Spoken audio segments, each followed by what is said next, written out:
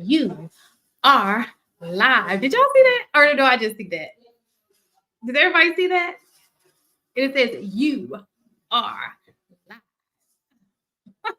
Happy Friday, you guys. We have Marcus is coming, you guys. It's not going to just be us four, but we want to go ahead and get started. I would like to introduce our panelists for tonight. We have Enoch, Mistaken, DAP, Mark is on his way, and I am Shan Monet, and this is a Chic critique. Okay, you guys can unmute your mics now. I've done enough embarrassing myself. So our show tonight is on Is Black Love a Thing of the Past? Do y'all think it's a thing of the past? It just looks a little different. it just ain't set up the same way. What do you mean? You said what? What do you mean? Well, how does it look different? I don't think people are trying to get married. You know, people are not people. It's almost like when you mention marriage, they run for the hills. I think that everybody's trying to live this independent life. Nobody wants to unite. What do y'all think? Do you think that's just on the internet, or are you seeing that in the people around you? I think the numbers show that that's the truth. And if you unite, it's not like official. It's not like through the court system. So I do see people are in relationships, but those relationships had either started pre-social media. A few have trickled in after social media, but they're not like we're not like other races for sure. I don't know if I agree. I mean, if we get married, it's black on black is 85% of the time, right? So, well, you just said if we get that's the if. It's for most people in other races, it's not an if, it's a goal. You know what I'm saying? So it's like if with us, it's like, oh, if I don't know. So what I actually think I don't want to say without another man present, because I feel like that what I actually think I'm going to get pushback, because I personally believe it's our fault, and I've been thinking more and more and more about this. Just I've been listening to quite a bit of music, like throughout, not just current, but from about 71 through now, and it's gotten progressively different. Is the theming of the music is a little different. Not that it didn't have some of the stuff that, like, they didn't say some of the stuff that we say now, but it was the theme. The overall theme is just different. So what I got to say, I'm sure I will get tons of pushback, maybe also even from Inaz on it, but I'll wait on Marcus to actually give my full thought on it. But I do think black love is still a thing. And I think that we have two sides of men and women, two sides of people that know it's a thing, but we can't get our thing together.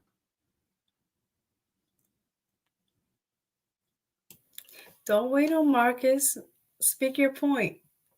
No, because what I really think is I'm going to get pushback on it, because I firmly believe that we men have failed, and I believe we have failed miserably. I know that oftentimes in these spaces we hear that the women are kicking the men out, and men aren't getting their women aren't getting their stuff together. But I've learned that I don't believe that, actually. I believe that we talked last week. I'm gonna say it this way. I said last week about the community and how the small hats, how they built their community, and how they They live so close knit, so tight knit, and it's all through a patriarchy. And the men are responsible for keeping that together. Yes, the women are responsible for following, but the men set that tone. And the fact is, here in America especially, we stopped setting the tone. We stopped. We allowed the government to help push us out, regardless of what laws were passed. Did we really fight? Could we have fought? I think we could have. I mean, shit, we were on front lines of the civil rights movement. I mean, of course, the women were with us. I'm not saying we did it by ourselves, but we have the capacity to fight, and we didn't. I feel like we took it, we bent over and we took it, and it's led to more of a matriarchy style inside of Black households. And I just don't think that is successful the way things are set up. I don't think that that's a successful way to be. And we see with the broken homes, and we see that it doesn't work when with the kids not being raised with a cohesive unit. We see that it doesn't work. But men still don't fight. And the ones that do, I think it's a minority of us that actually fight. There's a minority of us that say we're not breaking up this home, or yo, this is I know I effed up, but this is the way we can do it to get it right so that the kids can be raised right. It's not enough of us doing that, in my opinion. So I have come to understand that we men need to get our house in order before we can come around and start complaining about how these women are behaving when we are not behaving the way we should and not leading as we should as men. And I was listening to last night's panel, and I heard the 6 women on Wednesday night, and I'm like, yo, these people are talking about guys that I don't roll with, but B, that I used to roll with, and I changed my circle and didn't try to bring those guys with me. So I'm partially to blame as a leader of those type of men. I can't blame women for men that aren't leading right. I can't blame a woman for that. I can't blame a woman for a man not telling a woman, hey, sit your ass down. Because sometimes you got to put your foot down. I understand the way that sounded. But sometimes as a leader, sometimes you got to say, hey, yo, sit your ass down. We got this. And thus, I've come to understand that I'm part of the problem. And I believe men as a whole, Black men as a whole, we are part of the problem. And we see this trending because we lead, our culture leads Western civilization for the most part. We see other cultures trending to the behaviors that we have used in the past. Of course, they're trending behind us, but you see that their numbers are trending down as well. Shit, let's fix it. I'm gonna stop there. Okay, so but somebody, you go ahead, Inaz. I'm sorry. Did you have something to say? Yeah, I just wanted to say that for the record, I don't disagree. You're not getting any pushback from me on that statement.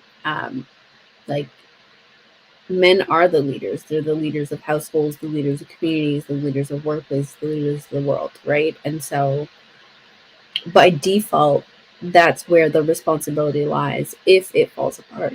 That at the same time doesn't absolve women who are bucking up against what they're supposed to be doing. That those are 2 separate conversations, right? But I don't know a man who genuinely is resolved to get married who has not found himself a wife. It might have taken a little bit longer than he wanted to. It tends to be men who are more easily influenced, who listen to a lot of these conversations that speak against marriage, who will alter their goals. But men who are resolute we'll find a way come hell or high water. So the only pushback really I have for that is the women that buck up are typically women raised in a fatherless home. And that fatherless home, I do in fact blame on the man. Like, bro, where the hell have you been? Where'd you go? What'd you do? I know society be on your back. I know. I promise you. I know. I've been there. But where the fuck you been, bro? Like, why are you sitting on the sidelines while this woman is raising basically was raising us, like my generation? I'm like, we are truly that first generation of where we got to see a large swath of fatherless homes. I won't say the majority because I haven't looked up the 1980s numbers, but I will say that there was a large swath of fatherless homes. Where the hell were you? Pop, where were you? Like, and I'll give a personal example. Like, my dad actually went to jail. This nigga went to jail on something he could have prevented. The government did not make him traffic narcotics across state lines as a military police officer. That's a decision he decided to make. So, of course, there's gonna likely be a divorce, especially when the other parent is also in the military. Can I blame my mom for that? No. Nigga, where you go? Where were you for about 8.5 years of my life? And there's so many stories that are very similar to that. There are hoods filled with young girls that were raised by single mothers who in my opinion, I think that there needs to be a yin and a yang to raising children. So with the single mom, all you get is the yin. There's no yang, there's no structure, there's no really true deep voice discipline. And thus, when these women grow up and they didn't get to see the proper interactions between a man and a woman, of course they're gonna buck up. The only voice they heard their entire lives was a female's voice. So, in my opinion, that still falls on the man. And I'll stop there. Did anybody else want to add to that? While we we're just trying to waste a little time to Mark gets here because I don't want to start and have to reverse. So, but I see some of the comments that are in the chat. And one of the comments is, and this is real quick, this is not to go on for 15-20 minutes, but one question was, how do we fight the good for why do you think that men believe that women are leaving them for government assistance? Now, I do think that was a thing of the past. But why do you think that is still what men think that women are doing? Anybody?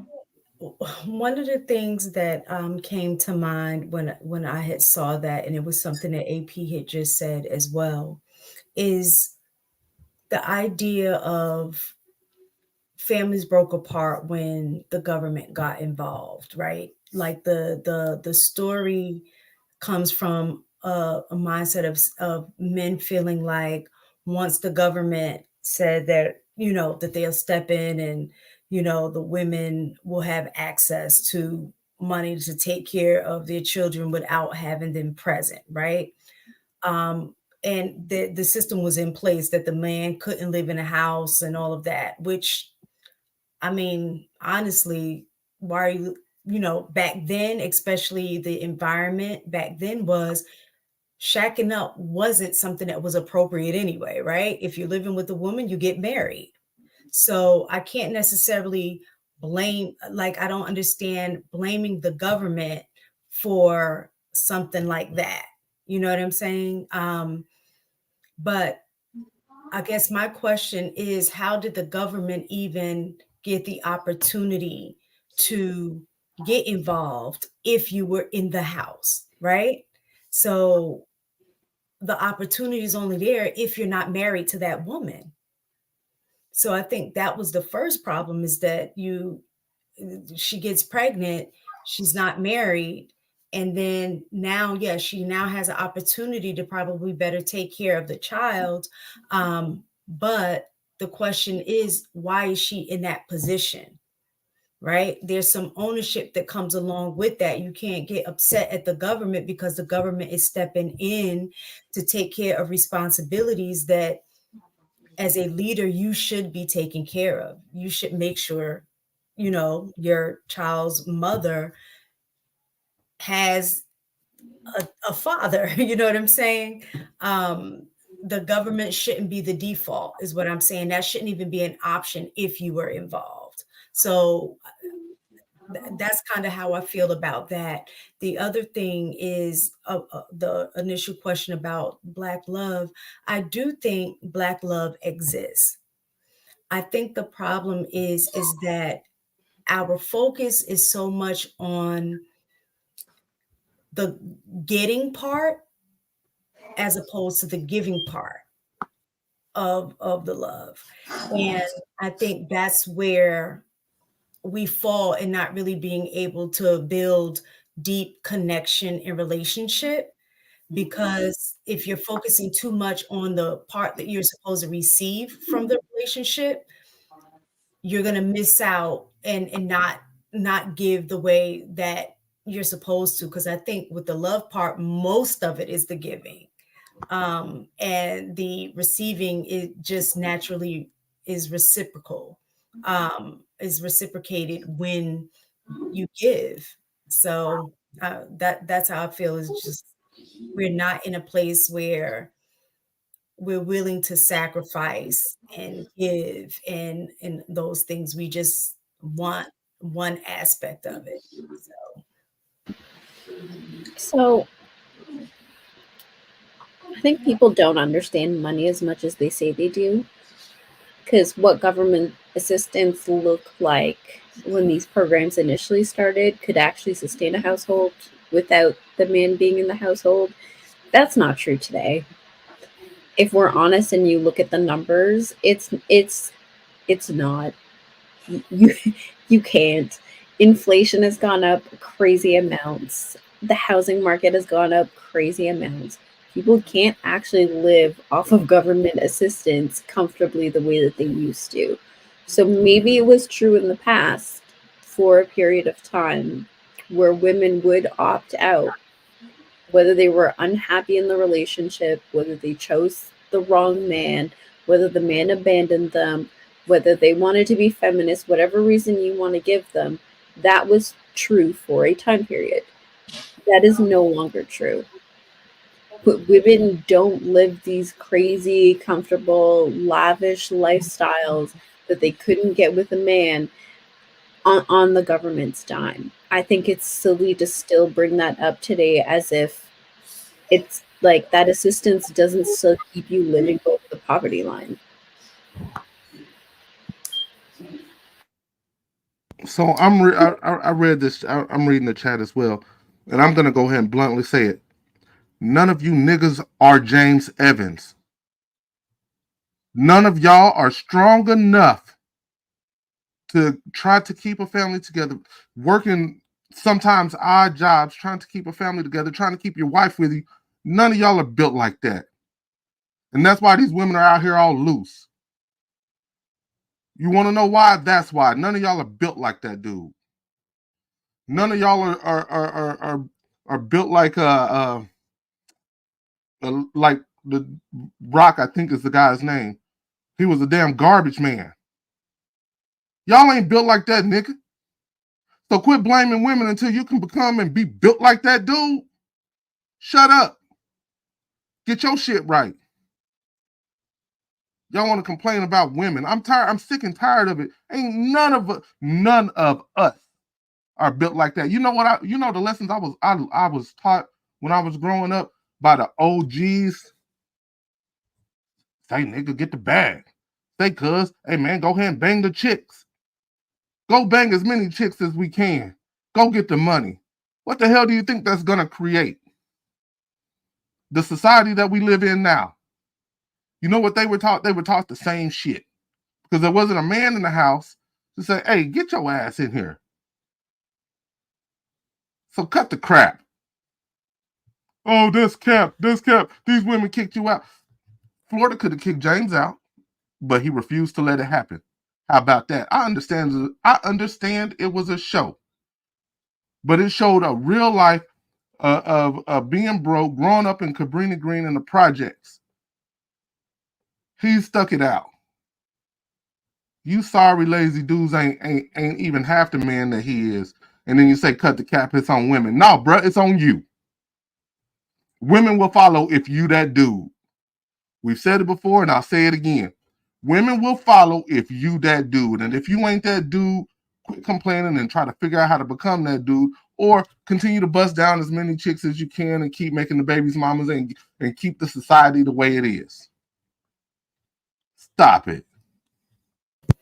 And I know me, I've said this before in terms of being on welfare. So when I had got pregnant in college, of course, I had a job, but not no job to take care of no kid. So I applied automatically, when you apply for welfare, they automatically go after the father, right? So the reason I speak from that perspective is what I said earlier, is because, yeah, I was shacked up. I got pregnant when against everything my mom was like, don't do, and I'm like, I'm good. And ended up pregnant. But now husband, but at the time, my husband did not go anywhere. It didn't make sense for him. It was like, okay, we're, on social services. He was working. I couldn't work because of the pregnancy. But the money that he paid for child support, it went right back into the house. Like, it wasn't like we were separate. His thing is, this is my child. I'm going to be there. I'm going to raise my child. So it wasn't a situation where, the government's going to kick me out the house. You know what I'm saying? So when I hear men say that, I'm just like, it's so not true. The government cannot force you out of your home or out of the home that you want to raise your kid in if you want to be there. I mean, it's just that simple. Like, yeah, he had to pay child support, but his thing is, well, I want to support my child anyway. We're in a house. The money that I got from child support went right back into the house. So he wasn't losing anything. So when I hear these conversations, I'm like, you're not there because you're choosing not to be there. It's not the government, it's not the woman, it's you. And there may be those rare occasions, which a lot of times I think men try to hold, that the minority or minimal situations up as it happening to the majority. It may be those few occasions where, that happens, where the woman kicks them out and dodges them and maybe try to move to another state without letting them know or something like that. But that's not the vast majority of situations that happen. So if you want to be there for your child, you will make a way out of no way. I've seen it. I've seen it time and time again. So I just can't. I can't. So, sorry, I have a lot of people in the background, including kids. Can y'all hear them? Is it? Oh, sorry. We're just gonna have to listen over it, honey. Because there's nothing I can do about it. You know what I'm saying? He's having a moment. But when it comes to, so I was listening to everything everybody was saying, right? If you guys can't understand what I'm saying, then we have a problem. Just tell me. No, we can understand. Okay, so I think that it's crazy to me because I mean a lot of the things that you guys are saying. First and foremost, I don't want to say that we're blaming men for it because women do have a part in that. We are sleeping without being married. We're sleeping without being committed, and so those are the problems with being a woman. Because if you were sleeping with someone without the wedding band, then this could, it could rarely happen, right? I mean, of course, you can still leave for divorce, but it wouldn't be like it is now. So that's first and foremost. So we don't want to be like man. And we're taking the blame off of women because both have a part into the situation. But I agree. I don't think that, I mean, I hit it right on the spot. Like, who can live off government assistance? Ooh, they're not giving out $3,000 checks. They're just not a month. I know rent here is like minimum $2,100 right now. So I don't know if the government assistance is doing that at all. And then look at it this way. Would you rather have the man who, even if he's just paying half, that's still going to be more than you're going to get from the government? Just somebody who's paying half of the bill at bare minimum, right?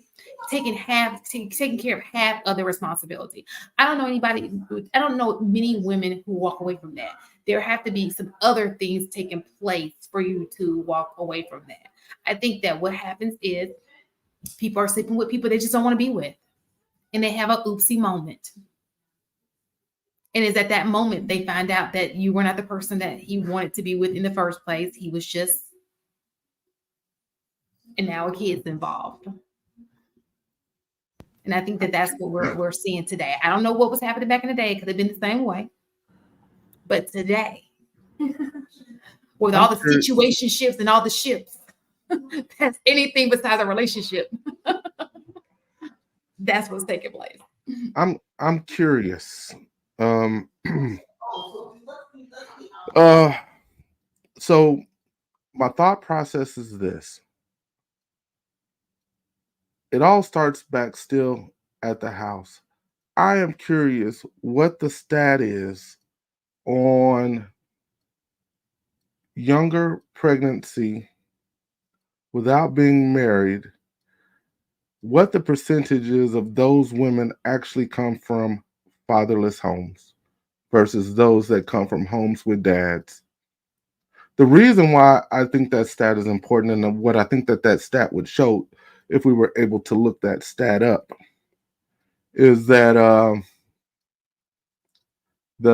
I think men play a very significant role in the life of their daughter, especially if they're active, right?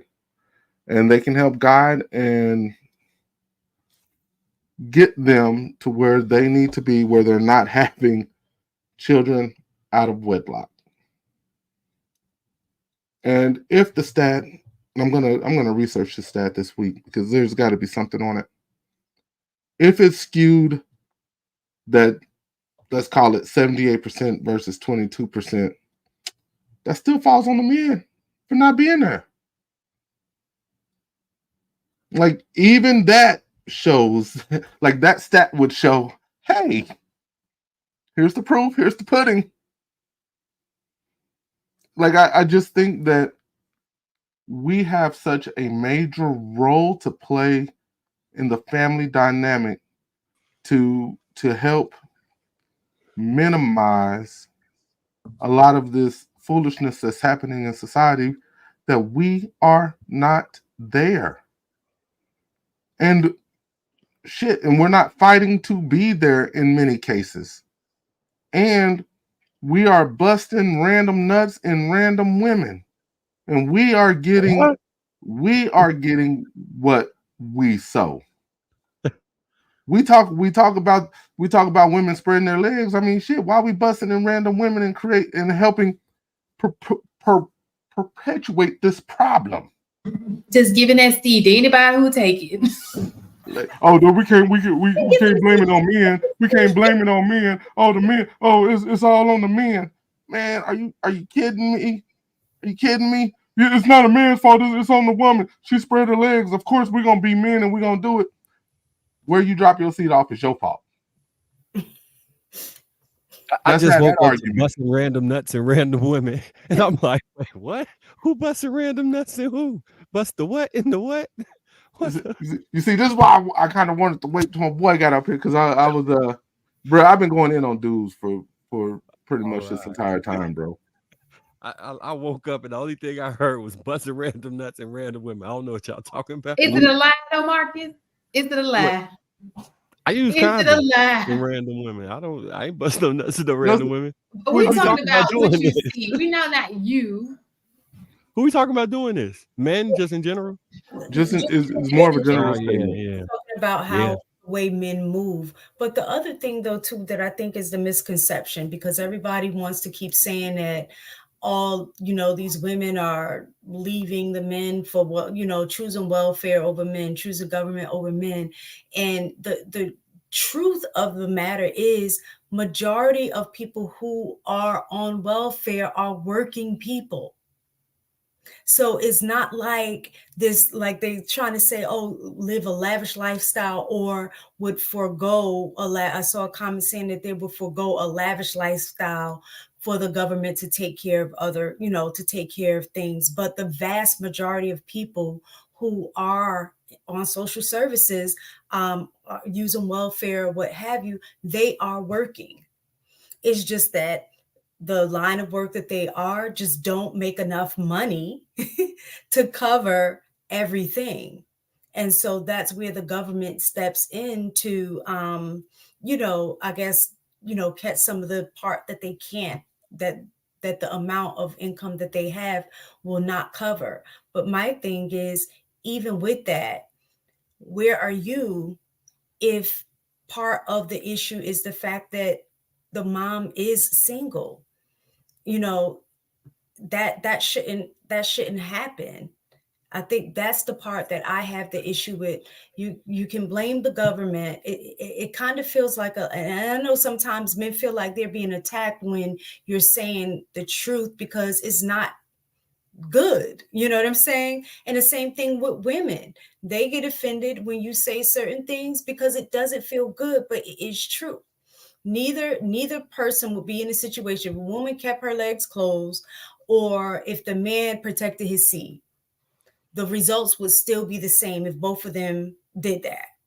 So if that can be true, then the opposite of that is true. If she opens her leg and he didn't protect the seed and they end up having a baby, then it becomes both of their responsibility to take care of that. It's not her to say, well, he should have did X, Y, and Z, or for him to say, well, if she ain't want no kids, she shouldn't have let me smash. You know what I'm saying? It's like, I think that's very immature behavior from both ends, to blame the other for the results that both of y'all took part in. And so when a kid is there, whether you wanted the child or not, oh, if she knew, then she shouldn't. Well, if you knew, then you shouldn't have, right? Like kind of what AP was saying, like you busting random nuts and random women and then have random kids and then get mad when people are saying you are the Pookie, you are the Ray Ray. Ooh, there it is. Go ahead, keep going. You on it? You on track? And because you don't see yourself as such, it doesn't make it not true. You know what I'm saying? So I just don't. I don't understand the mindset, especially if too this thing about being a leader. Part of leadership is taking responsibility, taking ownership, and then taking action. I think a lot of times we spend so much time in a space of trying to identify who's at fault, as opposed to just going ahead and saying, okay, this is the situation. What's the way forward? How do we, manage it? That's my opinion. Anybody else wanted to add to that? No. I mean, that pretty much sums it up, y'all. I mean, but again, I like to give it on both sides. It's men, women, and the men. It's not just one-sided, in my opinion. It's men and it is women. I think we have to stop being careless. And you know what? This is the thing. And I think we've mentioned this before. the longer you wait for marriage, the more opportunity there is for oopsie moment, right? Um, I think that we keep pushing marriage back and back. I think it's natural for women to want to have children, no different from it's natural for men to want to do whatever it is that's natural for men, right? So I think that what people are failing to realize is that when she has it, if she's in a situation and she has a child, yes, some people don't mind aborting, but that's not a natural thing. That's very abnormal. That is that to do that, you have stepped out of your natural. It's not natural for a woman to want to kill her child, her offspring, right? She does it because society, there are pressures around her or whatever, right? So the people who choose to do that, that's just a choice of theirs. But to think that it's natural, like I think that it's our go-to. Like she could have done this, like it's that should have been the first priority when it should be the opposite. Does that make sense? Because that's not natural. Does it make sense? Because I know sometimes I don't make sense. Because when I rewind, I'll be like, that didn't make sense. So I need y'all to tell me if it makes sense. Okay, thank you. Look at that. So I think that, but my point in saying is yeah, I'm sorry, somebody just walked, my personal assistant just walked up. What do you want? Can I eat the pizza? Yes. Okay, so my apologies. Um, my point in this is I think that society has given us ways out, whether it be government assistance, whether it be abortion, whether it be Plan B, all of these things that the government assistance kind of is not but the abortion, Plan B, those are unnatural ways to stop having kids, right? And it is what it has done is it has crippled us, or it has caused us to make it causes a bigger problem, because now you feel like, oh, I can just do whatever I want to do because there's a way out, right? And then you get mad at the other person because they didn't take that way out. They weren't willing to take that chance to make that way out. And so that's where we are right now. Sorry, I went, my bad. I got ADD. When I hear something over here and over here, I'm just like, and it throws me off.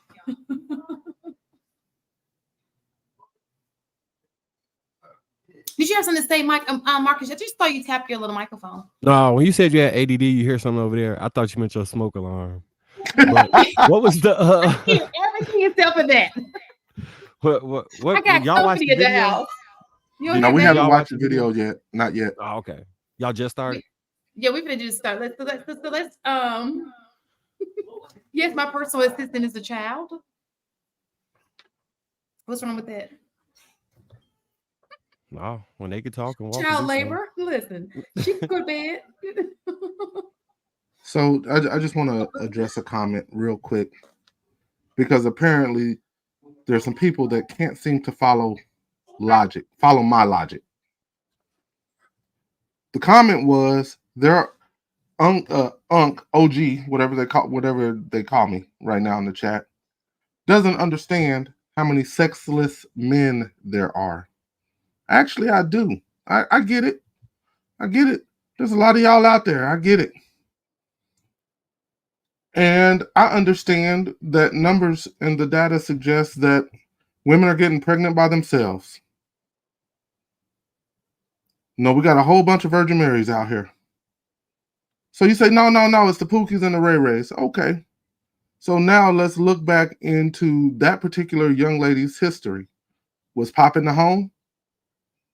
If Pop wasn't in the home, why wasn't that nigga in the house? That's the logic.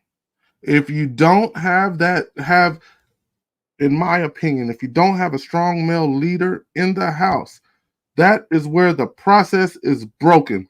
And anything that happens after that, I believe, is mostly due to the fact that brother wasn't there. Now, there are kids that make wild decisions even with a dad in the home. I get it.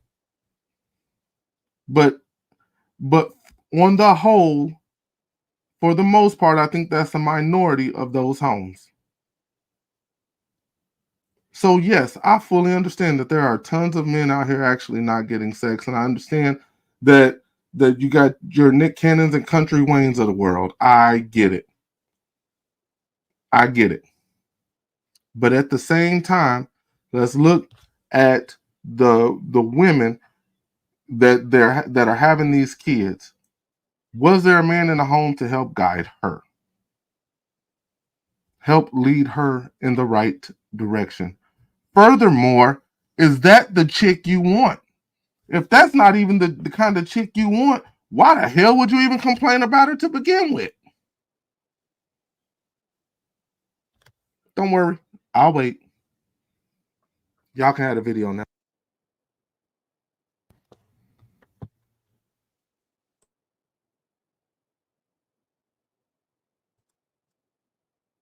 She stepped away to go with her assistant, and she don't have a video.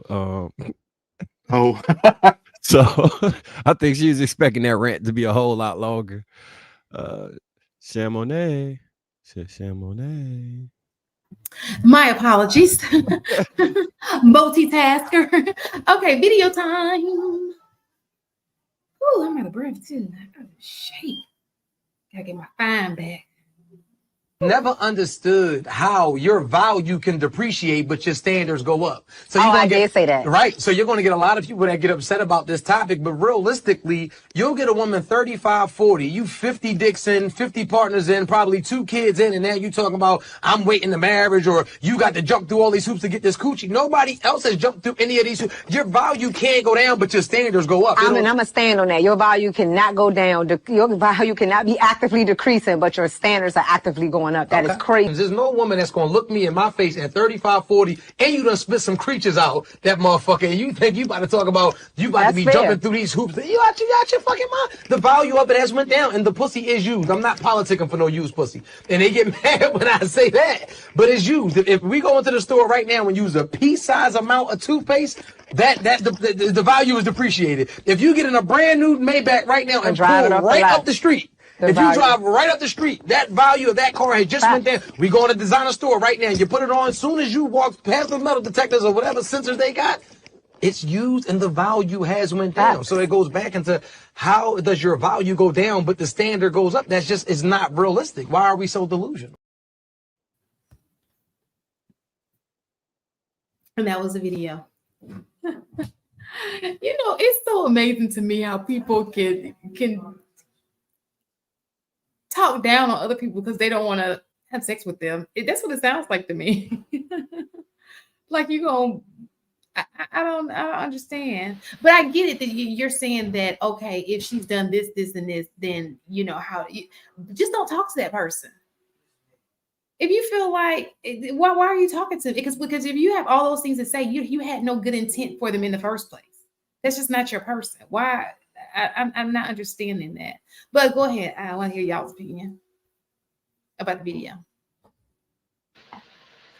I think he does want to have sex with those people and is mad that they don't want to have sex with him. That's what it sounded like to me, that these women have standards that he doesn't think they should have. And he said he wasn't negotiating anything, but he was definitely negotiating for them to lower their standards, right? So I don't know. It sounded a little strange. But I think sometimes in that conversation, because it's a popular conversation on this platform, I think people forget that some people never understood their value in the first place. And so they were operating from a place where they didn't have any value in themselves. And once they understood their value, now they're standing on that. And I've said this so many times, but I don't understand why people are not allowed to live past their mistakes. And I'm not saying that children are mistakes, right? But I'm saying if you've made decisions that you regret and you've chosen to operate differently, why are we holding people to something that they've done in the past if they're no longer moving in that direction? Are we expecting that people just always be terrible? That if you make a mistake, you're condemned for it for the rest of your life? Like, at what point do we allow people to self-correct and start doing the right thing? I think that that's part of the game, that, like how you were saying, that some people don't know their worth. Once they begin to see beyond what other people told them what they think that they were, that you automatically naturally start moving different, right? If you want different, you make changes and then you begin to move differently, right? So I think what happens in it, like you said, in these spaces, a lot of times we're hearing, oh, your value's gone down because you've had kids out of wedlock. Oh, your value's gone down because you're older. Oh, your value's gone down because you've had, multiple partners. So we're being measured by those things. And I think what happens is when a woman say, okay, you know what? If they look at what the man is saying, I'm going to go ahead and start making changes, right? I don't want to continue. Like, isn't that what we're supposed to do? Just in general, as humans, when you shouldn't move the same way you move when you were a kid versus being an adult. So even if you have a woman or a man who has a track record of not living a good life in terms of like a guy who was selling and got locked up, or a girl who was out there and got pregnant, right? At some point, you do want them to make those changes. And once they do make those changes, I think it's only natural for them to then begin to have certain standards so they won't fall back into the same behavior or end up in the same situation that they were in. So now when those people are holding you to that standard, you can't, like, it's like trying to pull them back, like, oh, you can't demand better because you've already done this. It just does not make any sense. So if a woman says, you know what, yeah, I know I've done these things, but now I want a different outcome. Like how everybody say, if you keep doing the same thing and expecting different results, then that's crazy. So my thing is, if somebody comes to a point where they say, I want different results, so I'm going to start doing different things, and then the person tells you, well, you can't expect different things because you've already done this, it just doesn't make any sense. Can I jump in real quick, Marcus? Be just a second. I actually agree with a little bit of both of you, but there is like with what he was saying, there is a lot of delusional women. There's a lot. So I'm not going to negate that these women really do that foolishness. But yo, my G, you not that dude. How about that? That's what it is. You just simply not that dude. Her standards changed for you. You not the dude. Because if you were, she'd probably take them panties off. You could knock it out and keep it moving. But you're not that guy. So either you adjust to her standard or don't talk to her. Move on. She not for you, bro. Don't be used by some chick that decided to raise her standard for you. For you. Because my gut tells me Marcus roll up on her, them panties gonna drop. You just not that guy. And I'll end it there. I got into the penny dropping convo. You funny as hell, AP. The thing is, I think you're right though. I think so. My question was mistaken. You really don't understand it, or you don't agree with it? I don't agree with it. I understand. Okay. I understand what he was saying, but the other question that came to mind too is, when you're talking about standard, what is he referring to? So my thing is if she raised her standard, what does that mean? So if before she was operating on whoever, likes me, I'm going to like them back. And, we have sex, whatever. I don't know. My thing is, if her standard in the beginning was low to begin with, but then you make the adjustment to say, you know what, I'm going to stop doing that. And I'm going to now at least be in a relationship with somebody. Say like she was just one night standing people, and then say, you know what, I'm going to stop. I want to be in a relationship with people. So that becomes the new standard. So then a guy who says, well, I heard that you used to have one night stands, like, why won't you let me smash? Like, to me, I guess that doesn't make sense to say, oh, now you want to raise your standard? Like, okay, at what point? So are you saying that she should just continue to do what she's doing and never make changes? Like, that's kind of what it sounds like. Like, I don't want you to do better because I still want to be able to, you know, use and abuse you. But the fact that you won't let me use and abuse you, you to raise your standards too high. Like that's the part that I'm saying that doesn't make sense to me. Agree with or make sense? You said agree with or make sense? Right. Like, to be honest, you I saying, don't think it may. I understand not agreeing with it. I'm saying, like, the logic that he using is pretty much like you use, like, because he used examples of, like, you go in the grocery store and use a little small piece of toothpaste, you no longer can sell it for the same price. So he was using that logic.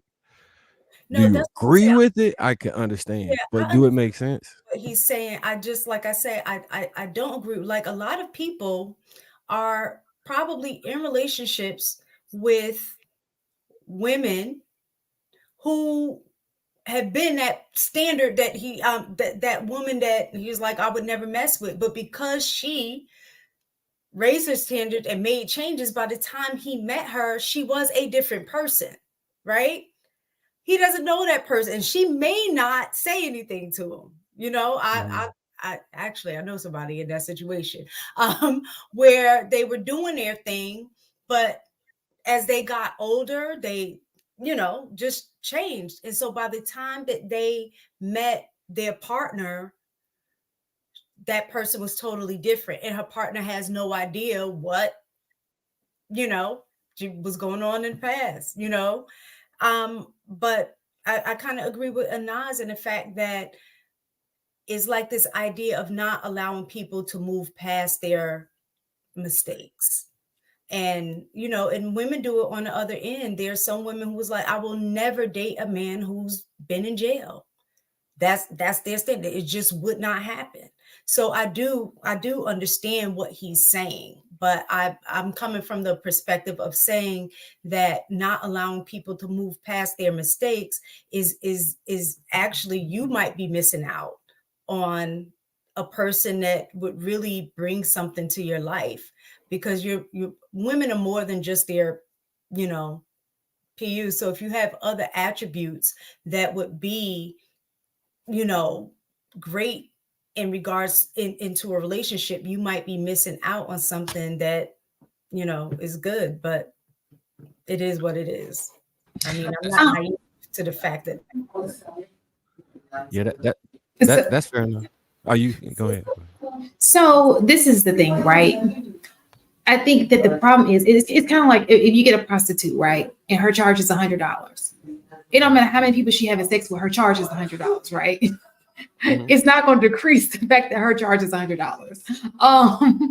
So if you want to say as far as a market price, and using tuna or whatever the example you use, okay, then use it towards what it really is, right? The sexual, how sex works, okay? Right.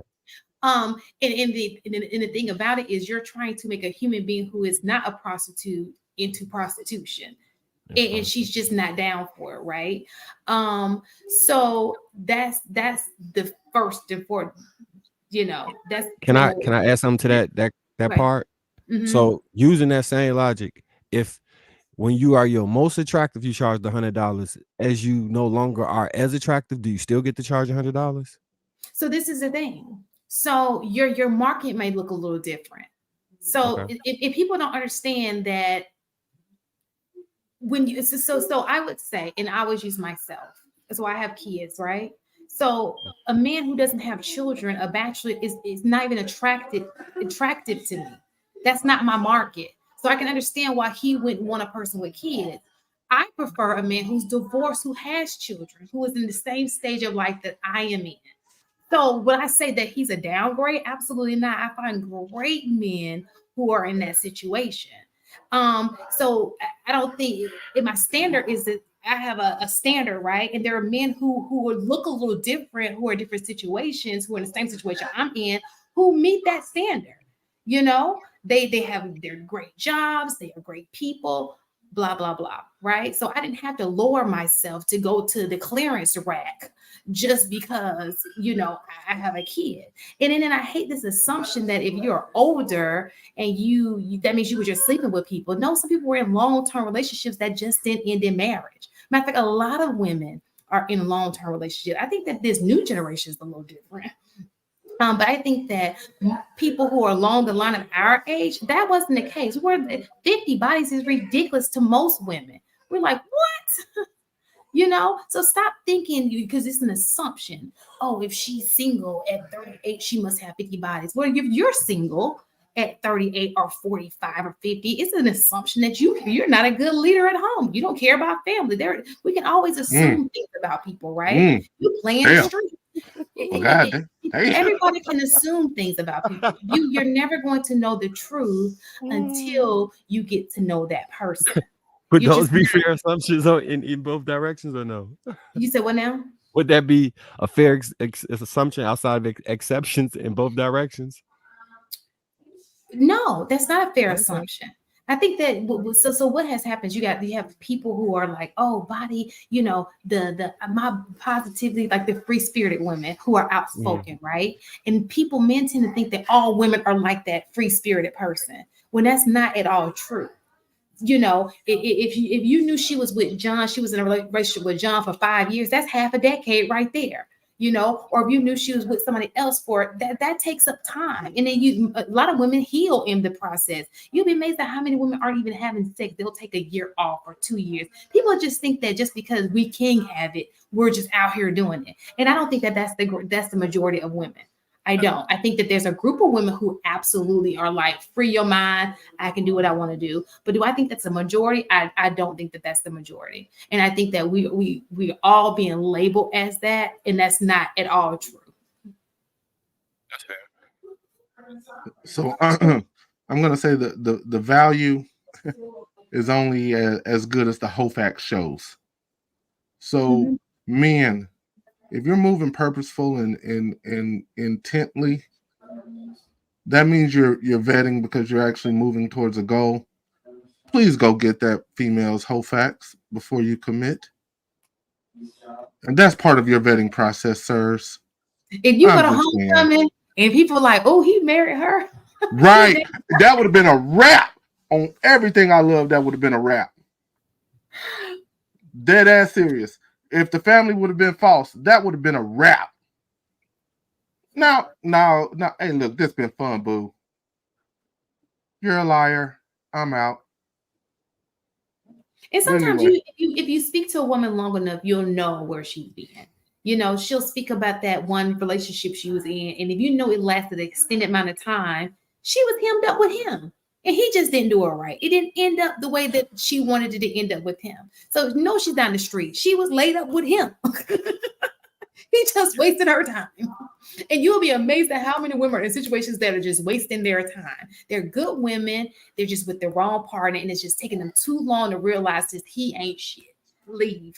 Whoa, that's vice versa. That's vice versa. Absolutely. And that can go vice versa. But it was so funny because this conversation came up a minute ago. There was this guy, and I think we talked about the guy at the dinner table when I had a conversation, but this was another guy. And he's an attractive guy, right? You know that y'all know that New Orleans look when they got a brown skin, they got nice hair, like just y'all know what I'm talking about, that guy. Like, look, can you name somebody that has a New Orleans look? I'm just curious. I'm just saying. Who got a New Orleans look? You know how some guys from New Orleans, they got like the nice brown complexion, nice hair. Like, it's a look. It really is a look. For whatever Creole? reason, You talking about Creoles? You talking about Creoles? Yeah, it's not a lighter skin though. It's like a darker skin. Like a dark skin Creole? Yeah, but anyway, maybe far. Anyway, he was of older age, and so the question was, why aren't you married? And he said, well, why aren't you married? And I thought, well, you control marriage. Women, if a woman, and I'll get into that part too, if a woman allows you into her space and she gives herself to you, right? That means she's done her part. Now you have to do your part by committing to her, right? Are we in agreement of that? So men aren't doing their part. Does that make sense? Well, I think part of it is because of what you just said. We're not doing our part. I think in regards to how we talk about men are the ones that, control marriage, right? Mm-hmm. But I think in that regard is if marriage is our intention, then it's on us to relay that message, communicate that message based on how we're moving. So if we're not moving, if you're providing access to a marriage lifestyle without the true commitment or without the ring or without the or whatever it is, then in that regard, that's on us. We have to take responsibility for that because we're providing access without, without the follow through on the guy's end. So So, we control that aspect. so I think that's part of it. I think the other part of it, because what Shane was saying earlier, marriage is getting delayed. There's a lot of people who are going through relationship after relationship being disappointed that it's not ending up in marriage, and they're allowing that hurt and that pain to change them. And I think when you're not operating from that space of like your heel hold self, you behave in a way that's really deterrent to men. Like we pretend like we wear these shields that men can't see through when they see that hurt and they see the way that you're operating and the way you're tapping into masculinity where you normally wouldn't be. And they don't want to marry people like that. Right. And so, and we hear it from the women too, right? Well, I got done dirty here, or my mama taught me this and that. Right. And so you take on this mindset that isn't really who you are and you operate from that space. And men also don't want to choose that when if you just stayed true to yourself, did the work to undo the things that you went through, it would be a very different ballgame. I wholeheartedly agree with you on that, Enos. It's just I want to address a comment real quick from Kane to God in the chat. He said this vetting process you're speaking of is gone by the way this era interacts with each other. I disagree. You know, if you're moving purposefully and intently and you already have a standard set, once she meets that standard, the second part is if you're not from her hometown, go to her hometown. Spend a week or two. Go to her class reunion. Spend time with her family. Put her in uncomfortable situations. See how she responds. See if you notice any red flags. See if anything that you don't approve of comes up. That's how you vet as a man. And don't ignore the flags. Don't be afraid of the difficult conversations because you're going to have them. And if you do all of that, you reduce your chance of running into one of these chicks with a HOFAC score of 36. You have to do your part as a man when you are choosing to move that direction. Now, this conversation does not apply to you if all you're out here trying to do is bust down random chicks. And the truth is, if that's what you do, sir, you are part of the problem. You are helping break these women and turning them into what I saw on Wednesday night. What I from a couple of the people that I saw last night. You're part of that problem. Go fix you. Go heal you. That's We like forget what to heal ourselves as men. Take care of yourself, bro. Go ahead, Marcus. Damn, I forgot last night happened. Yeah. My memory's so bad, but yeah. Yeah. So So I think a lot of people have that. You guys finish. Go ahead. Go ahead. I think a lot of people had that experience, but refuse to acknowledge it and just move past. I think you're 100% right. I always said that. You see the stuff, and then you be like, y'all gotta speak in complete sentence. Like y'all talking like we were there. So say it. Oh, what happened last night, AP? Okay, I will say it this way. Even on these panels, men don't get in these back and forth loud arguments with women. Let them say what they got to say. You say your point and you keep it moving. Last night, we saw 2 or 3 men going at 2 women going at 2 or 3 guys, loudly, rudely interrupting each other. It was egregious. And the one thing as a man that I refuse to do is argue with a female. Like, why would you even do that? Sometimes the best course is like, all right, sis, you got it, and just be done with it. But that's what was going on last night. It was entertaining, but it just some of the stuff just doesn't make sense to me with some of the back and forth with women. Like I would never argue. We can have civil discourse and have a conversation, but arguing with you, yelling at you yelling at me, what? No, ma'am. We're not in that space. We got to be better than that as men. Go ahead. I agree. What would you say to the brothers who because I was reading the chat and there was people who was adamant that these women needed to be fought. How do you like where do you think that ideology comes from? Like, or what is that ideology? Because I always thought like, all right, if somebody say something you don't agree with, you can hear everything they say and then respond to that. But some people, like a decent amount of people, believe that if you let women say things unchecked, then you no longer are a man. Like, I don't know how they equating that. You gotta, if a woman starts speaking and you don't like what she's saying or agree with what she's saying, you have to cut her off mid-sentence. Like if you looked at the chat, that's all that they were saying. Y'all gonna let her do, y'all gonna let her. I saw it. So this is my thought on that. When you say check, that means you have the ability to actually hold somebody accountable. If they don't respect you, if they don't give a damn about you, there's no way you can hold them accountable. You don't have that power. You don't have that authority. And when you don't have that power and you don't have that authority, sometimes it's best to be like, all right, you got it, sis, and ignore them and keep moving.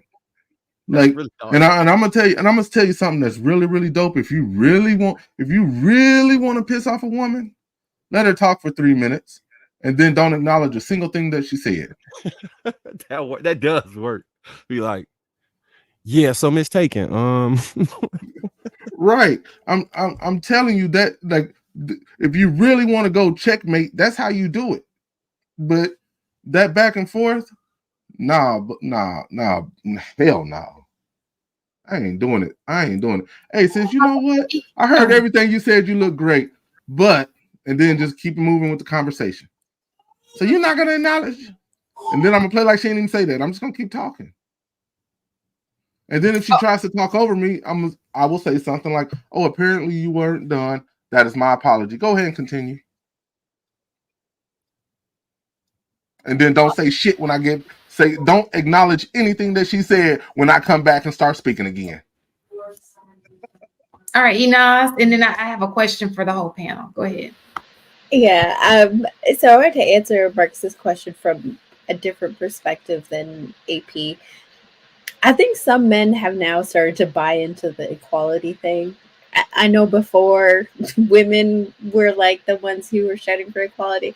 I think some men have accepted it, and I think that's why they were egging it on, because now they see women as their equal, so it's a fair fight.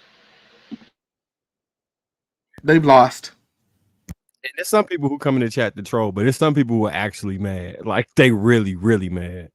So it's a difference. I get it too. It's a difference. Some people just be trolling because they have fun.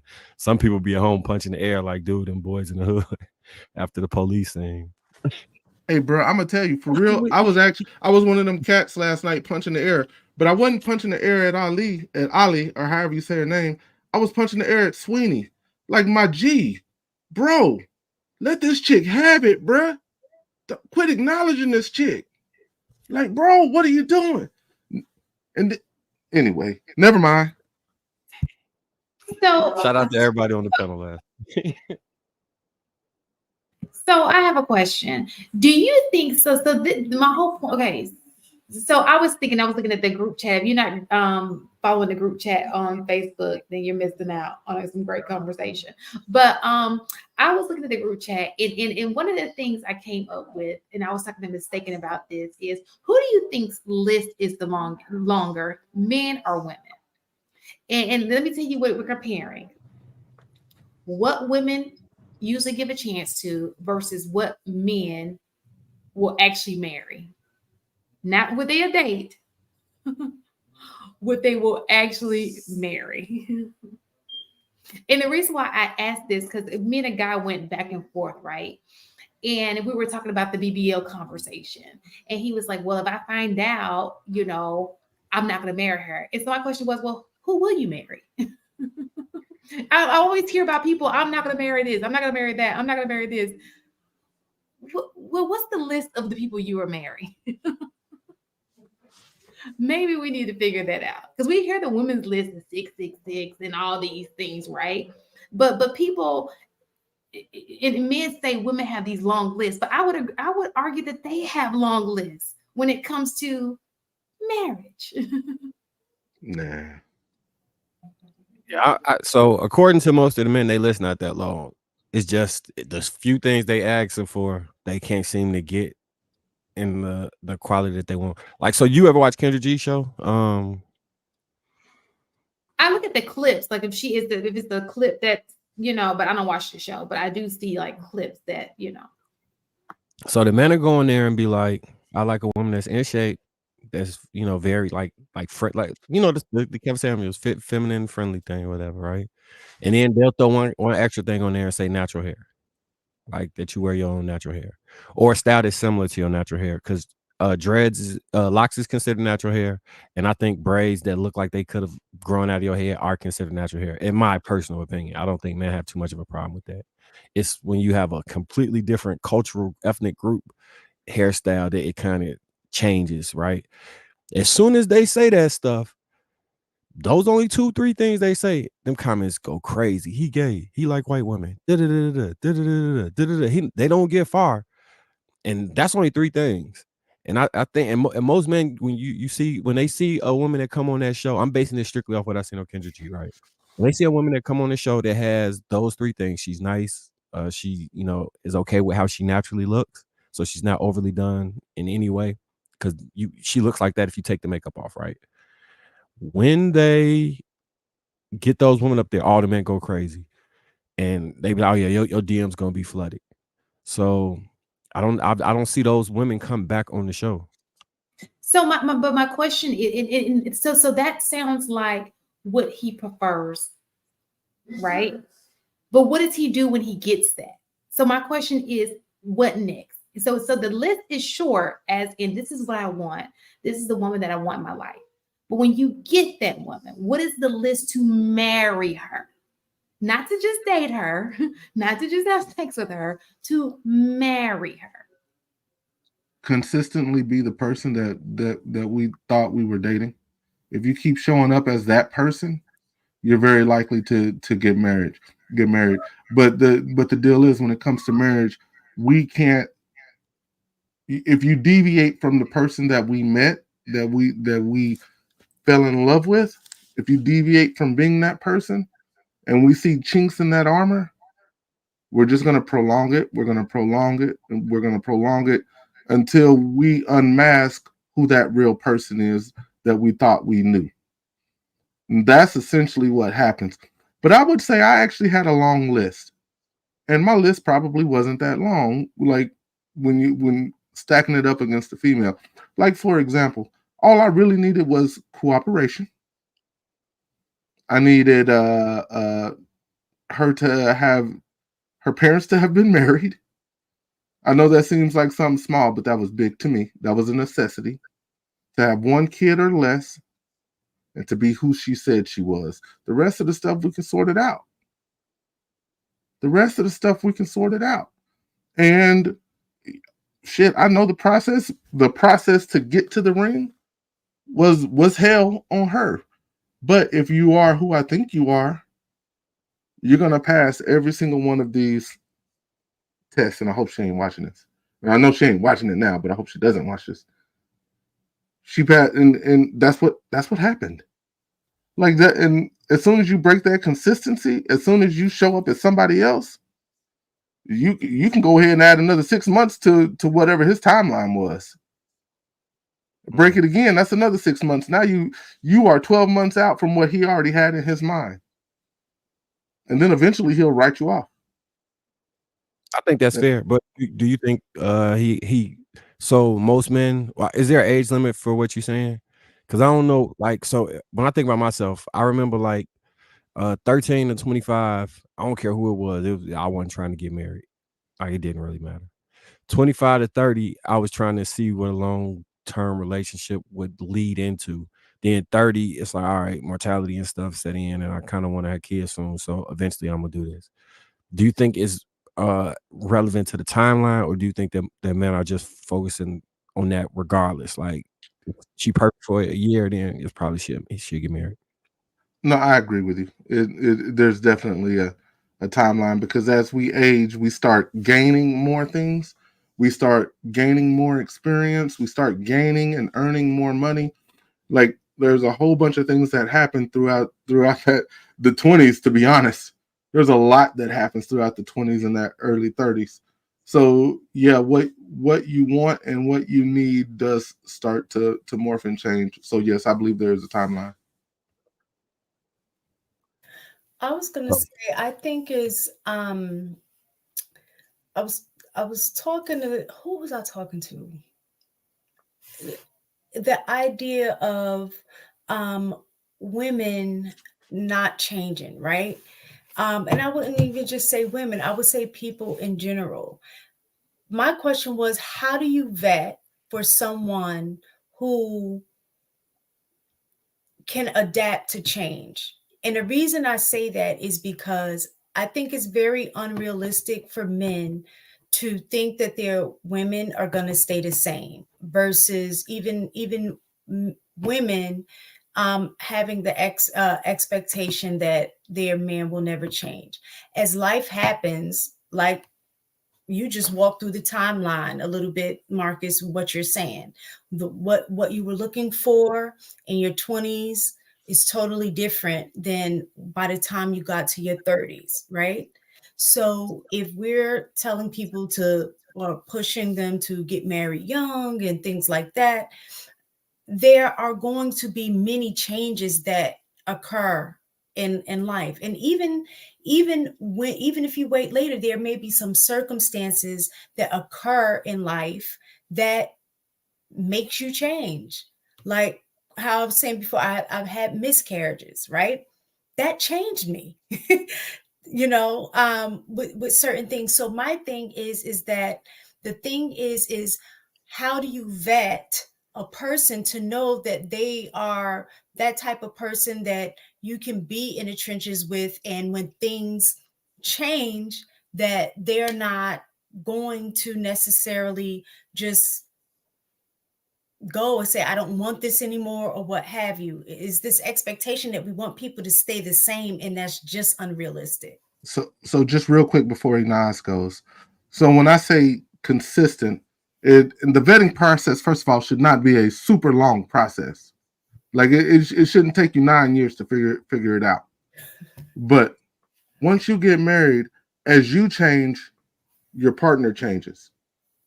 And as you move in this direction, and you guys are going the same direction, you're changing in the same direction.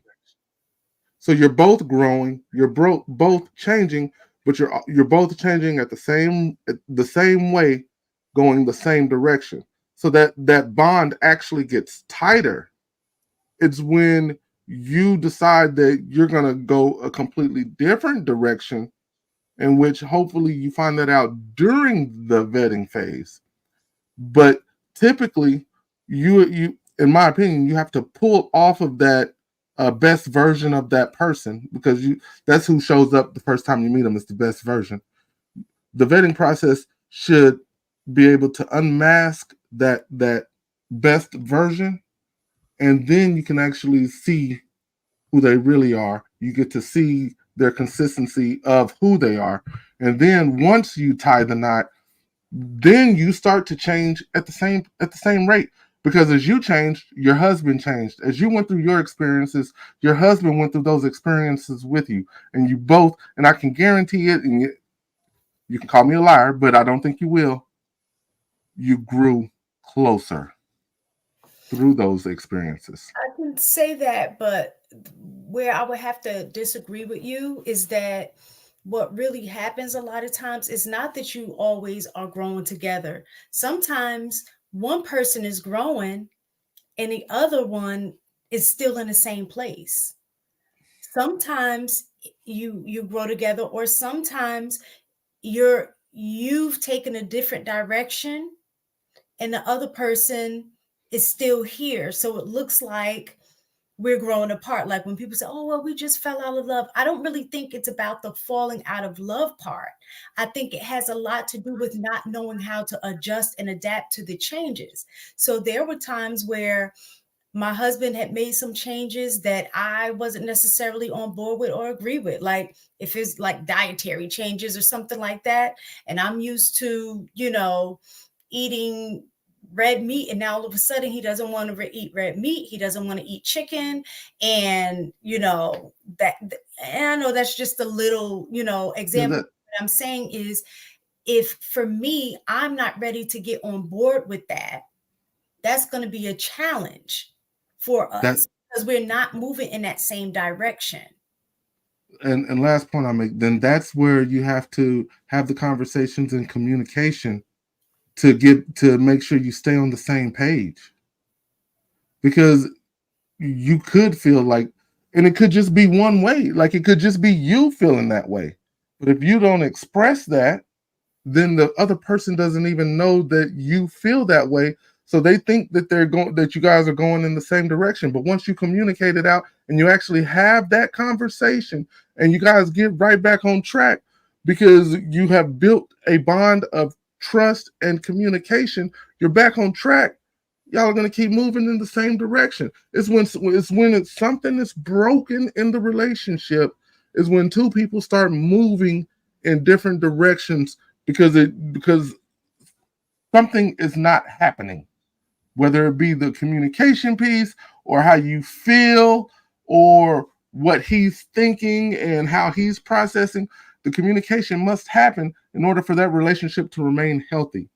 And I think that we oftentimes get too self-absorbed and wrapped up in ourselves that we forget that there's somebody else on this journey with us.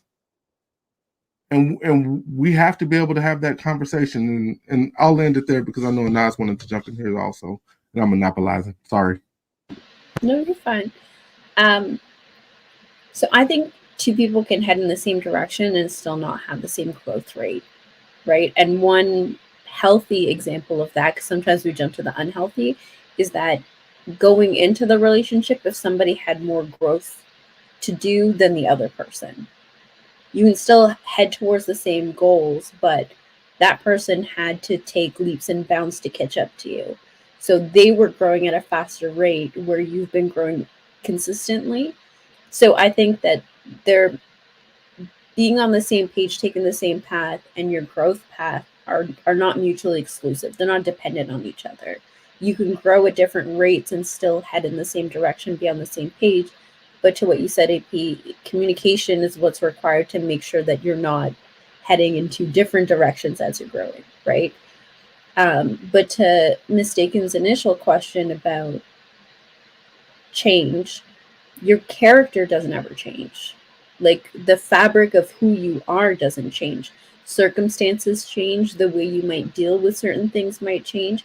And so those are the things that really require vetting instead of just like the attributes of like kindness or niceness or like generosity. Those will change with circumstances, but the makeup of that person doesn't actually ever really change. barring like a really traumatic, life-altering event, people don't really change that drastically.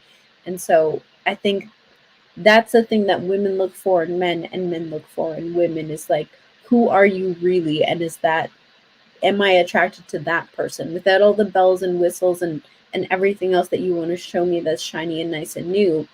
When you strip that back, like the core of who you are, can I really rock with that forever? Yeah, nah, I 100% agree. So when I be talking about the relationship dynamic, I think this boils down to like a I know it's a taboo word, but the submission or the power dynamic within a relationship. Because if you are in like the, when you were talking about the chicken and well, just wanting to go in a different route than your husband, typically that ensues a power struggle because you feel your way is right and you would want to go in this direction. I'm not for you specifically, right? I'm taking this off of you. I was just using the power struggle as, so when people get into that power struggle, I think that's when divorces happen. Because if one person refuses to yield, you'll both be on the opposite end of the spectrum yelling my way is right. So a lot of times when I talk about relationships, I think they define by a fork in the road.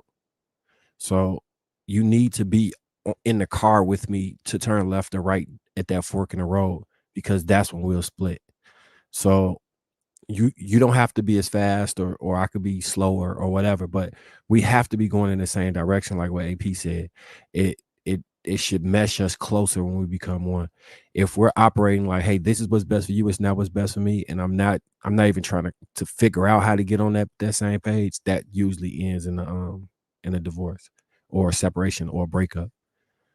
Most of the time when you see people who stuck it out, they figured out how to get past that power dynamic. But if that's going to be a reoccurring thing, then it'll constantly come up until you find the right subject for that to be the thing you break up about. Not you though. I'm not saying you. I'm saying in general with the power dynamic.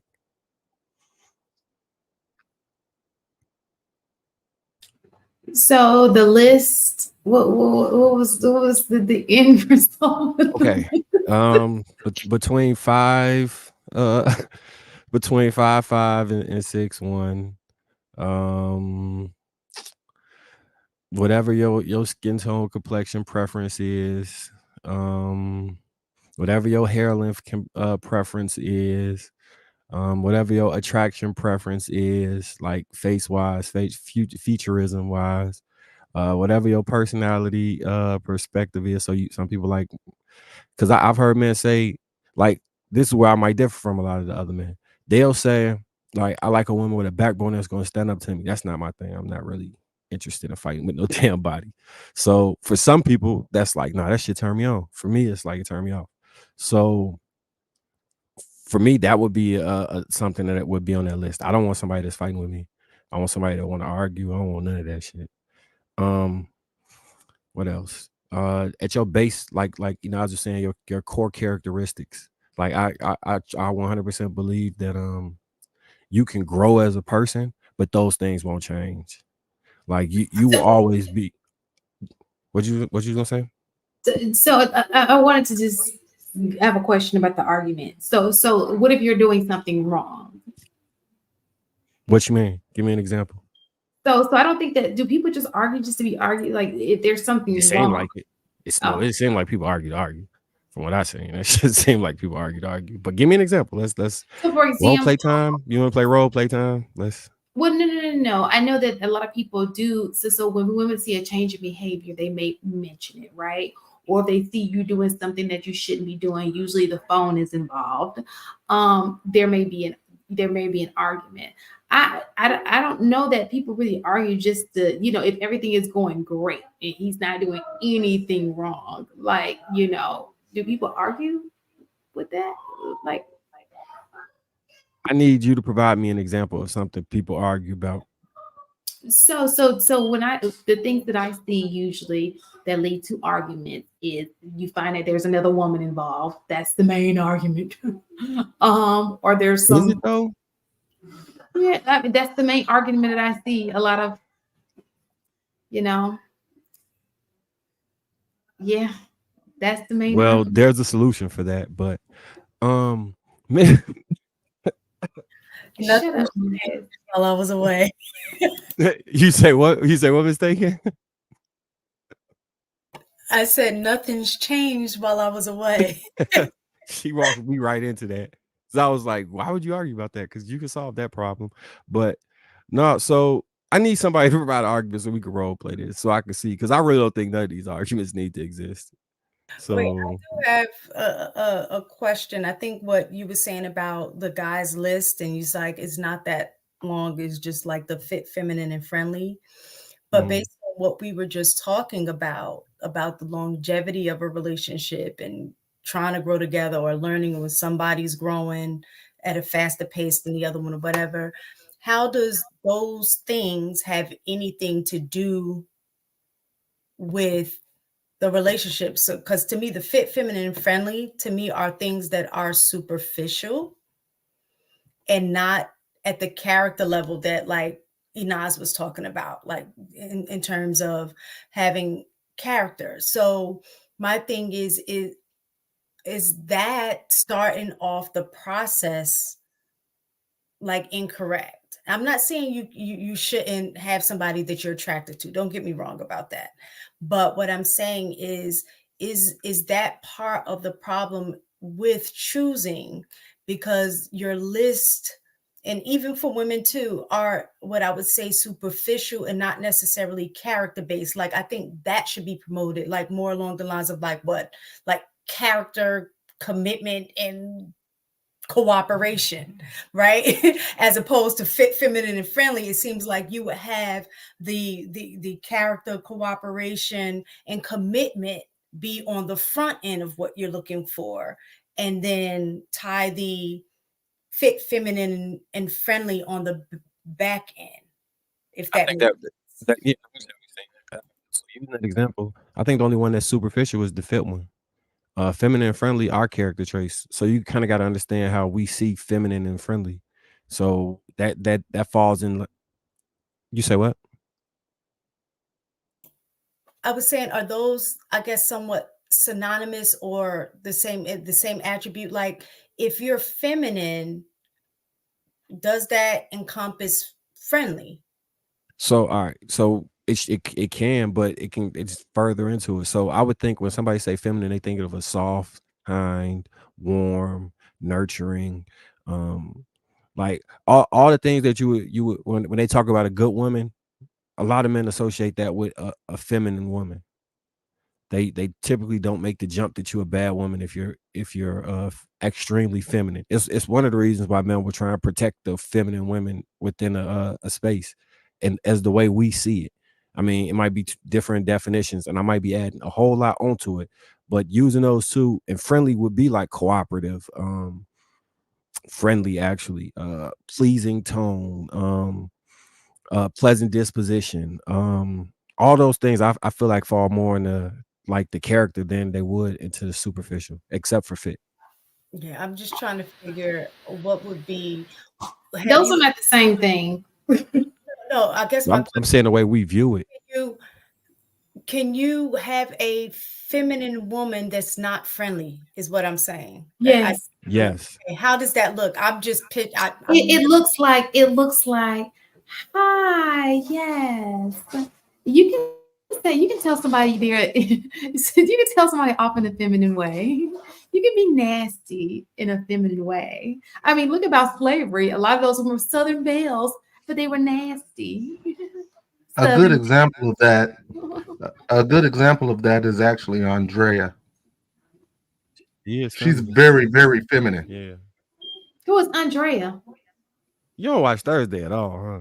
I be asleep. And some of us have to wake early in the morning.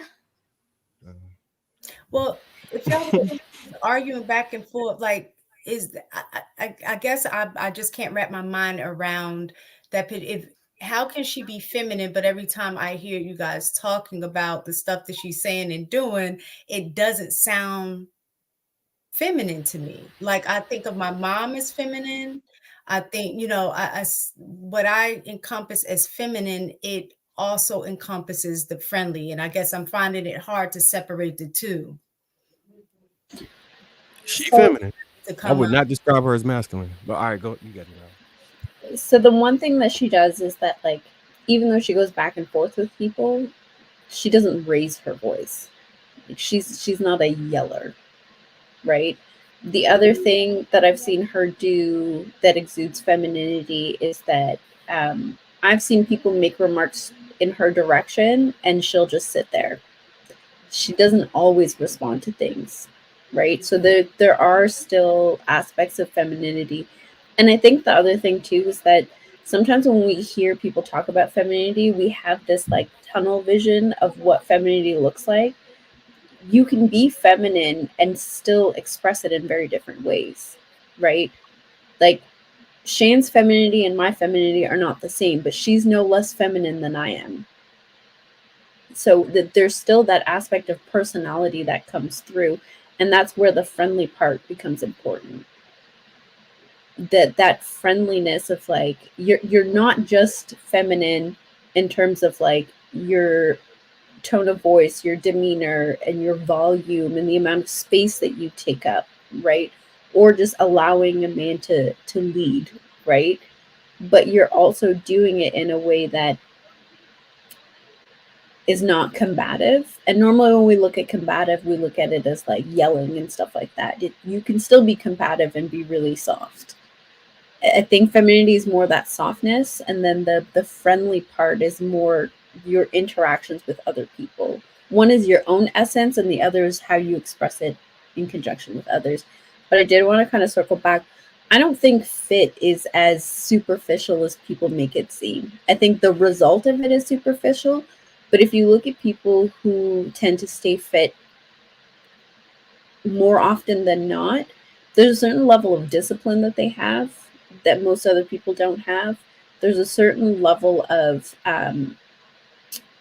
attaining goals that comes with it. There are characteristics that come with fitness, no matter how you express it, right? And so even though we're looking at the end result as superficial, the lifestyle of being fit, I don't think is superficial.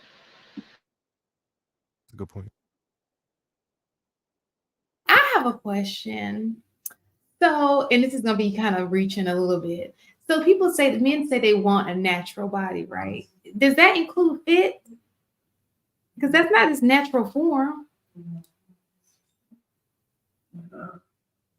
Yeah, it does include fit, but so Because I would you call have to manipulate the body cap on first. that a little bit. I think we would prefer a natural body, but I think if it's done right, I think men will still be like, oh well.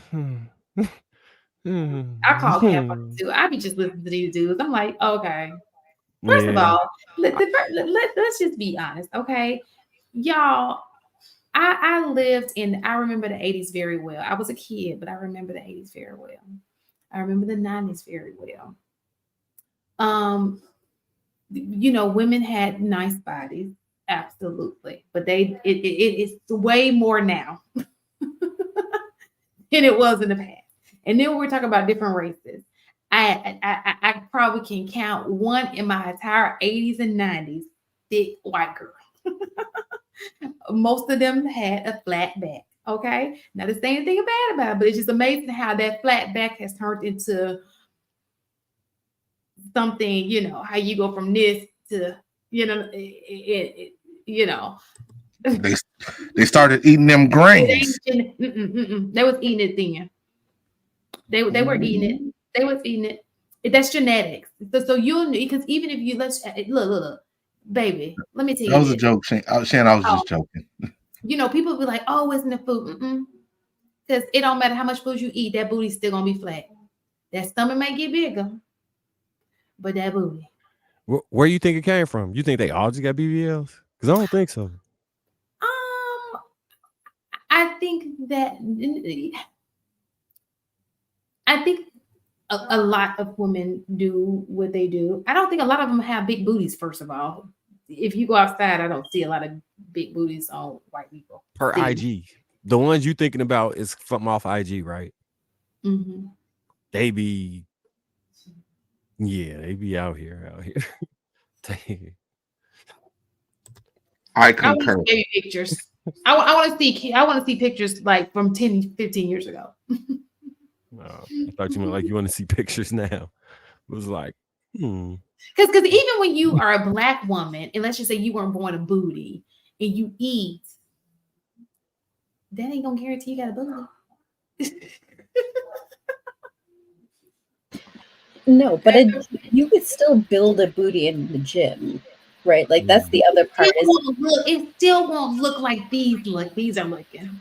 So that depends on your body and how you do it. You would have like you could build the muscular fitness model booty, or Right, you could so build fitness booty. But you could also build the BBL booty, and that is determined by diet. Like their diets are significantly different, but you can build a booty in the gym.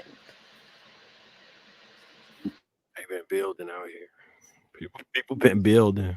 There's a lot of building going on. I think that you can definitely. I think you can definitely do some squats and your body can look. But this is not just booty. It's the entire curvaceous that has never gone with them before. You understand what I'm saying? Like as technology changes, you can actually work certain parts of the glute. Like right, but it'll look like a built booty. You think they was hiding it before? Because I remember the 90s too, right? And the clothing style, it kind of like made people bodies now look as, because I remember girls who was really, really thick. It used to be this thing where you really couldn't tell if they didn't show their midsection. So you could see where it tapered off at. Like, and it looked back like the jeans didn't hug underneath the butt cheek. It like sloped out. So instead of you being able to see the roundness, it just did this. So they could have been slugging and just wearing clothes because it wasn't like it like now they got clothes that make it look like you got it like you slugging and you don't have nothing. You know what I'm saying? Them yoga pants is doing wonders for people. And then you got angles that they standing at. So it be, and Photoshop, it could be a whole lot of stuff going on. Like this is the era of trickery, like pure trickery. Like the magicians in these makeup kits and the like they got some little things that wrap around your thighs that make your butt pop out because they suck your thigh in. Then they got them Spanx. Then they got girdles that make your waist area pop out. Then they got butt pads that they put in the underwear.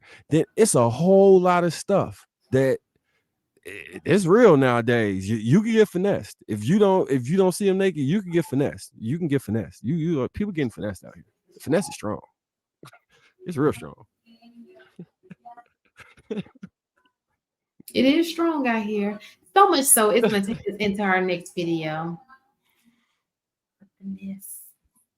I have literally come to the conclusion that I am so terrified of dating. I don't want to date. I don't want to get married. I don't want to do anything.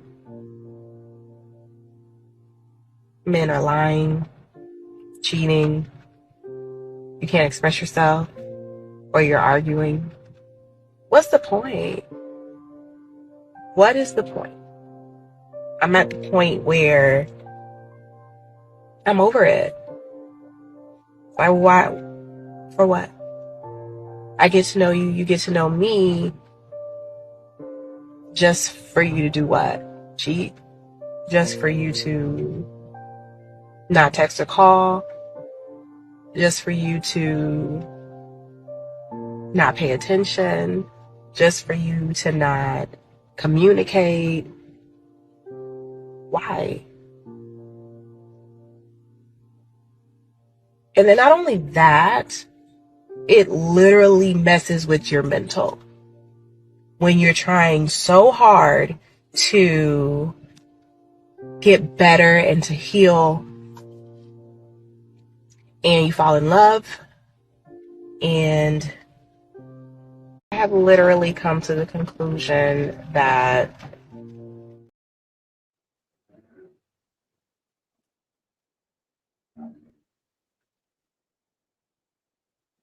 I think she's done. She's over it.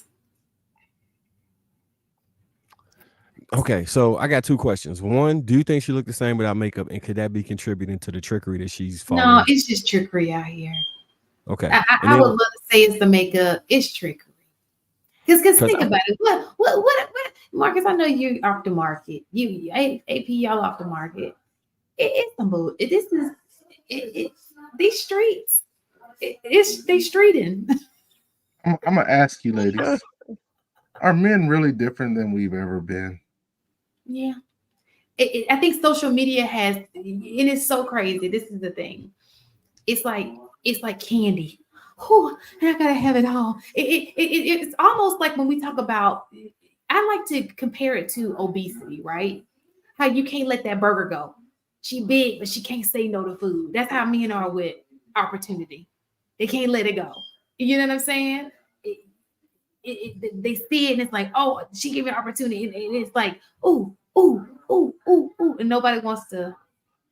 And then that's when manipulation comes in. It's like the chase. Everybody, men like to chase, right? And then they're the hunters. They get it and then they move on, but they're not thinking about when they get it and she's giving in because she feels like she likes you, what you're leaving behind, like what you did to her to pursue that and then leave. You know what I'm saying? The damage that's left behind. And it keeps happening over and over and over again. And it's all because of manipulation. It's all because of, and you're just leaving damaged people behind. It's just horrible right now. What do no, you other I can ladies? understand it. And the reason I brought up her makeup is I probably didn't make the clear juxtaposition. But what I was saying was because that girl she was gorgeous in the video, right? Now, if you attract somebody as that person and then they see you're not that person later, I don't know if they would stick around as if you were the same person you presented. That's the reason I brought up the makeup. Because if I pull up in a rented Ferrari and with some 7-inch shoe lifts in, and then I take them off, would you be inclined to stay around after I'm not the person that I presented to you? So that's that part. But to her mindset, I, it sounds tiring. She sounds really frustrated. She do sound like she out of it. She tired. I don't think she was lying. She tired, y'all. Do you think she could be like, so it's men that will worship the bathwater that she steps out of? Do you think she's giving those type of men a chance, or Are you so let me ask you a question. People, this is the thing. When people say that, or do you give women you're not attracted to a chance? That goes both ways. People have to be you're not attracted. talking about me? You have to be attracted to your mate. But the great thing about attraction is what she may be attracted to may be totally different from what somebody else is attracted to. So everybody kind of gets a chance, right? It's just from different people. So what you're asking her to do, and men do this all the time, is to just be with a body just because it's a body, a willing body, right? But can you be with a willing body? Just be with a body. Because in that case, you be married. Every man has got a woman who was that woman who was a great woman they just wasn't attracted to, or whatever reason they weren't with her, right? Why did he date? Why did he marry her? Because it's got to be a little bit more than that, right? And the same is the opposite.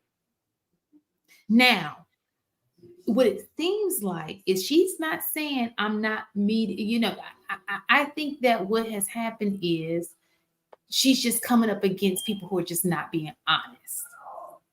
A lot of people who are just not being honest. End of discussion. So Hearing that, and I promise you, this is no shade. Because I I've heard B. Taylor say the same thing, right? Like where it got to the point for her that she was done. She's opted out, right? And right. And it sounds like that's the place that this young lady is at too. And I haven't just heard her say that. I think what they're experiencing, what she's saying is on the opposite end of what men are saying they're experiencing too. I think both are saying that they're frustrated with the options that are out here. And they'll rather, on a men's end, they'll rather just smash and pass and not be in a serious relationship because they can't seem to find the type of woman that they're looking for. And women on the other end are saying kind of the same thing. I'll just date around, or I'll just, go out on dates and be wined and dine. But I don't find myself being able to find the mate that I would want to end up in marriage with. So I think if both people are seeing the same thing, I guess the question is, what are you doing as an individual to make changes, to become the person that you want to be with? Because I think a lot of time we're looking for the other person to kind of make all of these changes to be ready for us, as opposed to looking at the things that we need to change in ourselves, and then you may attract other people. Where has this mistaken been? I think this time off been good for you, ma'am. Listen, you can be look. I think what happens is, it don't matter how great a person you are. You can never be too great for the wrong person. Period. You can be a great. We've all seen it. Oh, she's a great woman. Oh, he's a great man. But if you got no takers, you can be the best. I mean, we got men on here. They're like, oh, I'm a man. I'm a leader. Why can't she? Because unfortunately, love is a complicated thing. It's more complicated than that. It doesn't have to be. We can do arranged marriages. You never fall in love in the first place, and you wouldn't even know how love feels. And so you can be in la la land. Like, what's love? What's it got to do with this? But we've surpassed that at this point. So it's just not. How many times you've been out with great people and you're like, dang, that's a good person.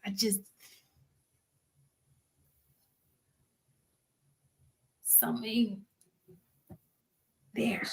So I'm gonna go ahead and say I don't think we as men have actually changed really over since the beginning of time ever. I don't think we've changed much. Those that can sleep with as many women as those that have access to women sleep with women. Those that don't. I don't think that we've really changed that much. So when I listened to that video, I'm like, I got to thinking, what about women have actually changed? They've gotten quite a bit more access, quite a bit more rights, rightly so. I'm not saying that should not have occurred. Or I'm not going to express my opinion on the matter here on this panel. But and with that power, there's a responsibility that goes along. I'm rambling, but I just think that I don't see men as the ones that have changed. We've been consistent throughout the history of humans. No, men have lied to get the box. That has always been the case since even I was this tall. Men have lied to get the box. That hasn't changed. Men with money get the box. That hasn't changed. Men with power get the box. That hasn't changed. Men have manipulated to get the box. That hasn't changed. The one consistent thing is about men is those that can get the box get it the way that they can get it. There is nothing different on planet Earth that has changed about men and the box. Period. I think that there are changes.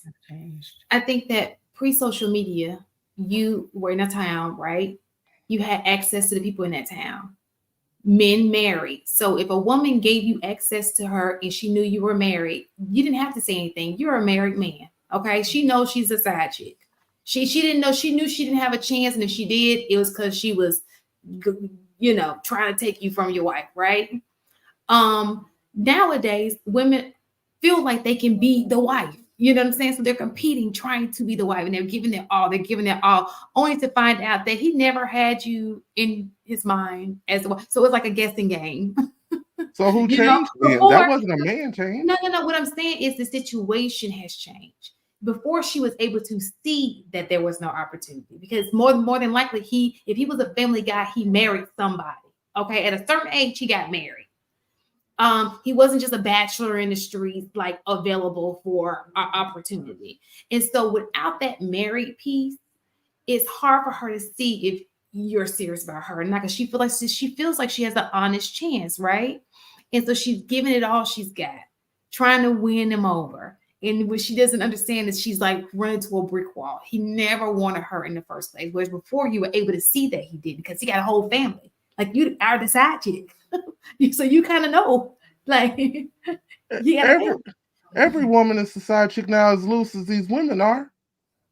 Like, this is why would I commit when I can get everything that I want whenever I want it? Like, men haven't changed. So listen, the situation has changed. I'm not saying your mindset has changed. Well, kind of it has, but I think the situation, like as blunt as it used to be, and even it's not as cut as it used to be. You really think, I can't explain it. It's changed. And men aren't going to marry, like, for the most part, men aren't going to go marry a slut bag. And if a woman is viewed as a slut bag, she's not going to get the ring from the man. But he will continue to take the box. Meanwhile, women try to pour into that dude, thinking that may be the guy. That's the change that y'all made. And then you have made this, the going back to one of the other videos we just watched about the standards versus what was it? Standards and value. Like, you raise your standards. You think women think that because they have achieved X, Y, and Z, they deserve a man that is X, Y, and Z. And I'm not saying that they don't, but there's stuff that comes with that man that is X, Y, and Z. And I'm gonna tell you that I heard what's the lady with the talked about the bus driver? What's her name? Ebony K. Williams. Yeah, Ebony Williams on a podcast just the other day. She made a statement that was kind of glanced over. She said men that go to law school and become lawyers don't want their equals. Meanwhile, women that go to law school and become lawyers want somebody that's at least equivalent. They're not going to get that dude. The reason they're not going to get that dude is because that dude don't want them, because that's not the type of woman that they want. We as men have not changed at all, but because you can get an education and now you can make a little bit of money, you feel like you can actually dictate what men do. And that shit is insane to me, because real men, like Marcus, will never let a woman dictate what he does. He'll never let it happen. He'll never move according to what a woman says he needs to move. I don't plan to ever move the way a woman tells me I should move. That shit's just simply not gonna happen. But now women feel like they got this power that they can actually flex on a man, and then they're getting the damn results that they're getting, because now men are like, bet, cool, I'll smash you and keep it moving, because I'm not gonna deal with that shit. And that's been us since the beginning of time. Anyway, I'm done. So what you stated was incorrect. Most men who are of a certain level do marry when so educated people usually marry educated people. That's as far as stats are concerned, right? I know it sounds good. Y'all say y'all go to Walmart, and that's not the majority. And even that's talked against. If you ever watch Lead Attorney, he does not recommend that at all. But what I'm trying to say is, I think that when you say lawyers, I think that it is hard for lawyers to, and that's for men and women. Have you ever dated a lawyer? I got one who's my child's father, and it is like, you never win the conversation. You feel me? You just gotta fold. So I can imagine that's both ways. They're just hard people to be with regardless. I don't mean to talk bad about you, but it is. But what I'm trying to say is, it's natural that you want somebody you can have a conversation with, somebody of like mind. People want to learn. Men want to learn from their woman, and women want to learn from their men. You want to bounce things off of each other. You will find that most physicians are married to physicians. So I don't think that's what you were saying is true at all. I don't think that's people like minds, just in a different way. You don't want in the feminine version of Don't worry, I'm actually about to prove myself right. It's okay. Y'all go ahead and keep talking. I'm just pulling. So what I'm pulling the names now. So what I'm saying is the mass majority. I'm not talking necessarily just about Black people, okay? Because we got a lot of growth. I for the light, and I get it. Like I do think that women should open, because I think that there's more to education than just formal education, right? A man can read. He doesn't have to go to college to be a smart dude. So there are things that you should be able to look at besides that. And we talked about that last week. So I get that completely. But what I'm saying to you is, if you're saying that, okay, if a woman is in a certain class and she goes to another class, because I know we're a community that doesn't think of class. I get it. That's going to work. But would that not be incompatible?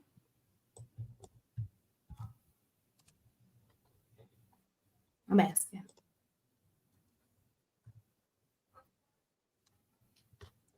What was the question? Would it not be incompatible if you dated someone who made a tremendous amount less than you? If we always argue biology, why is biology only relevant when it's the man when it comes to sex? But it's not relevant when it comes to women's needs. Does that make sense? No. Can you explain it differently? So, for example, we say how men, like, it's natural, it's your biology to want to be a certain kind of way. But we always say that women are naturally hypergamous per people, right? Now, whether they're in the Lululand because there's just not enough people to practice it is a totally different argument.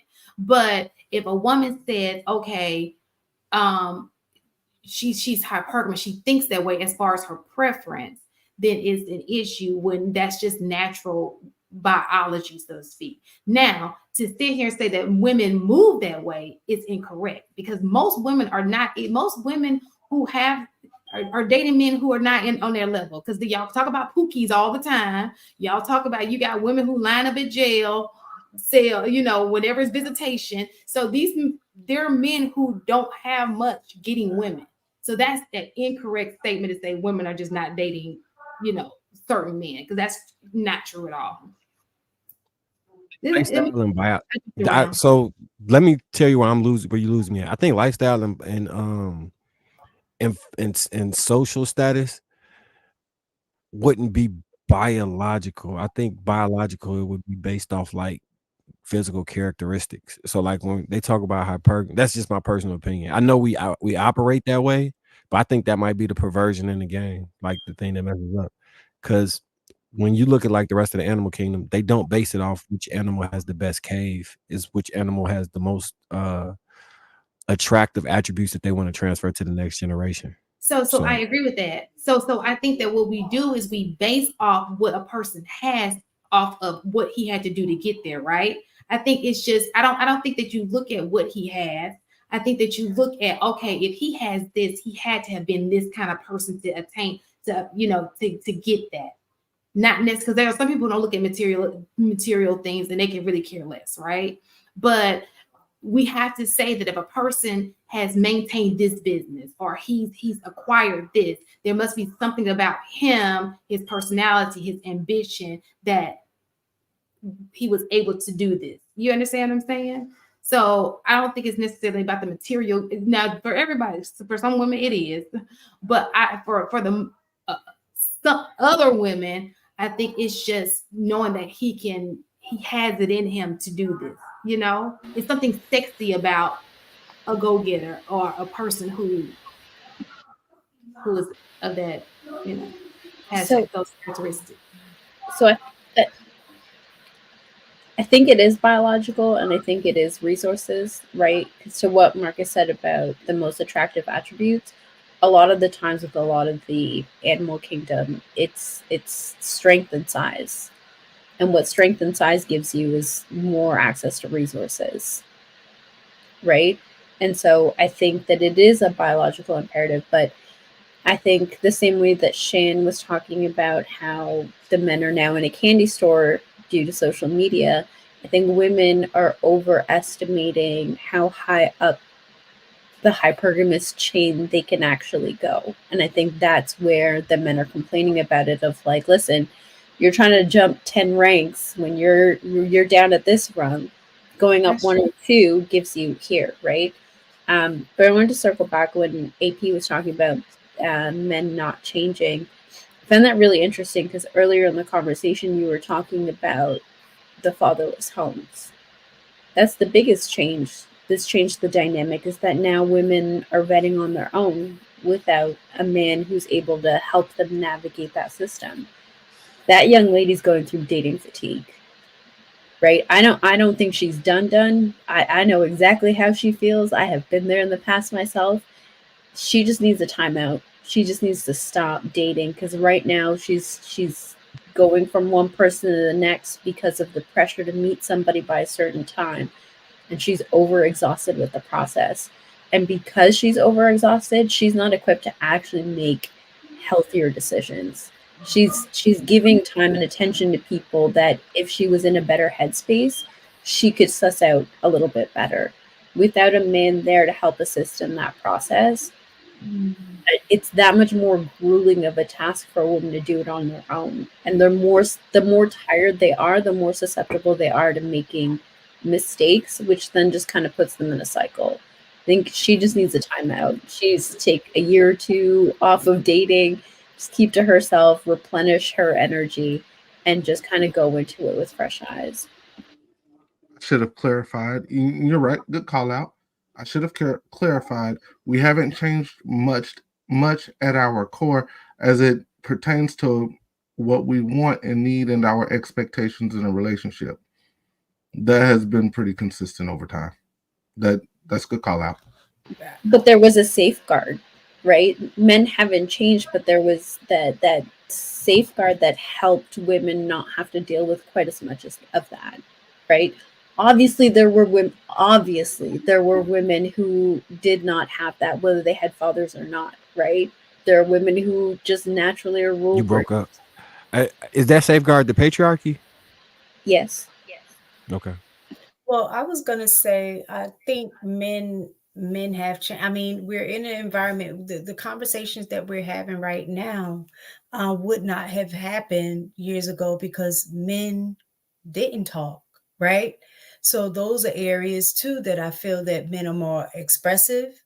They're more. I would say some are in becoming a little more emotionally mature, intelligent, things like that. But the other aspect is that there are some men, and we've had conversations before, and I hear y'all say that a lot about men have become more feminine.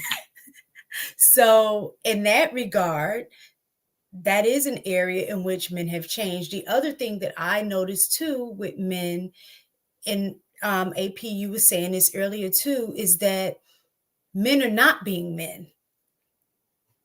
So that's an area in which I think we have run into more men that are like that.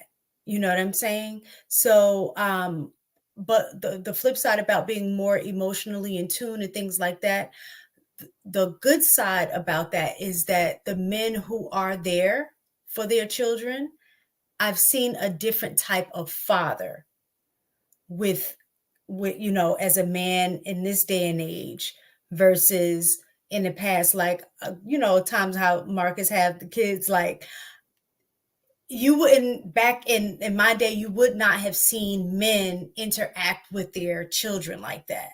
So I think that's a good aspect in which men have changed as well. It's not just all negative. I've seen some attributes of men that have changed that have been for the better. And that's one example of that. Winnie said something last night that that I happen to agree with. He said, and Marcus can correct me if I misquote him. He said, life is about choices and trade-offs. And to your point, Mistaken, yes, men are more in, those that are involved are more involved. I will completely agree with that, as I myself have have been a bit more involved in. Anyway, but the trade-off for that is time at work, which means somebody else has to work, like in order to pull the rest of that weight.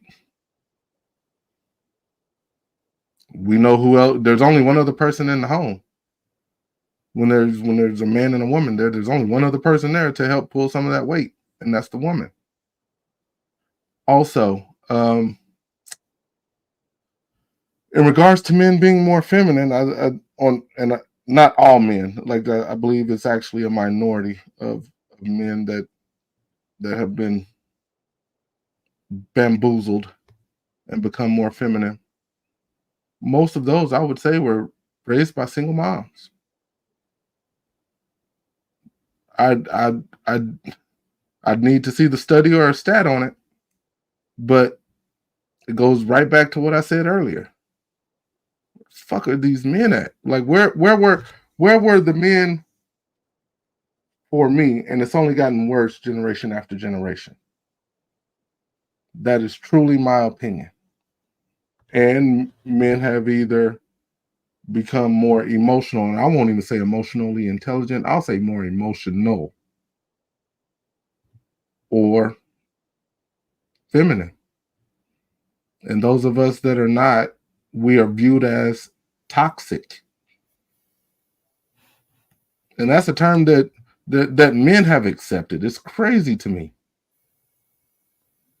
But anyway, I still stand by what I said earlier. And as I said, as I clarified, at our core, we still want the box. And those that can get it, get it. Like that's been consistent. Except for those that don't. Yeah, but when do you want more than just the box? Eventually you get to a place as a man where you want more than just the box. Or you don't. that was hilarious. I think shotgun marriage, like, so when I asked Inez about the patriarchy, so when we refer to different regions of the world and how they don't have these problems and the patriarchy is still intact, do you think that men being forced into doing things like marrying a girl that got pregnant when they both were 16 is the dissolution of these? Because how do we go from men being forced to be in the house, or men assuming the responsibility of being in the house when they got somebody pregnant, to people just being like, I'm not gonna marry you, even though I got the transition between that? Do you think that was the destruction of the patriarchy? You think it was something else? What do you think caused that? You know what's so funny? I'm gonna see if I can upload this video, but you see, Jake, because there's one lady, and then I'll let you go, Enos. I know you're gonna ask this. There's one lady from another culture, and she was saying she was actually able to sue a man because he went in like he was intending to marry her. She gave herself to him, and she was able to sue him because he went under false pretenses. She gave it up off of false. His word was, it's almost like his word meant something, and you were able to sue. That's dope, actually. But go ahead. The men are definitely going to fight that one. So, Marcus, I think you're absolutely right. Like, it's not just the shotgun weddings, but it's also the societal pressure to make the marriage work. It's also having a community full of examples of married men. It's also with a husband in the house, having young boys grow up with that being normal. Like, there's so much more than just the shotgun wedding where the patriarchy does benefit women, right? It reinforces those expectations for men to get married, not in their 30s, not in their 40s, not waiting until they've accumulated resources, but get married early, find a woman who can support you while you attain resources, right? And kind of to what you and Mistaken were talking about earlier, going down those paths from a younger age creates that tight-knit bond.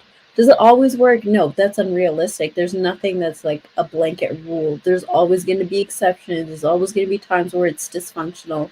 But as a rule of thumb, that part of the patriarchy has highly benefited women, and women attempting to dismantle it, this is what the cost of that is dating fatigue and high body counts.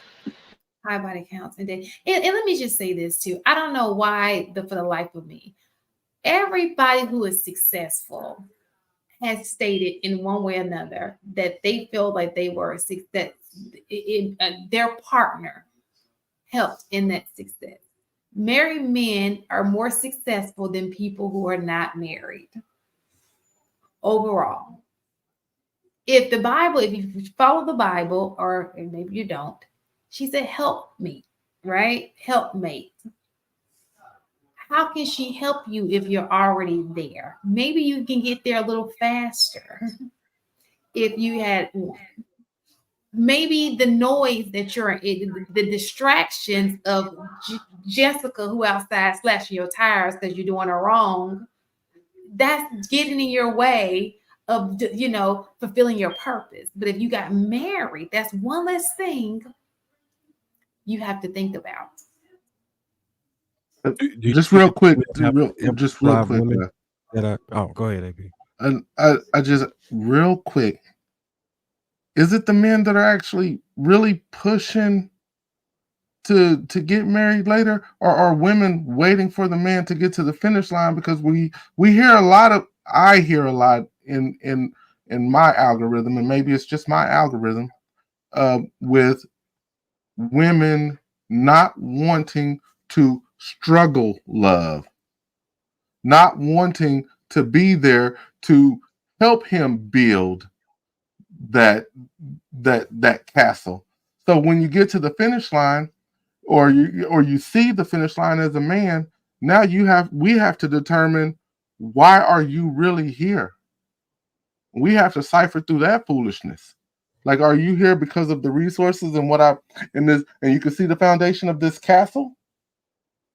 Or are you and you want that? Or are you just here because, or are you here because there's real love here? We have to filter through that. Like, we try to make the adjustment as men to, I'm not going to say that. Never mind. But yeah, like So I think that if a lot of these young men are in relationships, okay? You're not, it's not like these 20-year-olds out here not in relationships. They are, okay? They're just not marrying these women. If you can say you went through your 20s without being in a relationship, then okay, maybe you had that chance. But a lot of these people are, and these women do want to be with these guys. Every woman wants to be married. They do. They can sit here and say they don't. It's just they ain't met the person they want to marry for sure. But they do want to be married. And if she's with you for an extended amount of time and she's helping you, she's there for you, more than likely she sees that in you. It's just not leading to marriage. Now, when you say women don't want to, I think you said something about they don't want to help. What was that? I said they're not building with a man anymore. They don't want to struggle love. Right. Like, I ain't never met, for the most part, I think that Black women of all races can deal with some struggle love. That shit, we used to do. This love right here is a struggle all from the beginning to the fucking end. I don't even know if other women are built like this. They probably like, I don't even know what to do. Oh my God. Like they would not even be able to survive what we go through with y'all at. They can't. I don't know. There's tons of movies that tell you can do bad all by yourself. Listen, a black woman will be with you. It's rare that I've seen a black woman who won't hold it down for a man. Now he can abuse it and go to and she may be tired, but most black women are gonna go to bat for a man. They just will. Now, if it's is it the woman that you want? That's a different question. But most black women I've seen go. Like, one thing about it is we're gonna fix a problem, you know what I'm saying? But if you sitting there and you ain't doing nothing, and I don't see nothing out of you. So all right, I agree with you. I agree with you. I think black women do normally hold it down and will hold it down. The issue, hold on, because don't celebrate too fast. I ain't celebrating. Ain't never celebrate shit. The ain't no issue. Happy endings. Look, it's happy endings, but the issue I think is this: when you bring this new dating market up, and men are listening to what women say, I personally don't think they mean the shit they be saying, but they're listening to it and then basing their ideas on women based off of the stuff they see on social media. And then it seemed like black women won't hold nothing down. But I personally believe in real life black women hold it down. But if you don't have a lot of experience with them, or you're taking at face value what they say online and then judging your opinion about black women based off of that, yeah, it's gonna look like that. And y'all gotta stop them from saying that stuff. Like, Marcus, how we gonna censor that ghetto chick from getting on her phone? No, you're right. I take that back. You really can't hold nobody accountable. When they gave us a voice, I misspoke. The ghetto people a voice. I misspoke. I can see. I misspoke. You can't hold nobody accountable like that. I misspoke. But I'm just saying, when you see it, you gotta be like that. I don't agree with her. Instead of coffee dates, hell no. Like, don't. If you don't believe it, don't co-sign it. How about that? You can't hold nobody accountable, but if you don't believe it, don't co-sign it. But sometimes the co-sign ain't people. It's sometimes the co-sign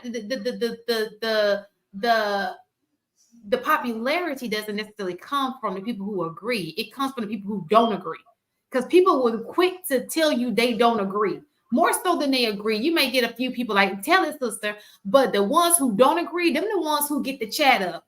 And they coming for you. And what they don't understand is when they don't agree and they're commenting, they're actually boosting, getting her further than she would have been had they just not said nothing. Like, okay, I'm just gonna scroll through this foolery and I'm not gonna even think about it. It's the don't agree that boosted up, not the agrees. Look on them comments, it'd be a gang of women who be co-signing because they're going back and forth. But it'd be a gang. But I'm gonna tell you, when it's something controversial, it's usually the opposite that brings it. I mean, think about these panels, right? The ones that bring on the most people, the ones that, oh, he just said something I don't like, and they just come in, they want to just battle. It's the hate thing. I don't know, but it's the same thing when it comes to those little reels and stuff. It's the people who don't like it. They got all the things to say, and what they don't understand is they're promoting it because they are commenting. So, but I got to add a caveat on that. I think that the women who co-signed it, they might not believe it, but they engaging in the back and forth. So the people walk away believing a battle. It's just like realer than it is because they lying. And don't get it twisted. There are some women who think just like that person. So some of them legit feel that way. Now, are they the majority? No. We keep giving these minorities a majority voice. Like we keep letting them speak like they're the majority, and they are not the majority. They may be the most popular, but that does not mean you're the majority. Okay. You're not. Everybody don't have time to sit there on their cell phone and vent to the world. People who don't have jobs do. They got time. A lot of time, obviously. Did you see the Wednesday show? AP, you there? What's the Wednesday show? Agent AP. Bruh. I'm gonna go and watch it now. Give me a second. I'm having a conversation, but we'll touch on it. I hear you, Marcus. Yeah. He put me onto it. I was like, let me see I what this. gotta watch it to see. Oh, What is this one of these this shows. show? Huh? What is I think it was Zaza's group chat or something. Mm. Did y'all see it? Mm-mm. So I gotta go back and watch it. Zaza's group chat, I think, is kind of more indicative of what is going on social media. Because if I'm not mistaken, mostly all of the women on that panel kind of had similar sentiments to what women online are saying in regards to their standards, expectations, and I think one of the ladies was saying, might have been Zaza, that What's the name of the show? Let me look it up. Zaza's group chat on Zaza. yeah, she was saying that that men who I'm paraphrasing her, so excuse me if I get you wrong, but that men drop $200 cash out for lunch, and that's her expectation. And if you don't put in over 30, or like say you send her $20 or $25, she's gonna never talk to you again because you sent it wasn't enough, but keep the money. I don't know. Like So when I hear, so this is the thing. When I hear women talk like this, I look at it as a consequence of the game, right? I know what you want. I'm gonna play that game with you. You want this vagina, you're gonna pay for this vagina in an indirect way. We're not gonna call it prostitution, but you got something I want, I'm gonna give you what you want, right? Because in the saying, I'd rather cry in a Bentley than in And the on who? the street in a hoopty, because at the end of the day, they both gonna end in heartbreak, right? So you feel better crying knowing you got something out the deal than he just took your pussy. Let's be honest. And I don't mean to say it like that, but I'm just, And so when these women sit here saying, "Oh, he's got to wine and dine me," that ain't talking about no husband. They're not looking for husband. They know the game at this point. Like, because if I'm dating intentionally and I like the guy, you think I care if he takes me to a fat 5-star restaurant? Like, if I like the guy, no. Don't care. So now you see why the guys move the way they move. But no. Do you see why the women move the way that they move? What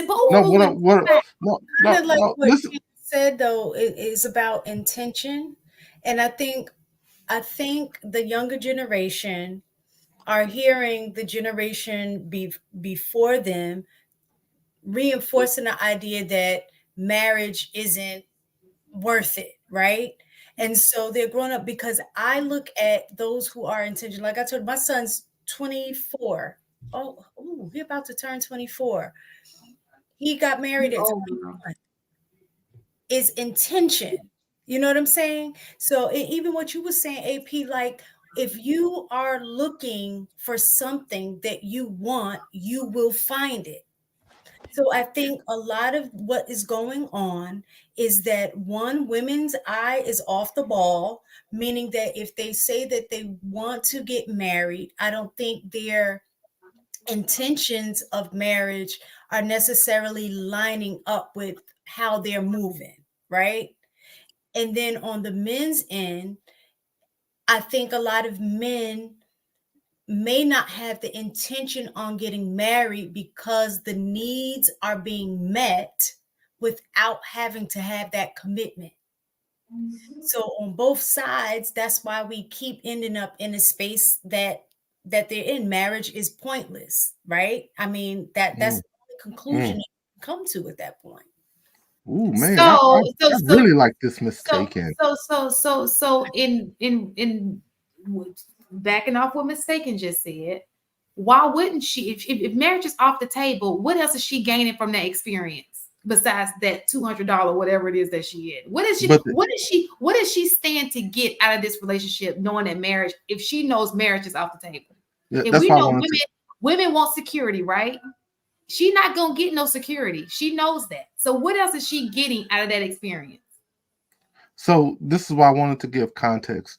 So for that show Wednesday, she was seeing apparently 2 or 3 guys. She actually wants to get married, but she was seeing 2 or 3 guys. She wanted lunch. The guy gave, and she wanted a salad. The guy sent her $15 for a salad. She actually sent the money back and stopped talking to the guy. I saw that trending. Like she legit said she sent the money back and she stopped talking to the guy because her salads, nothing she's gonna consume basically is gonna be cheap. And basically, I don't know what one of the ladies' professions were, but a lot. I'm just saying. No, you can go. No, it's not. You can go to the store and get you some snacks, some green. No, my super chat, I actually super chatted $42.08 for 6 salads at Wendy's, and I even told them where to go get the salads because some of those salads are fire. Anyway, you'd have to see the context of it. But anyway, she five of the girls are apparently pretty successful women. The main one, she was like she can't seem to find a faithful guy that makes more than her, and she has an issue with that. Well, shit. I mean, truth is, if you're making over 120 G's, which in today's society really actually isn't that much, but if you're making over 120 G's, how many men are making over that? And the ones that are making over that, you think your 31-year-old womb is the only option they got? Like, let's keep it a buck. So for a guy to actually say, "Hey, baby, I got you," and send you $15 for a salad, and you send it back, you could be missing your blessing, boo boo. Because he didn't have to send that. Nope. So shout out to those lovely ladies. No, it was honestly, it was a very entertaining conversation. 2 of them had dads in their lives. One of the 2 was she was the odd one out, if I can say it that way. The rest of it seemed like they needed a real man in their life when they were younger, and they've run into a whole bunch of problems since. Like, and that's my takeaway. That's part of the thesis that I gave when we first started the show. I will say, shout out to her for sending it back, because neither one of them got what they really wanted out of that situation. Because some women would have kept it and then cut him off, right? So at least she had the decency to give him his money back, and he didn't feel cheated. I gotta go rewatch it because I swore somebody said they wasn't sending the money back, and it was just go keep it in that. I think that was the girl on the top right. Wow. But this shit it was crazy. I sat there and actually watched that whole show because it was thoroughly entertaining. Everybody in the chat, check out Lapeef on Wednesday nights. Yo, you will at minimum be entertained for real, for real. The other thing is, so I think all of those ladies giving the men, like, I don't think that will hold up if they found the men that they actually wanted. I don't think they would treat them the same way that they describe. I think sometimes we don't realize how we talk about the other sex and how that can like detour the people that you like from actually speaking to you. Maybe we could be more conscious of that moving forward, because I said this before, but you don't realize how the people that you may want exist, and you push them away before they even get to know you by the way you interact with the world. Like, if you're looking for an extremely nice man and you're upset that all men are acting like assholes, so you're just mean in general, it's a good chance that extremely nice man to be pushed away. And if you're looking for an extremely kind and caring woman, and you just treating women like hoes and running through them and like, shut up, bitch, and doing all that type of stuff, it's a good chance that you'll push that woman away before you get to know her. We got to be like real cognizant of how we move through this world, because people, I always say the best way to see somebody is when you don't look at them. And I think there are other people who subscribe to that, where you'll observe somebody without them knowing you're observing them, and then either write them off or write them in based off of that observance. Good points. We need to read the super chats. Yes.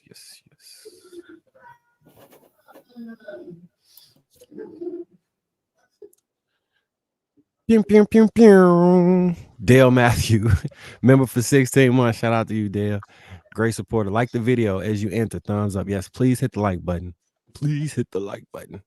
HD, Harrison Davis, $4.99, standing on business. Salute, sir. Miss you tonight. It was more, wasn't it? Congo English, my man, with the 10. What's up, Real and White and AP? Yo, Godspeed, brothers. Salute to you, sir. Ray Alexander with the 10. Yes, people tend to marry others with a similar level of education and socioeconomic status. Furthermore, affluent parents even raise their children to date and marry within their social class as well. I agree. Does it work out that way? I'm not saying, but that's what they want. That's intentionally what they try to do. I think that everybody. I will say I was looking up CEOs when Shan had mentioned it. I'm like, I don't think so. But what I found odd, the 3 Indian CEOs, and it was only in America, but the 3 Indian CEOs did in fact marry women with either a doctorate or a master's. The one black dude, his wife, she had a bachelor's and it was in something fucking weird. The white dude is twice divorced, so he don't count. So I don't have it on hand, but they also talked about how there's a study that was recently released about the marriage bonus. And so what they found was that men who get married throughout the course of their career trajectory takes a higher spike. So they're more frequently considered for raises. Their annual raises are typically, I think they said 30% higher than the unmarried men. And so when people talk about there's no benefit to marriage, there's still a societal like appreciation for marriage, especially when it comes to men. So it doesn't surprise me that the majority of CEOs and like top leaders are married, because their career trajectory is significantly more challenging to get there without being married.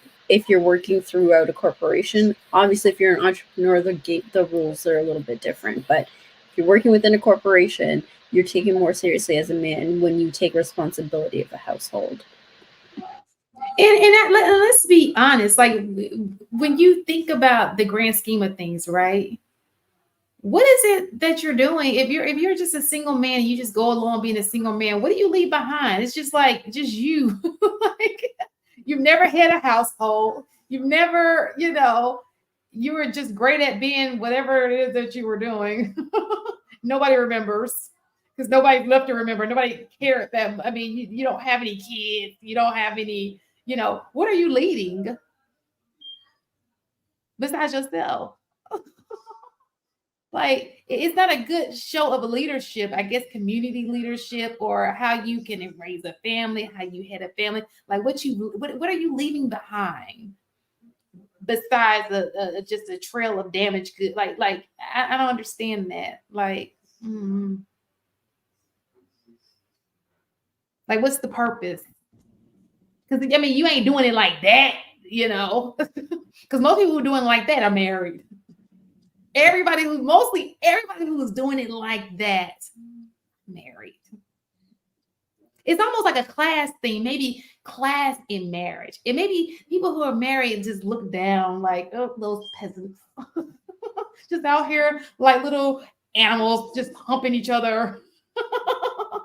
Can't control themselves. No discipline. I know that's kind of funny, but you might be onto something. I'm saying everybody in the world's looking at us like, oh, they just cannot get their shit together. Like it's just like they're just like a whole bunch of just stray animals. Did you see Mistaken Face when you said it? She was like, she let the secret out, head ass. She said what now? Mistaken Face when you said maybe they just look down on him like, you peasants just walk around screwing everybody. Mistake was like, she knows. She knows. No, think about it though. Like you just think about it. Just different society. They look down upon you. You have no control over yourself. You have. What are you doing? Like, what's really your purpose? I'm gonna be honest, from the outside looking in, and see, I have a different perspective because my reality is not what people in these spaces try to present, right? But from the outside looking in, that's exactly what it looks like. Now we know that there's a historical aspect of the propaganda of, men and women being over sexualized, Black men and women being, over sexualized and stuff like that. So there is a historical aspect to it, but I think it didn't really hold weight because back at that time, back then, it wasn't true, right? We can clearly say that it was not true, right? Because most um, men and women, and that wasn't just giving it up, right? That wasn't the case. But now I think there's a different take on sexuality just in terms of generation and in general. But I think now we are feeding into and giving cause for exactly what Shan is saying. So being on the outside looking in, it does look like we're just effing like rabbits. Men are being irresponsible, got kids everywhere. Women look irresponsible by having multiple baby daddies. Like, it's not a good look by any standard of measure. It just isn't. Now, I'm not saying we're the only ones that are in that situation, but we're the face of it because looking at the stats, we are the ones that are in that situation the most. And it's just, I mean, for me in general, being on outside, well, I can't even say I'm on the outside. I'm inside, and I'm able to see from both experiences because I grew up in an area where you would, I'm not going to say expect, but the likelihood of you having multiple baby daddies versus being in an environment where the rules are different, expectations are different, and so you're not having multiple baby daddies that like is frowned upon. You know what I'm saying? So and if social media and TV is the only interaction or things that you have seen in terms of interacting with Black people, you're going to assume that this is Black culture. And I had saw something the other day that said we need to differentiate between ghetto culture and Black culture. Those are two different things. And I think the ghetto culture is representing Black culture, and it shouldn't be. I remember getting asked that I shooting blanks because I was 27 and didn't have no kids. I was like, dude, what the fuck? Like, blanks? Like, no. But to your point, yeah, I think that, and that's probably from the ghetto culture. So, because I was outside in front of the store, they asked me that. Do you think people are more selfish nowadays than they've ever been? Because I think Absolutely. that has the most, like, one of the most things to do with it. Because like a family and raising children is a completely selfless act if done right, right? Because you put everybody above yourself, or you prioritize the things that other people need above yourself. And And Marcus, people if are we praised for being selfish. They're praised for being selfish. We look at that guy who's the bachelor, we put him on a pedestal, like that's right. Like, no, like you're praised for being selfish. At least in this community, you are. and what you incentivize is really what you prioritize, right? So if you praise people for that or pay them for that, it's a good chance that you'll get a lot of that. Yeah. So you look at social media with the need for everybody to be an individual and stand out and to be as selfish as possible and be rewarded for that. How hard would it be? Like the genie would have to go back in the bottle for people to find, or some major catastrophe or something, for people to find their selfless the side of them. Because I would think once you have, so going back to the shotgun marriage thing, right? Once you knew you had a child coming, I think back in the day it kicked in that it's no longer about me, right? I had sex with this girl that I didn't want. That was my mistake. She pregnant. I don't want this child, but she pregnant. So moving forward, I'm just gonna have to be with her because I gotta take care of the kid and do the right thing by this family. Moving forward, it's like, oh, you got pregnant? All right, bye. That's your problem. Like I really wonder when the mind frame just for the majority of people just switched where it was like, oh, no, it's acceptable. I think that I personally think what, and this could be a little off, but I think that Black girls have tried to play white girl games and we losing. You know, Ooh. white women can be floozies and they men gonna still marry them.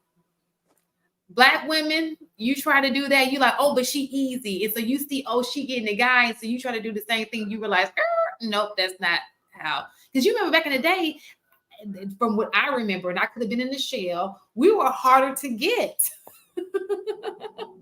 You know, that's a fact. That's I 100% don't know harder if I to agree break with our that. shell. Nah, What I will say is it was harder to get you to do a whole bunch of other stuff. But getting that the box necessarily wasn't the most difficult thing. I was harder to get because no, I agree with both of y'all, but I think it's in comparison. So the easiest, so it was easier to get sex from other people. It was way harder to get some hair from a Black girl than anything. That probably was like one of the hardest things in the world. Bro, we just had like we were like, oh, excuse me, you know, we had this by ourselves, like, you're not going to degrade me, you know what I'm saying? But now we see what men don't understand about women is that was the worst thing you do. So this is that was you might get broke up with for skeeting in somebody's eye if they agreed to it back then. So let me tell you this. To break the code with women, you have to stop talking and action. Women don't go by the words that come out your mouth. They go by your action. You can talk when we said that's why that BBL thing was last week. And you sit here, it's like, oh, BBL is not. But what women see, they don't go by what you say. They go by what you see. And so what has happened in the past is they see women who are halfway clothed getting attention. They see women, you know, at one point, hoes was winning. They was getting married. It was strippers getting married faster than women who were sanctified. You know what I'm saying? And so women saw that and they changed. They was like, well, if that's what I have to do, I'm going to tell you this now. Most women do not want to be over-sexualized. They don't. But they feel like they have to be to get not the cream of, not the bougie woman. We know she don't feel like clutch for pearls. We're talking about average women. I can guarantee you this. Most average women do not want to be over-sexualized. They do it because they know that that's how they get attention. They feel like that's what he wants because that's how he moves. But they're not able to see that it's just sexual. It's not going to lead to anything else. They're not able to see that part. All they see is that's how I'm going to get attention. That's how I get his attention. That's how I get my way in, my foot in the door, so to speak. So and I'll agree. Change his mind. So I'll agree with you on that. That's how they get attention. But how do you explain the women who get upset with the man they're with when he does not want them to wear sexual clothing or show their body on the internet? And they that's not so that is a handful of women. Most women who are married or in the grand scheme of things, you cannot influence me to believe that if a man comes to his wife and he says, I don't want you to dress this way, she said, I don't care what you say, I'm going to dress this way. Right. No, I believe that, but according to the internet, that's why the internet is so funny. The internet is toxic, and we keep believing these lies. We take one person's story and just say it's everybody's story. No, that's that bitch story.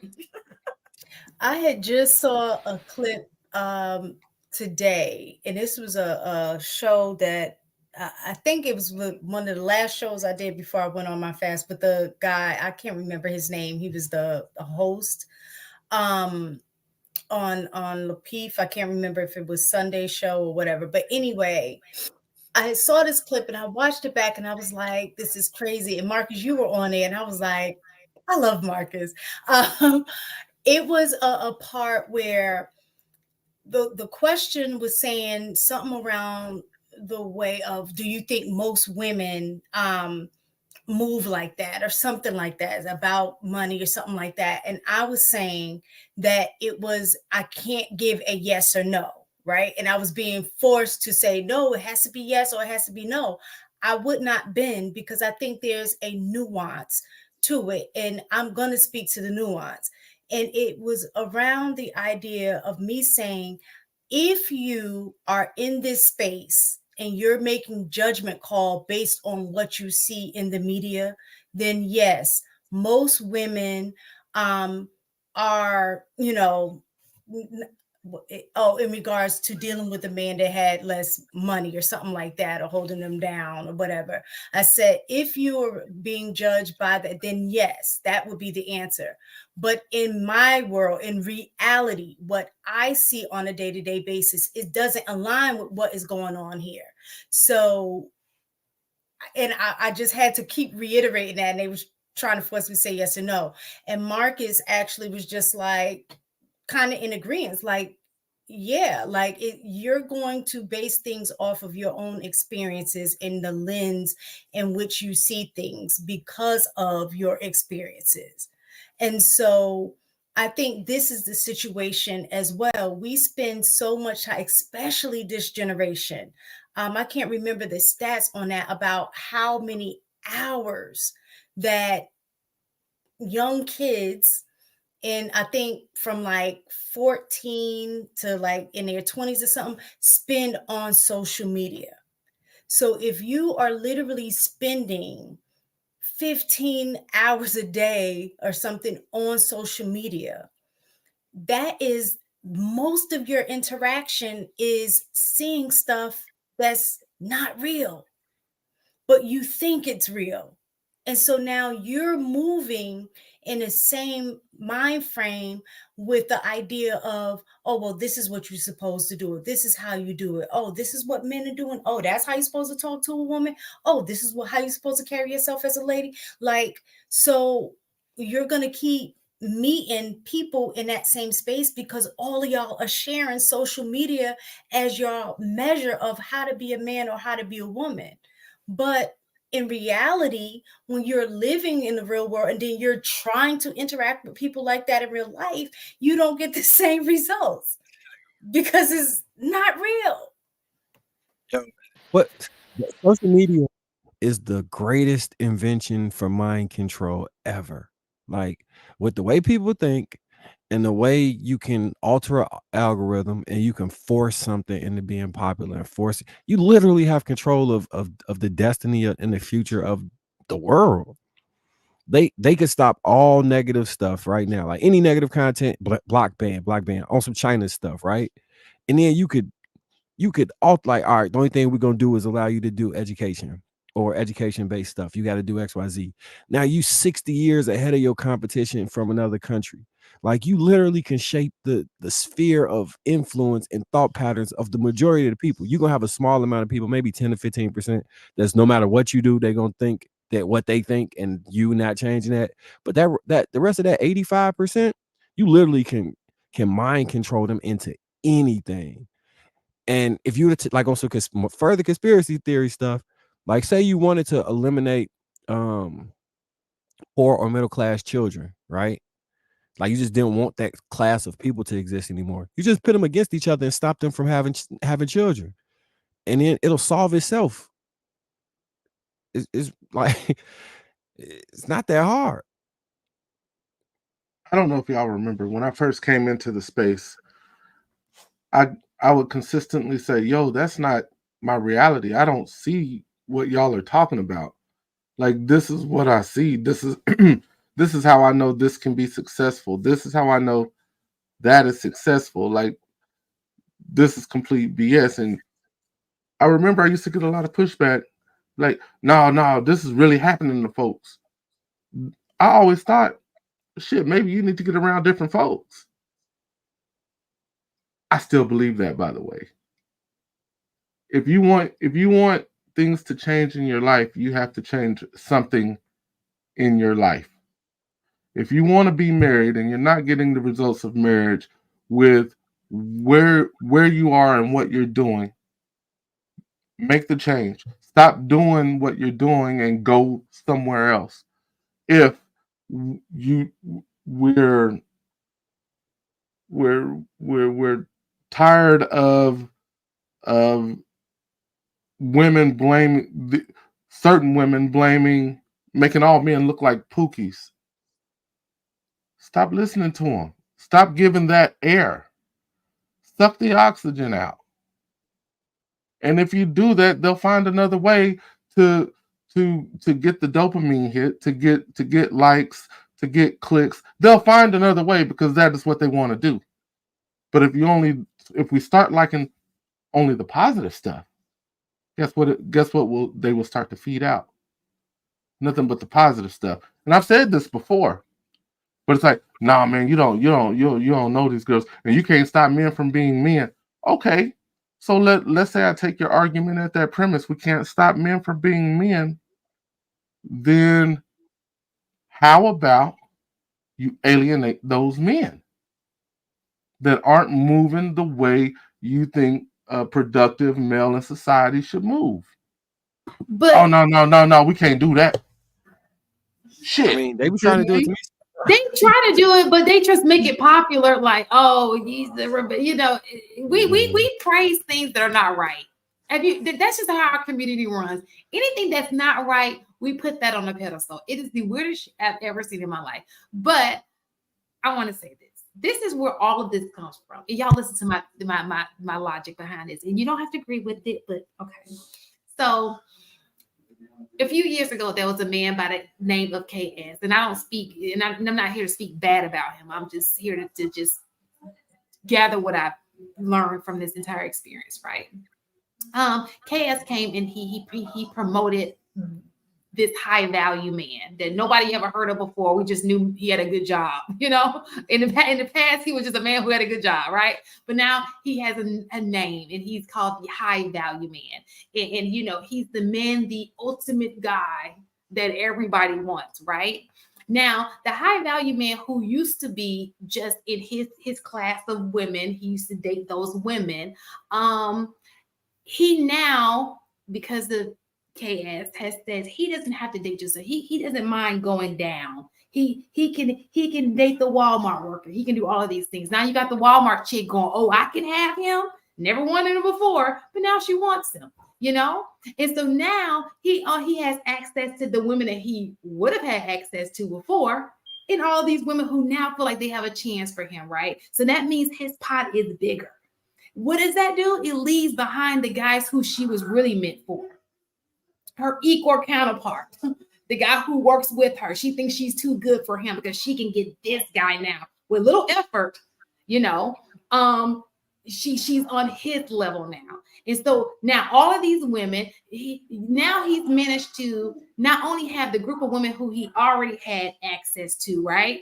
He's now gotten that pool so much bigger to even having your women, the women who because they all want this guy because he's been put on a pedestal. Nobody cared about the physician a long time ago. Nobody cared about the attorney, maybe the attorney. Nobody cared about these things a long time ago. They called him corny sometimes. They called him this, they called him that, But now he's the popular guy.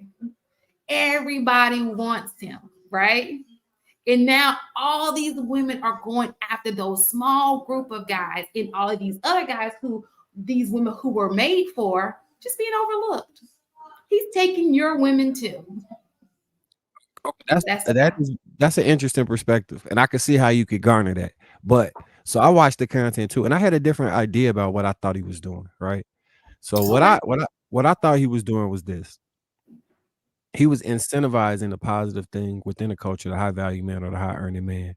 And the men who weren't yet high earning, he was trying to push them to become that. And then once you became that, he was disqualifying those ladies at Walmart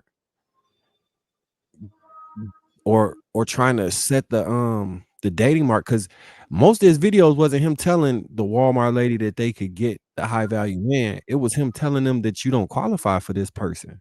Like, he had a lot of videos saying, go back to your baby father. He had a lot of videos saying, hey, whatever. Oh, well, no.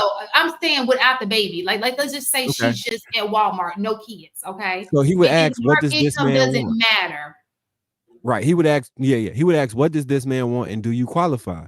And a lot of women would go up there and they would not qualify according to him. So I feel like he was trying to, like, I know some people don't think this, but in my personal opinion, I think had he lived long enough, his ideal goal would have been to set up his end goal was to try and set back the clock and try and get people to match with who they match with and create families. That's truly what I believe. I don't think he reached that part of his process.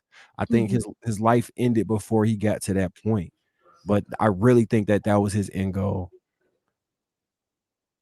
Oh, And I That's think how to keep. people we'll appreciate him never in know. different Well, spectrums. so whether that was his, I can't say what his. I can tell you what is created.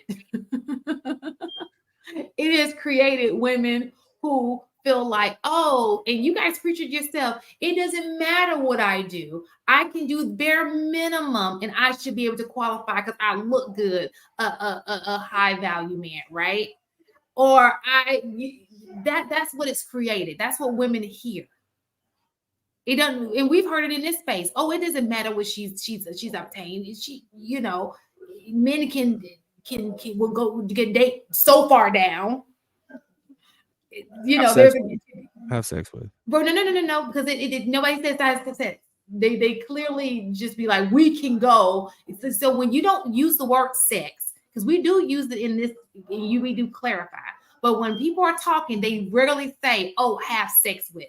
Men, that's the part they're missing. They never say what they really want. They always say, "Oh, I will be with this girl." So she's left to believe, "Oh, is it sex? Is it a relationship? Is it?" Now, if they just came out and said, "Oh, you're qualified for me to have sex with," that's a different ball game. She knows up front what you want, but that's not what they're saying. They don't say that. They use different terminology. They may think that, they may believe that, they may move like that, but that's not what they're saying. If I'm gonna be honest, I actually thought that Mr. KS was in the second half of what he was doing here on YouTube was trying to get women to understand where they truly lied in regards to the eyes of men. So oftentimes, and this is where I had never seen the type of delusion I'd seen until I really watched what did it say? Oh Lord. The type of delusion until I saw the women actually saying what they think that they deserve and what they want, and he'd say, okay, so this is kind of what men expect. What else do you have? And he would try to break that delusion. And I think Marcus is my opinion, is closer to I think what his end goal would have been. And it would have been really nice to actually see, but I think women went the other way. And clips, they didn't see full streams. Back to the sensationalization of the extremes. If you saw the whole thing in full context, it might not have came off that way. I 100% agree with you, AB.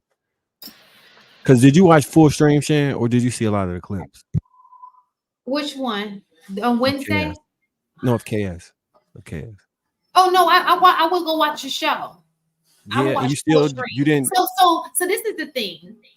I think we're hung up on the women who called in. We can't control that. We know it was some nonsense calling in. Most women not gonna call in the show. We learned from the first person who called in the show, and we ain't calling in the show. We don't know why them dummies called in. We don't know that. First of all, it took a lot of confidence for her to get on there with her bonnet. Like, that's not normal, okay? So let's just. I heard what he said to those women. But I'm talking about when the women aren't there. The message that I heard, right? You can date. We don't need you. You don't have to be this kind of woman. You don't have to be, we can date. We can make you know what I'm saying? It just seemed like. No, your logic actually made sense, Shan. Like it legit made sense. And so, I think I just think we have different perspectives on what he was for sure. But I'm telling you what was heard, and that's the reason why women move the way they move, right?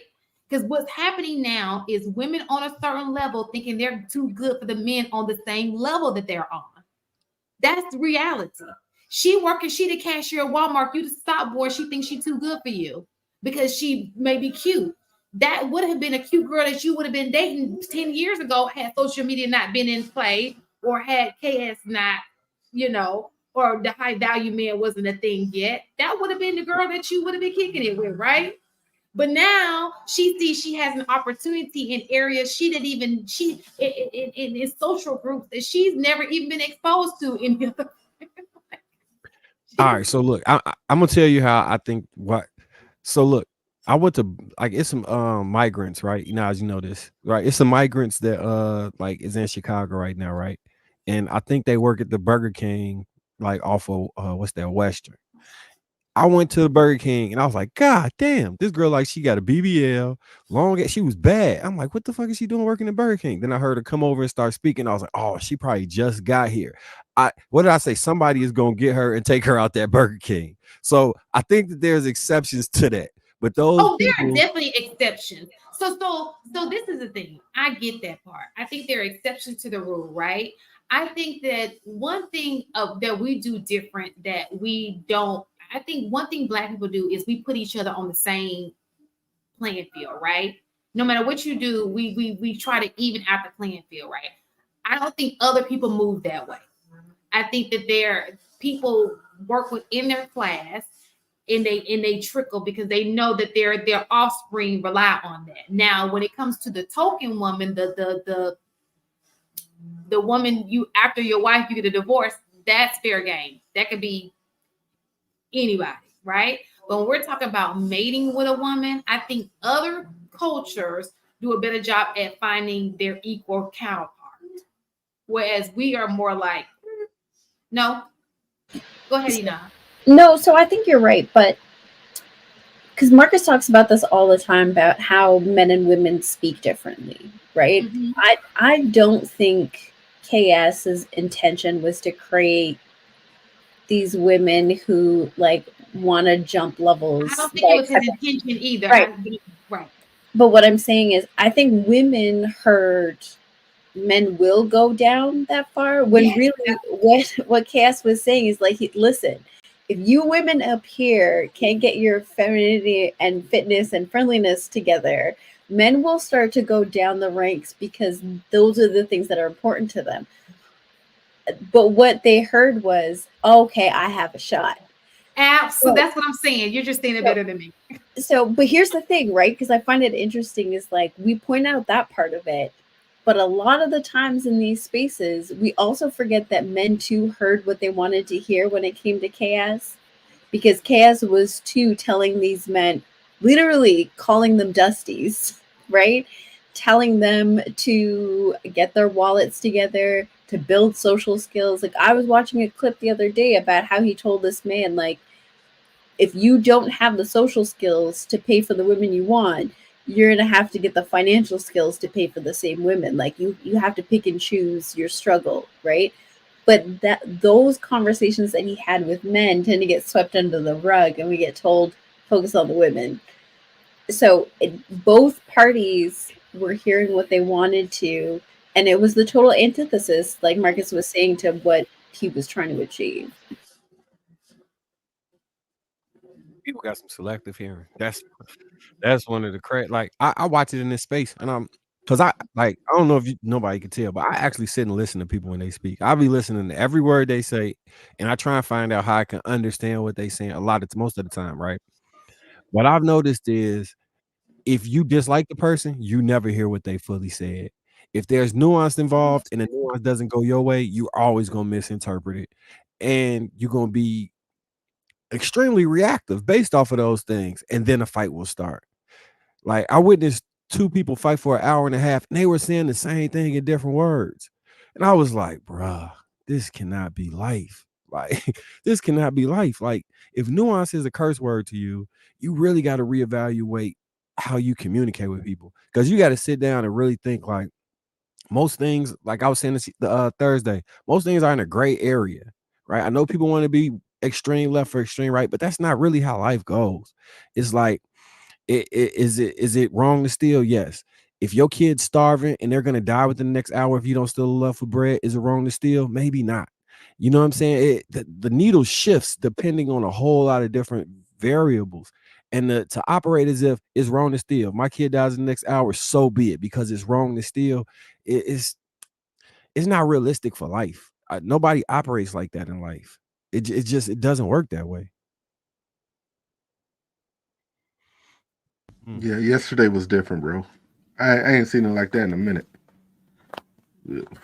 But the people was happy. Who's the people? I bet you that'd be one of the most viewed videos in the last couple weeks. I missed it. I went to turn my TV down.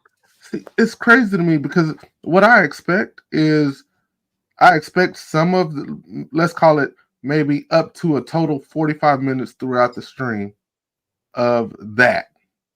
But I expect good dialogue in between those 45 minutes. Man, shit. We literally had about an hour and 18 minutes straight, and I'm like, y'all ain't. Basically, what I'm hearing is y'all are talking about the same point, but you're yelling at each other, so you hadn't heard a word. That's dope. Good night. And I actually went to bed, and I ain't done that on a Thursday show in a long time. The people that want to hear like good dialogue, just want to see people try and understand each other, they here right now.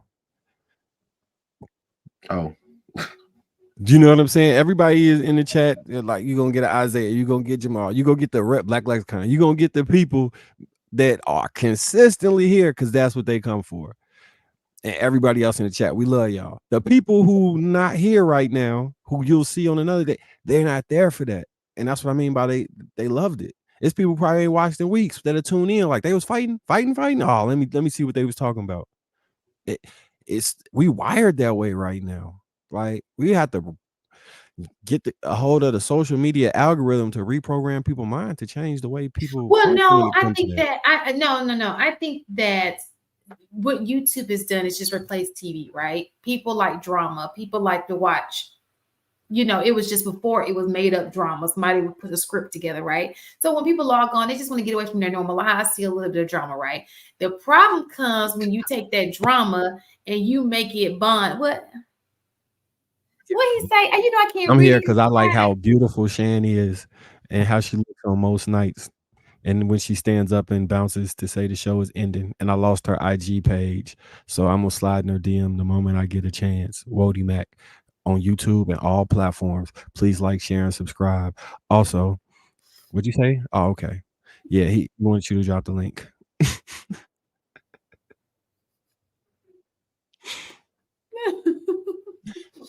Thank you. My Instagram is Shantae 83 SHANTAE 83. But what was I saying? Y'all, I just saw my name and the struggle was real from there. I need to go get my glasses. It's pretty bad. Wody Mac been shooting this shot all night, low key. Thank you. It ain't been low key, bro. I took the shake out of the end. I put it in the beginning, so you have to watch the beginning to get the shake.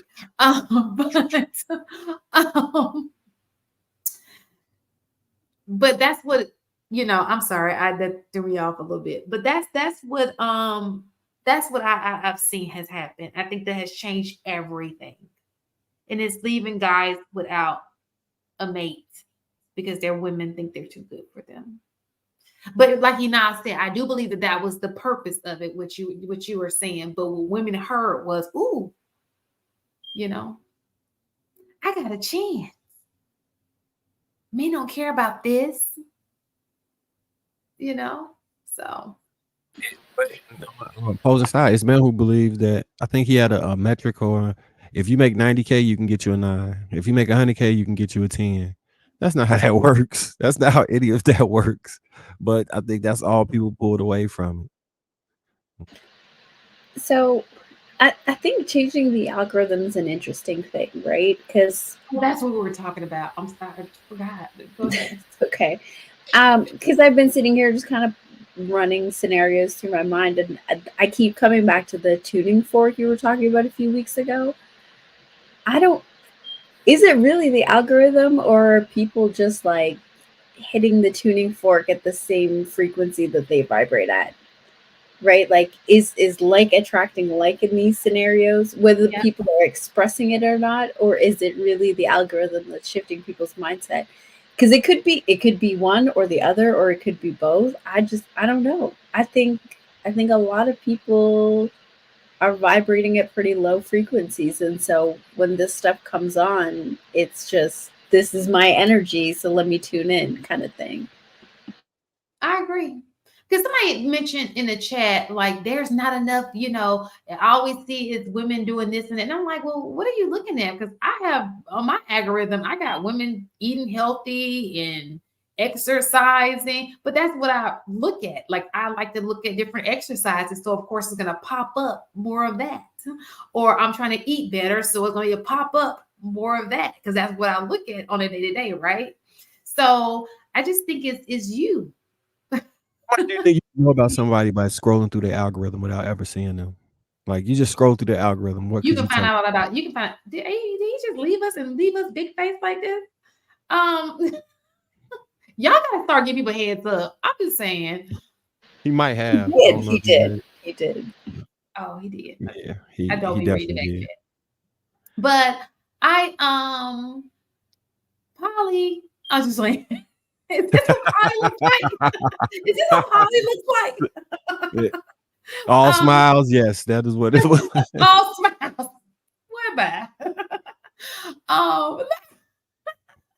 No, but what I was going to say about the algorithm, I think that people like drama, right? So you tune in, it's like, oh, it's some drama, might as well get entertainment, right? I think the problem comes when you believe everything that people are saying.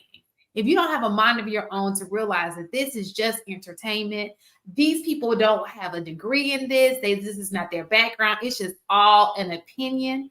That's when it can get, when you can't think on your own and you allow YouTube to run your marriage, your life, and what people think about you. That's what I think there was Saida, the psychologist. She said marriage is not the same, because a lot of times what has happened is now is you, me, and YouTube in the marriage. And that's not okay. Like, you should not be getting invited. You have to do what works for your house. So you can definitely take some things that people say and like, oh, I like that, to change for the better. But it should not change you for the worse. Take good things, move forward, but why are you going backwards? Like, why are you regressing off of what somebody else said? Like, that's the part I don't get. Like, your life is not getting any better just sitting in hate or sitting in, Anger, negativity. Yeah, that's crazy to me. But okay, so crazy thought, but just follow me for a second. I think we don't see that as it getting better because we don't vibrate on that frequency. But to them, there's comfort in knowing that other people vibrate on the same frequency as you. So to them, it is better because they don't feel isolated. Like, I'm not in this alone. Right. You know what I mean? And so I think when we can be compassionate about that, maybe there's a little bit more room to like invite them in instead of looking at them like y'all are nuts. But what's so funny? But then I think that's how you think too. Because I was looking at, and even you said this. I was looking at the last video we saw, and the girl was tired, and I felt her pain. You said you've been there. I've been there, but me looking at that does not make me want to sit in it. I know, like, okay, I can. I've been there. I've done that, but I'm not about to be sitting here like, okay, we must move on. I get you. I feel you.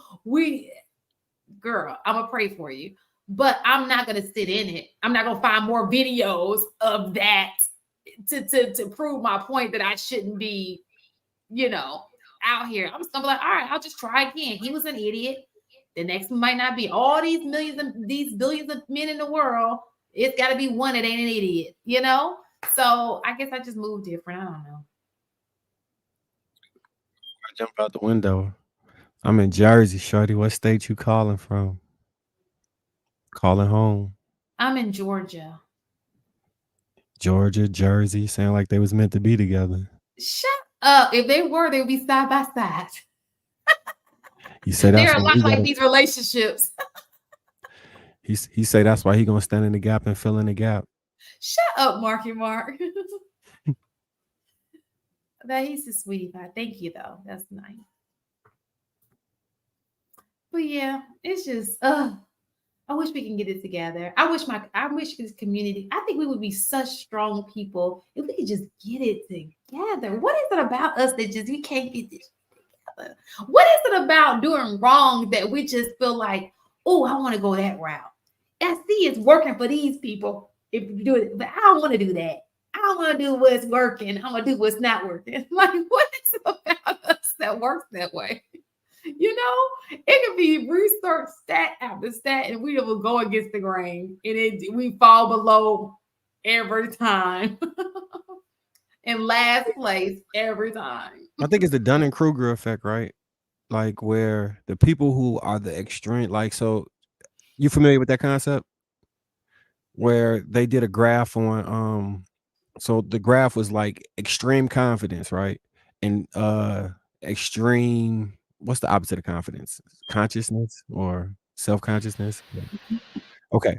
So the people who knew very little about a subject usually spoke with extreme confidence about that subject. The people who knew more, enough to know that there's a lot I don't know, spoke extremely self-conscious about that subject. And then the people who actually were experts kind of around the 7-8 mark. So if we judging on where people's positions, and when the loudest in society usually creates the conversation, it's the Dunning-Kruger effect. The people who know the least about the subject are the loudest about the subject. It's an interesting study. The confidence is real. I just saw a reel when the woman was like, she said, the brokest people be the most confident. She said, I work in a bank. And he was like, baby, let me take you out to eat. She's like, I'm looking at your account like, can you take you out to eat? She said, he be moving with such confidence, forgetting like, dude, I see your account. Like, we should not be eating right now. We should just be focusing on getting your money up. And so she brought that up. Men, I mean, not men, this is just people. I don't think she was using a man as an example, but people, you're right. It's something about the way I don't know. They know how to fake it. So they make it. Hey, say your airline gonna act like the Holy Spirit if I catch get close to you so we can have a toast. Do the most. Marcus, you enjoying this moment, aren't you? He said he Patrick trying to pull up to your bumper, baby. Pull up to my bumper, baby. Y'all know Yeah, I'm old. You forget. I'm yes, old. Patra. I used to love Patra. But I cannot dance. Let me just tell y'all that I cannot. This girl ain't got no rhythm at all. Mac just said, "Let him lead." And he'll get that dance right. Oh, what do you say? You see how confident I am. Guess what my bank account look like? God bless me in many ways. He coming through with the finances next. I claim that for you. That's what I want for you. Oh well, y'all got any other subjects y'all want to talk on?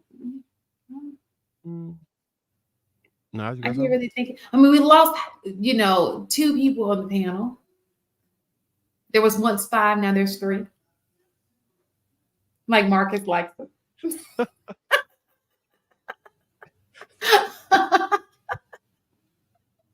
Am I lying, Marcus? There's a solution. There is a solution for that. You are correct. Listen, I do not hate on Polly. The way things are going, I may be all right with a Polly situation. I feel what happened to Miss Polly? She was supposed to come and we was gonna have a deep conversation. I wanted to hear I had so many questions to ask her. Miss Polly, wherever you at, we need to have that show. I had so many questions I want to ask. Yeah. Did you say your Instagram? I did. What was it again? Shantae, SHANTAE 83. Okay. No, that's not my birthday. That's just the number that was available. That's actually my year, 83. 83 in the house. Yeah, I like to learn more about the poly. You know, if it were legal, if for me, if my religion supported it, and if it were legal, I wouldn't have it. I wouldn't have an issue with it. No, I seen they've been pushing for it. It's some people challenging it at a federal level. Mm-hmm. I wouldn't have a problem with one woman that I get along with. And we're in it together. Because I can be I'm not gonna lie, I can be standoffish at times. So somebody gotta go in there when I'm standoffish. I can be a little Go in there. Huh? Go in there. You made that shit sound like the dungeon. Somebody gotta go in there. Somebody's gotta go do the things. I like alone time a little bit.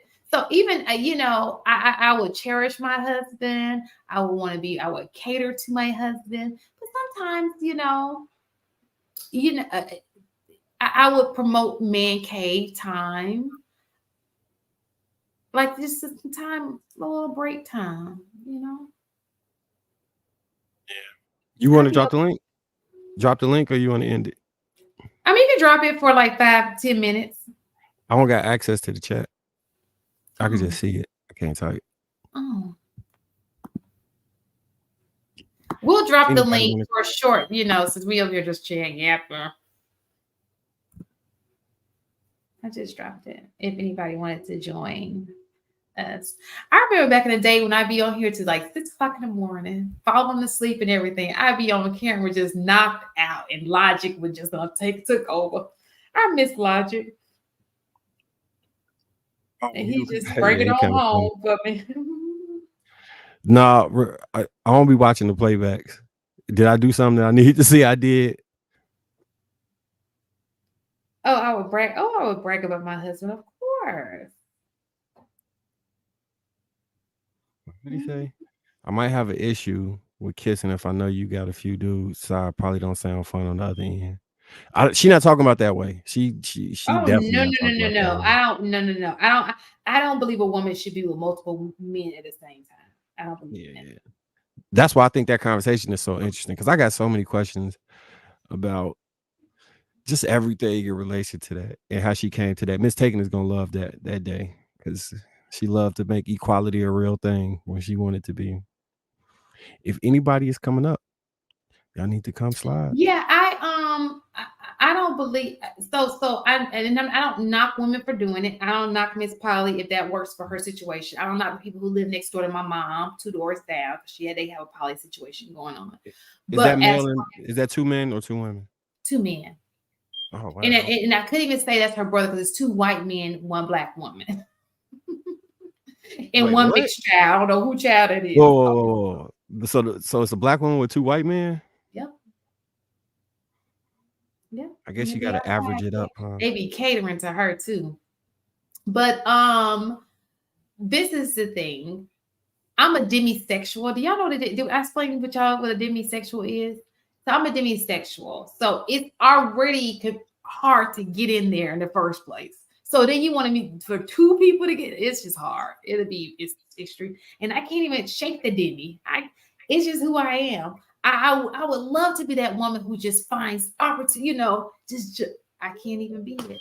Even if I wanted to be. God didn't make me that way. So this is what you got. Because of that, you more like it make it easier for you to fall in love, because you can't just have sex. So once you start having sex, you actually in love. Well, in order for me to have sex, I have to have a connection. So yeah, I probably fall in love faster because I already developed that connection, and then I had sex.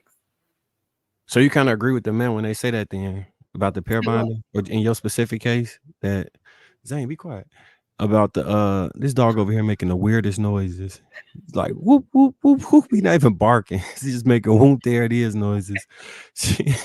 Whoop whoop. Like I don't know if you can hear him or not. This might be drowning some of that stuff out. So I'm the type of woman. So this is why I don't have many sexual partners, right? And I try not to knock people who do. But the reason why is because I learned at a very early age that my vajayjay is attached to my heart. So when you have sex with one, you're kind of having sex with the other one too. And so I'm gonna fall in love. It ain't no way. It could be some mediocre, horrible stuff going on, and I'll still fall in love. I think that's ideally what men want, which is, yeah. That's why when people are like, "Oh, do you care about size?" No, I'm not gonna even lie to you. In all honesty, I don't, because at the end of the day, if I have sex with motherfucker, it could be 3 inches. I'm gonna think it's 10 because I'm in love with them. Knowing that's 3. So you don't have any height requirements then, right? I usually date men who are taller than me, who are at least my height or taller. How I've tall are dated you? people under 6 feet though. I'm How tall are 5'6". you? 5'6"? So I've dated men who are maybe just a little bit taller than me. So I think that the shortest I've ever dated is maybe 5'9", 5'10". But no, if I like him, I like him. Oh wait, you just said 3 inches wasn't interesting. Hmm? I caught You that can't after work you said with. it. You know, the only problem is when he try to do that side thing, it ain't gonna, because I have a big butt, so it's just not gonna work that way. But if you try other things, we could be creative. This is the thing, you know. It's Wody so Mac, funny you hitting the link or no? Because you just heard that. This is after hours, and please excuse my mouth, my pot is, you know, as I venture off into the nastiness. But it's so funny because I saw another reel, and the woman, she was gay, and she said she used and she said her woman when he got a BBL, and she said now I can empathize with men because it wouldn't go in. She's like pushing it. She's like, I'm trying. And she said, this ain't even mine. I don't bought this, like, at a desired size. So imagine a man who can't do that. So and that's a real thing. Like, there's certain positions you cannot do if he's not, you know. Yeah. So sometimes it's so men that this is the thing. Sometimes you want something, but your body is not was not designed to have that. Okay. So we gotta think along, and you know, so you're like, oh, that's a big butt, but you can't, it wouldn't work out. Unless you're missionary, you know. Or she thinks like me where it don't matter. And then it's very rare to find somebody like me. It is. I'm thinking Wody Mac gonna slide into whatchamacallit. You playing games, Brody. Tried to put you in play, but it's very rare to find first like me. I'm just not, you know, that's just not a X factor for me. But the thing about it is it's not, but I never get those dudes. Like, it's always this men, and I'm like, yo, what are you gonna do with that? oh, he say he going to the ground. Never mind. All right. He going to the ground. Oh yeah. It goes This down is in not the den. Kendra G, okay? You even pull up on me. He's definitely gonna pull up. It's after hour pull up, Kendra G. Nah, I'll pay, you know. Cody, what up, Joe? I The ain't more seen you in a minute. sensitive they are. Yeah, I don't know why women want something too, you know. Hey, don't knock it. I mean, it's for some people. Like normal to small. I'm a small woman, a small advocate, but I like normal. I always get normal to the larger. You know, I've never met anybody who's been small, but I'm okay with it if they are. In the future, if a small guy comes and you're self-conscious about it's okay. If I'm in love, I don't see it. Probably wouldn't feel it either. It's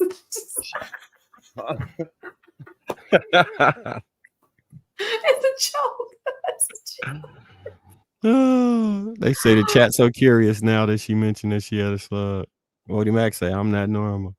Man, if you don't get in that damn DM.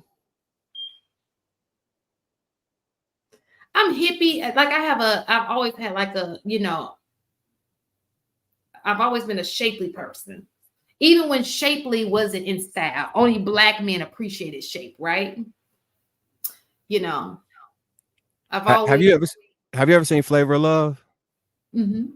You remember Delicious on Flavor of Love? I'm not delicious now. Delicious on Okay. another level. Okay. Yeah, I'm not delicious, but I'm a curvy chick, Mm-hmm. and I've always been a very curvy chick to the point where when I was a virgin, men thought I was sexually active just because of my body type. They just automatically like, you can't be shaped like that and not, and they were surprised to know that in college I was a virgin. Because I think we equate like that body type to hypersexuality when it has absolutely nothing to do with it. Maybe because maybe And it's the same thing. and it's a Really curse. I'm glad you said that. It's a blessing, it's a curse. It's a blessing because you get these attention, right? You always get these guys, but it's a curse because men just want to have sex. They look at you as this sexual being, and that's what they want, right?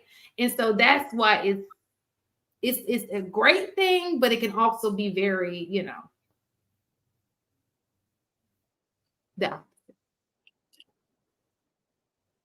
I guess this might be one for the night. Nas ain't said nothing in an hour. She's just listening.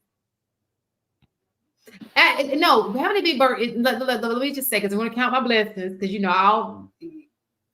I don't mind my body. I love my body, actually. What I'm saying to you is the way how people look at it.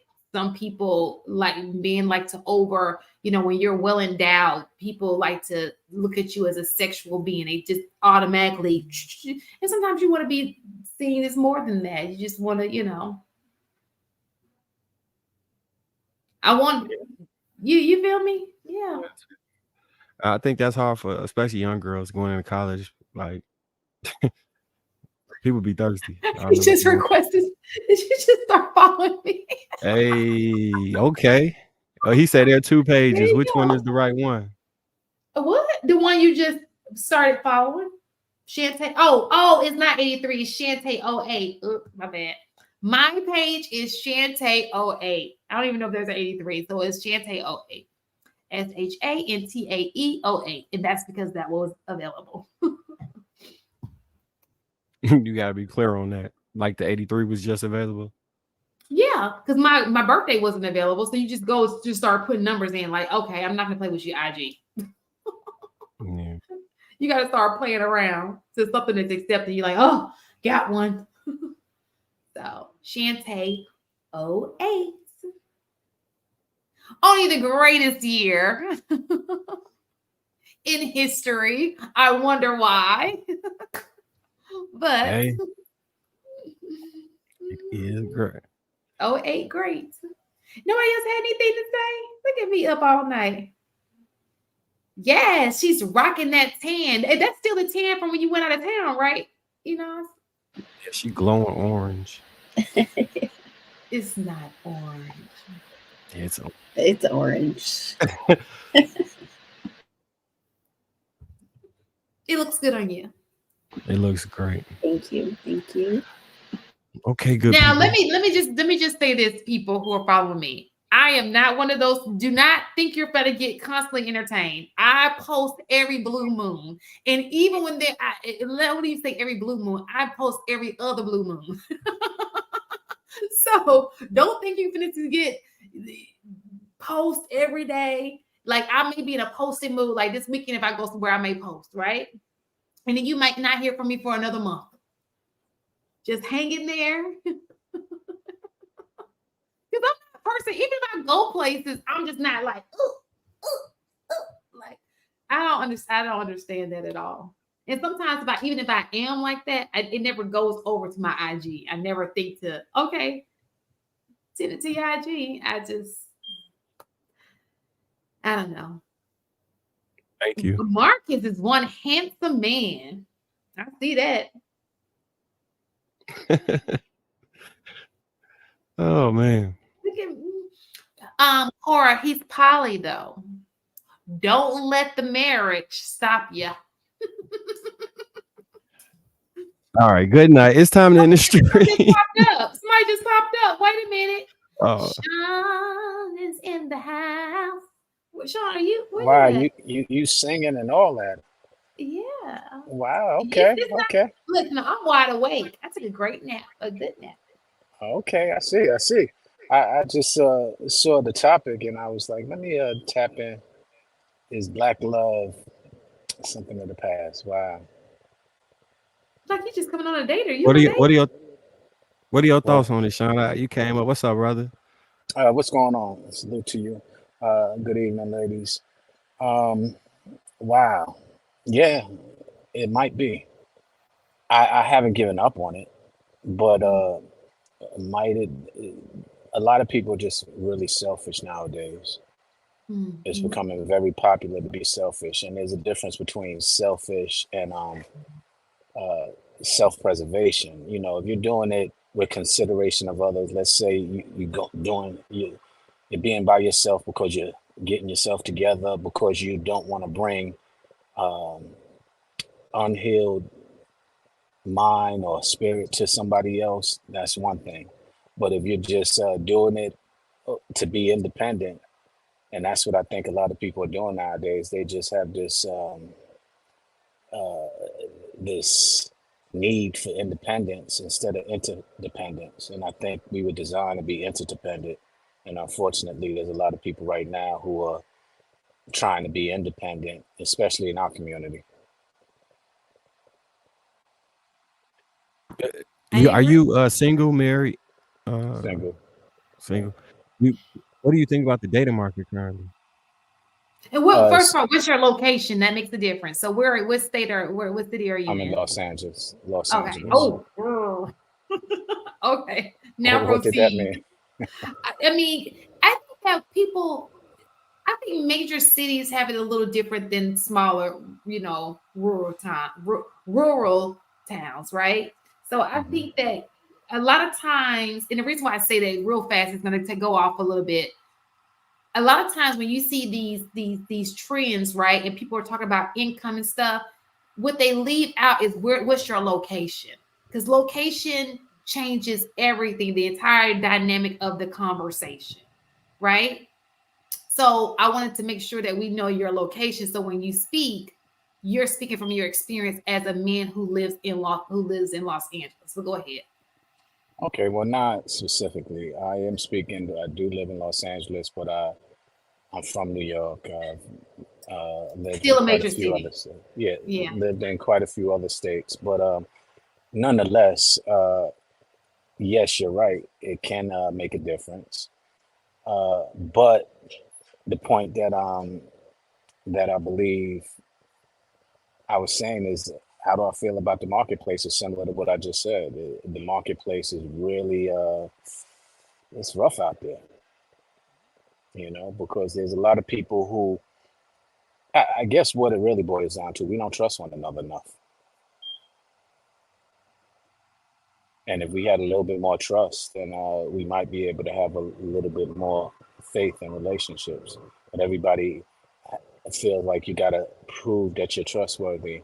And I have a tendency to go into it, I trust you until you give me a reason not to. You don't have to earn my trust, because I'm not trying to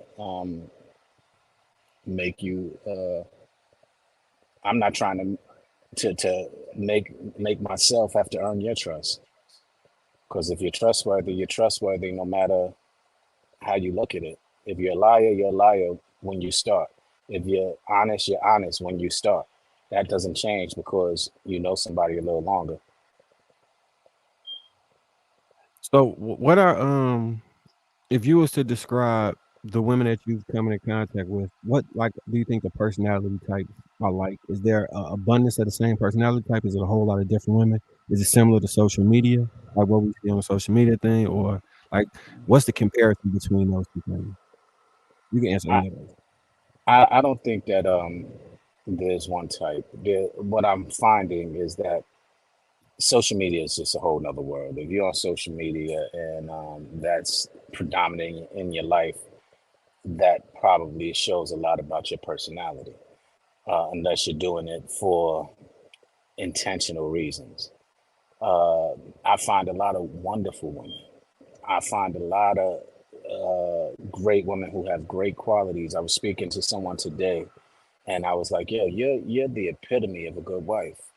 One of the problems is you just don't like to listen, Mm. and I understand why you don't like to listen because again, you are kind of afraid to trust because you've been disappointed so many times.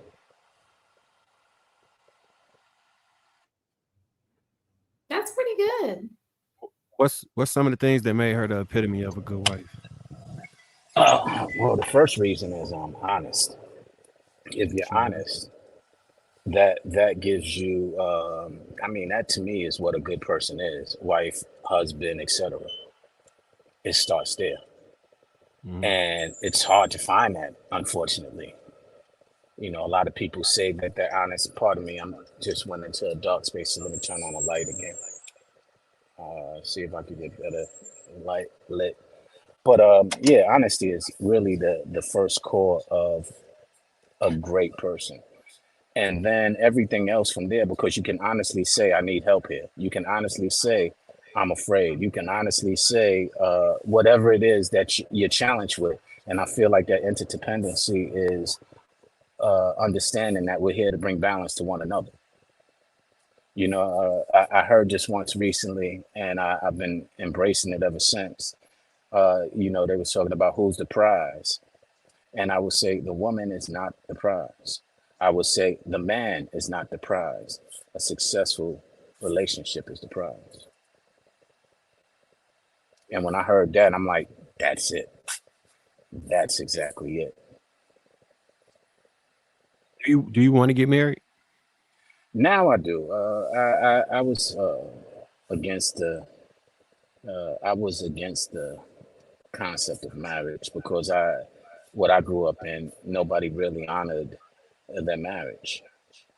So I was anti the marriage establishment, but I was always for having a monogamous relationship or for having an honorable relationship. But I just was the system of marriage. I just didn't believe in. I thought it was a piece of paper. I have matured and learned that there are some substantial benefits to being married now. But initially, no, I wasn't. You know, I've been in long-term relationships, and that's why where I learned it through is because they wanted to get married, and I just felt like I hear you, but that's just I'm doing everything a husband would do. I gave you, I committed to you. I gave you my word of you are my wife. So the piece of paper is not going to establish anything other than a false sense of security. That's what my mind was.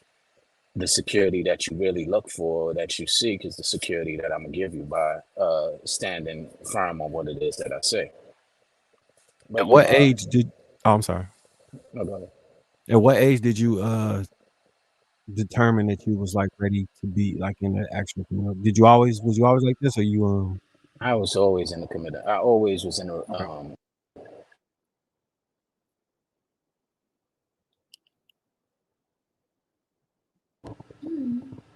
sorry, I got a phone call.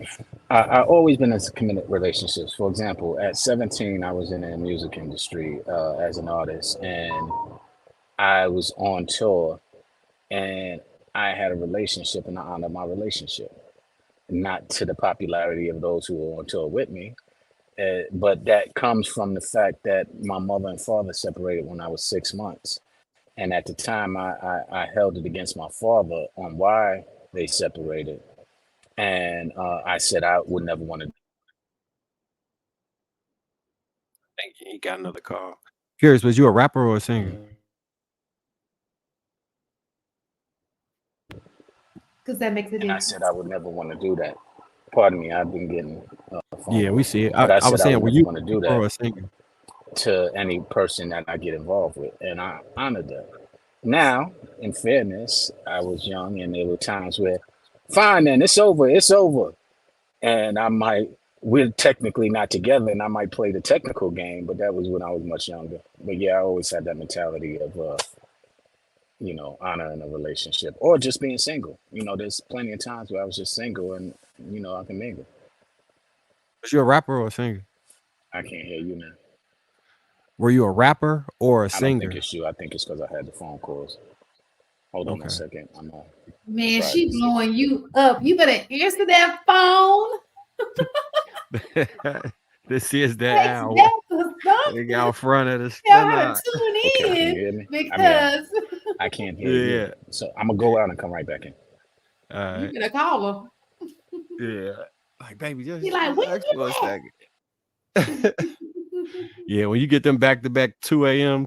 3 a.m. because LA, they 2 hours No, below. it's 11 there. Oh, is it? 11, what's that say? 11:37. Oh, okay. That's still that hour. That is That is still that hour. hilarious. So I That phone told was you I'm blowing coming. up. That's such a woman. Relax. That's me. I'm like, nigga, I know you better answer this phone. Hey, relax. Huh? No, that's what you telling her. Relax. I'm gonna be in there when I be in there. Just chill out for a second. Just chill. Why it's gotta be a sneaky link or a booty call though?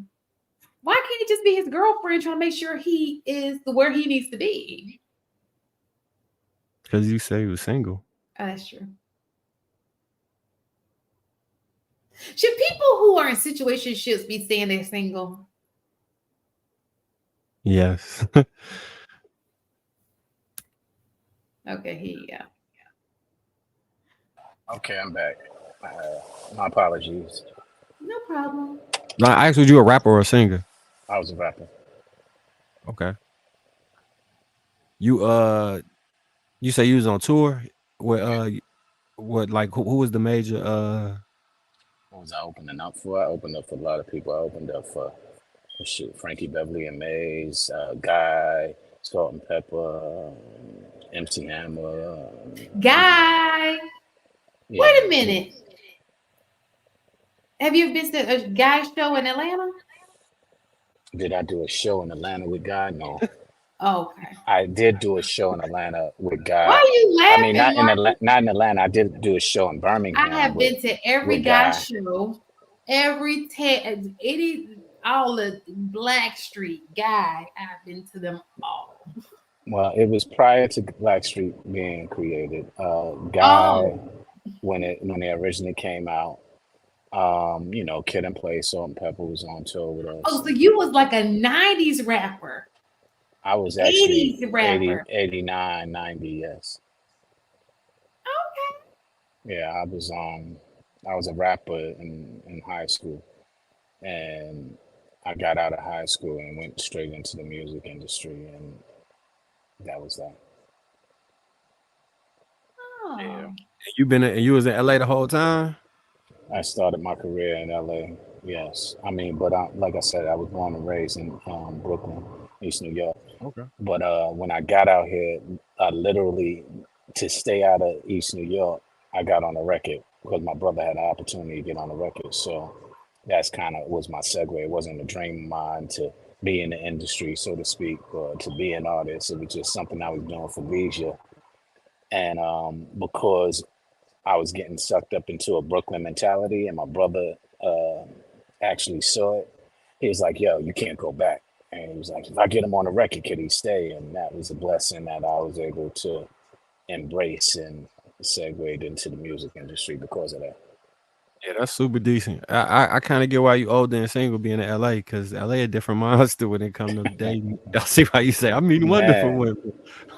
Man, I but bet. the funny thing is, I personally believe that when people say, "Oh, why are you single?" and if LA comes out your mouth, if Atlanta comes out of my mouth, they should just be like, "Oh, okay, I get it. No more questions." I mean, no more conversation needed. Yeah, it's interesting because LA, I mean, but all of the cities that y'all just mentioned, LA, Atlanta, New York, seemingly I'm running into the same personalities or those who are single, that is. Now, a lot of wonderful people that I meet are in relationships or married, and that's probably why. But single people, a lot of them are unhealed and really don't recognize it, and it kind of precedes them. You meet them in everything, church going. I mean, you meet all of the great qualities.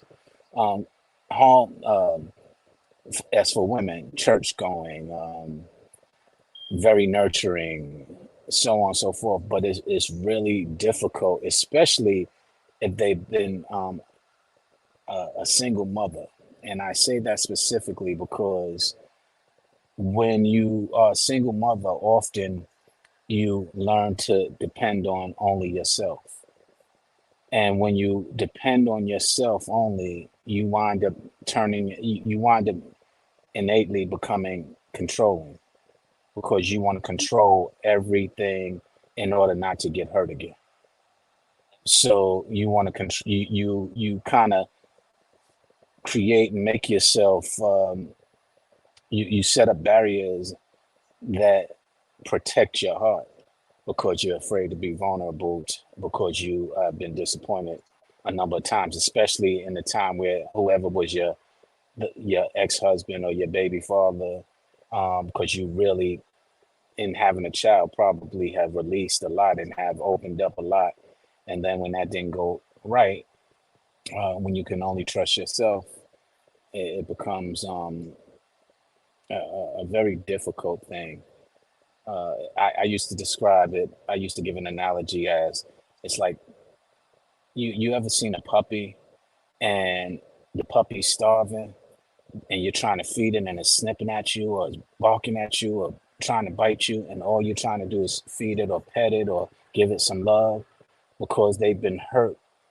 They just kind of like, leave me alone. What do you mean? And you have to go you have to go over and abundant just to, like I said, get them to trust you. And that becomes just a difficult process. Let me ask this: so you seen the progression of the 90s, 2000s, 2010s up until now, right? Yes. Even the 80s, right? You was Yes. a teenager in the 80s, right? Yes. What do you think the different generation? Do you think that men have Good been question. consistent amongst the generation, or there's been a change? And if so, what was that change? Can you repeat the last part? So the 80s, do you think that men have been consistently the same amongst all of these different decades, or if they haven't, what do you? Men? Yeah, Absolutely not. No, absolutely not. Men are a lot of the reasons of why we have the mentality of the woman today, and we don't like to uh, often take accountability to that. But when we were out there chasing our being selfish, basically, we failed, and we failed our families. And now I think that we are identifying and recognizing that we want to change it, and many of us are. But unfortunately, now the women are following suit, and they're becoming what we were. that's fair. That's the answer I would have gave, to some extent. Yeah. Do men on the internet call you a simp? When I challenge men, I'm a panderer. When I Yeah, challenge women, I'm a woman basher.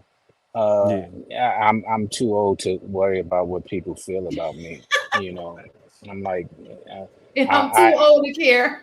yeah, it's like I really how would you say I'm confrontational because I'm gonna confront you with the truth, but I'm not combative, or I don't want to be combative, but I'm definitely gonna confront you whether you're a man, a woman, or whatever the case may be.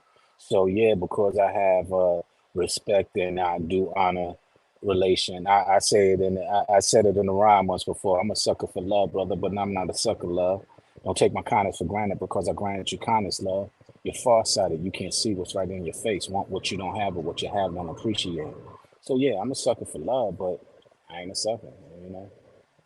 I like that. That's like one of your little your raps. Yeah, that was something I wrote about with them. Oh, that's really nice. I found it to be very interesting. I wish you were at the beginning of this show when we asked that question. Have men changed?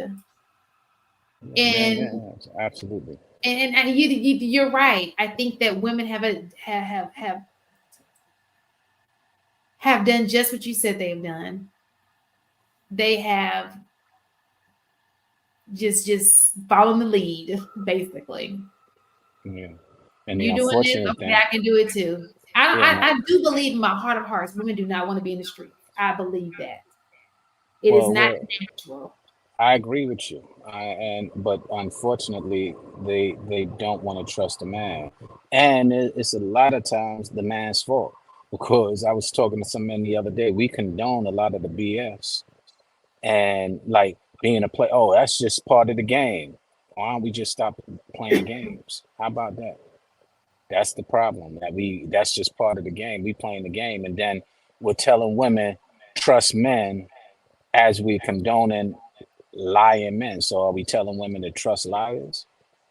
I had to really think about that when I was thinking about my daughters. I can't tell my daughter to trust a man and then condone a man to just be a liar because that's part of the game.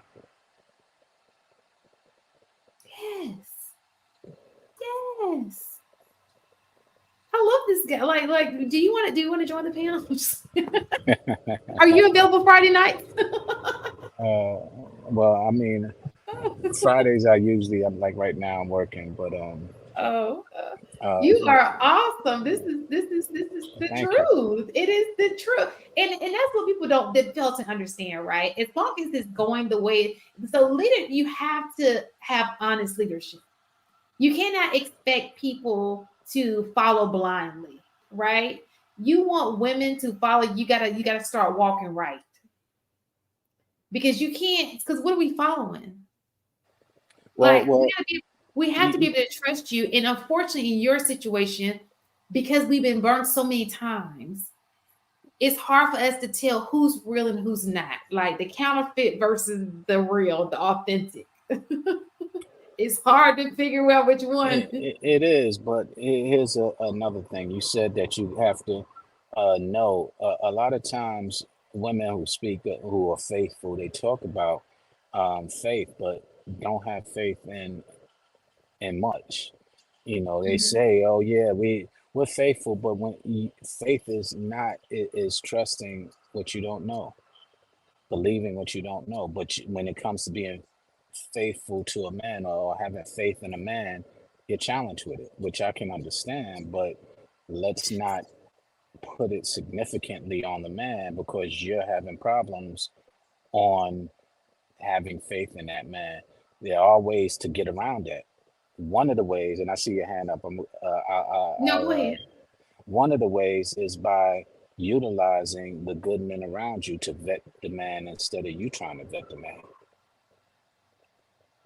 So yeah, and finding men who are willing to who are available to do that, right? Who have the time to if you don't have it, like you don't have a father, the people who have the time to vet your man for you, because that's like another job, if they already have a busy life, if they're married themselves and they have a family. But my question to you is, and that's why we having to interrupt because I got ADD out of control. You said something. What you say? Because I forgot I you. said sometimes women don't have faith. Oh yeah, Uh, the faith. So yeah, this is the thing about faith, right? When did a lot of times women do have faith, and it turns out to be delusion. They turn out to be delusional, right? And so, because when a woman holds on, it's because she has faith he's gonna marry her. She knows he will. Or when she does certain things, she's like, I have faith that I can turn this situation around. If I give him this, he's gonna do this. That I just and it turns into her just and then we say, girl, you was stupid.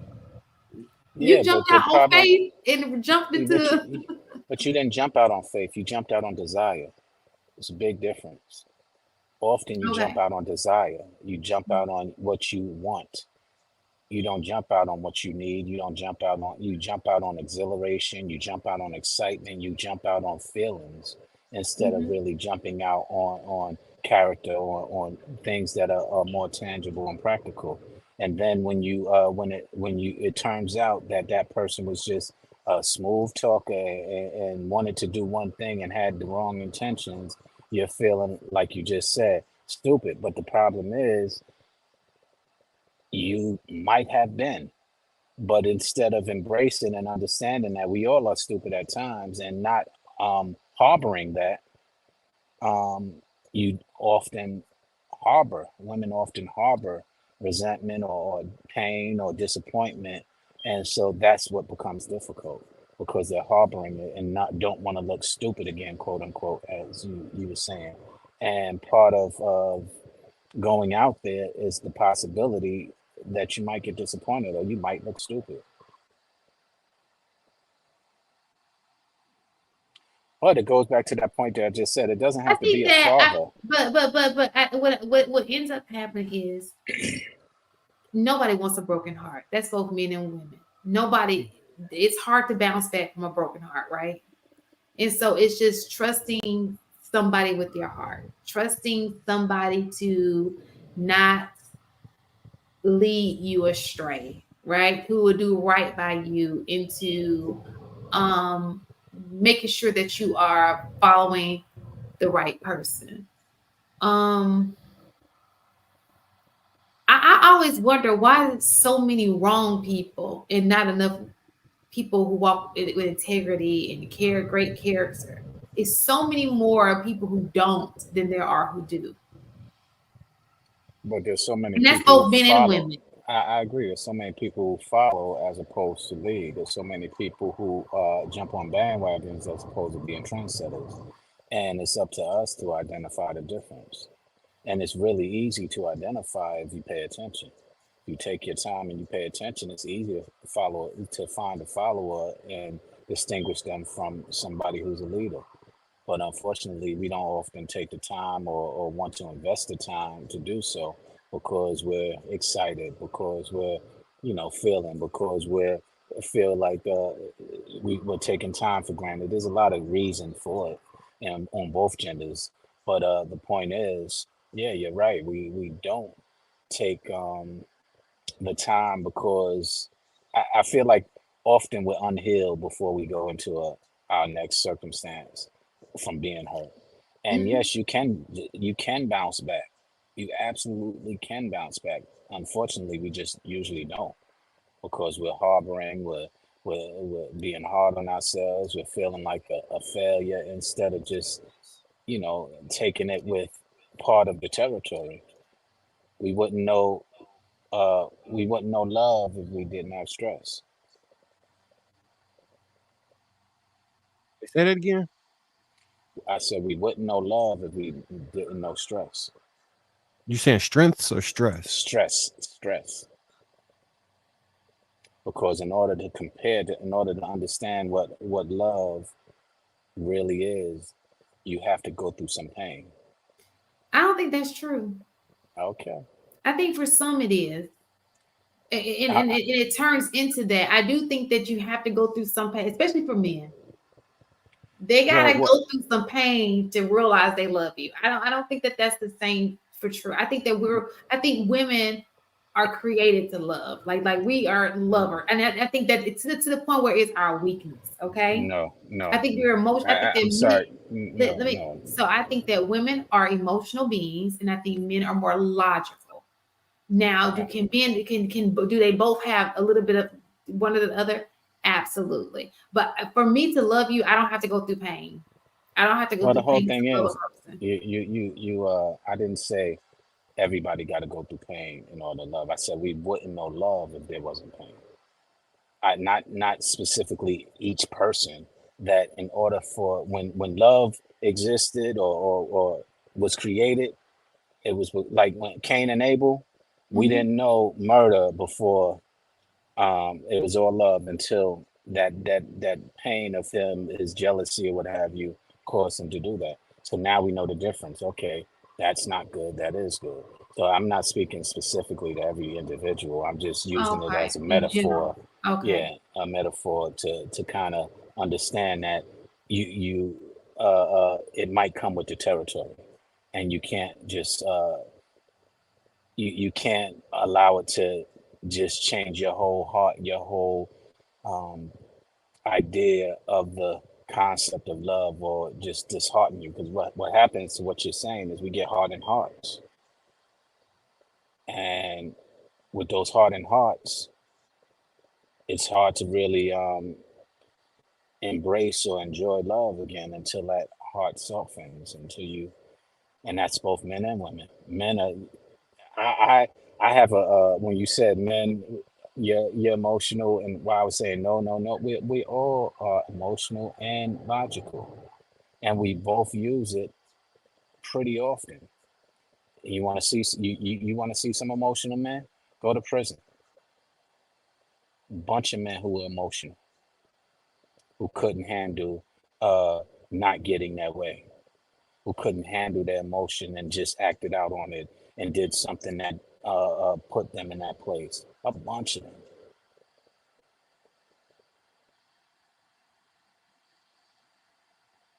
Yeah, you right. But as in relationship. I'll talk about relationship, partnership, companionship. That's Right. And what it is that there are times, for example, where again men are very emotional, and what women do is you soothe us, you calm us down, you make us start to think again. How many times have you been in a relationship and your man flipping out, and you're like, hey babe, calm down, and he only listens to you and he simmers down. You tame a wild beast, so to speak. And that's part of the attribute that you bring forth to a man. You calm him down when he is out of in his emotions and out of control. And guess what? Vice versa. He's there to calm you down when you're out of yours.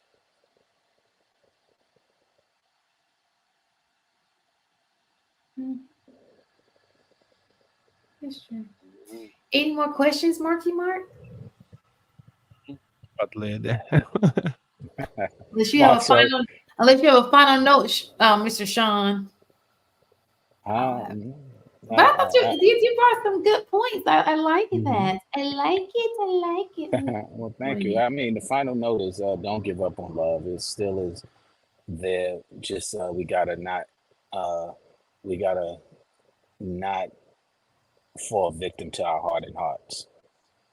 And we all, once we get hurt, our heart is hard. But if we recognize that it's hard, and we might be able to do something about it and get it back to a place where it can receive love again, and it can receive, uh, the warmth that it's supposed to. Because you said women are born to love. I think people are born to love. We learn not to.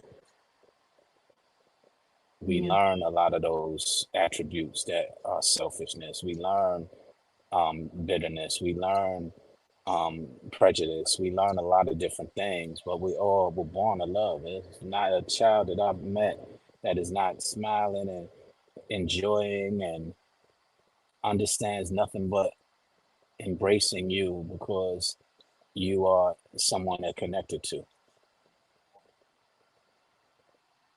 Yeah. I get it. Do not give up on love. I agree. I stamped that part of the message. No shimmy shame. Somebody had a chat. Let's do that super chat real fast. I'm sorry. Torrance Moore with the 1999. Salute, Brody. Good convo. Appreciate it. Appreciate the support.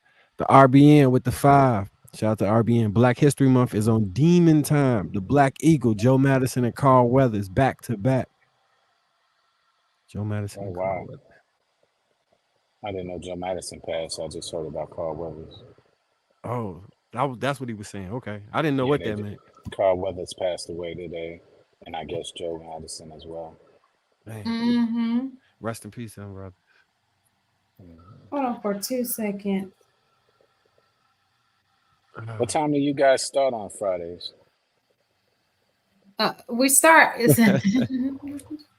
We're supposed to start around 9:30, but sometimes it be 10, 10:30, maybe even 11. But we don't go later than 11. Yeah. Okay, is that East Coast, West Coast? East Coast. Oh, okay. Where you guys at? I know you said Atlanta. I'm in Atlanta. He's Chicago. Enos is in Yeah. Canada. Mistaken is here with me. And AP, where's AP? He damn. AP and AD. I think he in the I know DMV. AD is in Virginia, right? Yeah, the DMV. I don't know where AP. I think AP is in one of the Carolinas. I think North Carolina or something like that. Okay. But yeah. And so this is a pretty good one, filled with disrespect. Hmm. I You think insolent woman. You insolent woman. I think that women, I think in order, if we want to see change, we got to change both. You can't change one without changing the other one. We got to I think you both. can change the men and they'll change the women by proxy. But that's just Absolutely, they will. Because if you stop giving them that nonsense attention, she'll fall in place.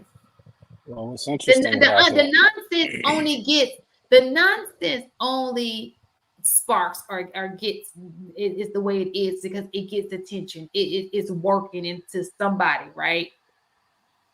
If a person who you say is this is the thing.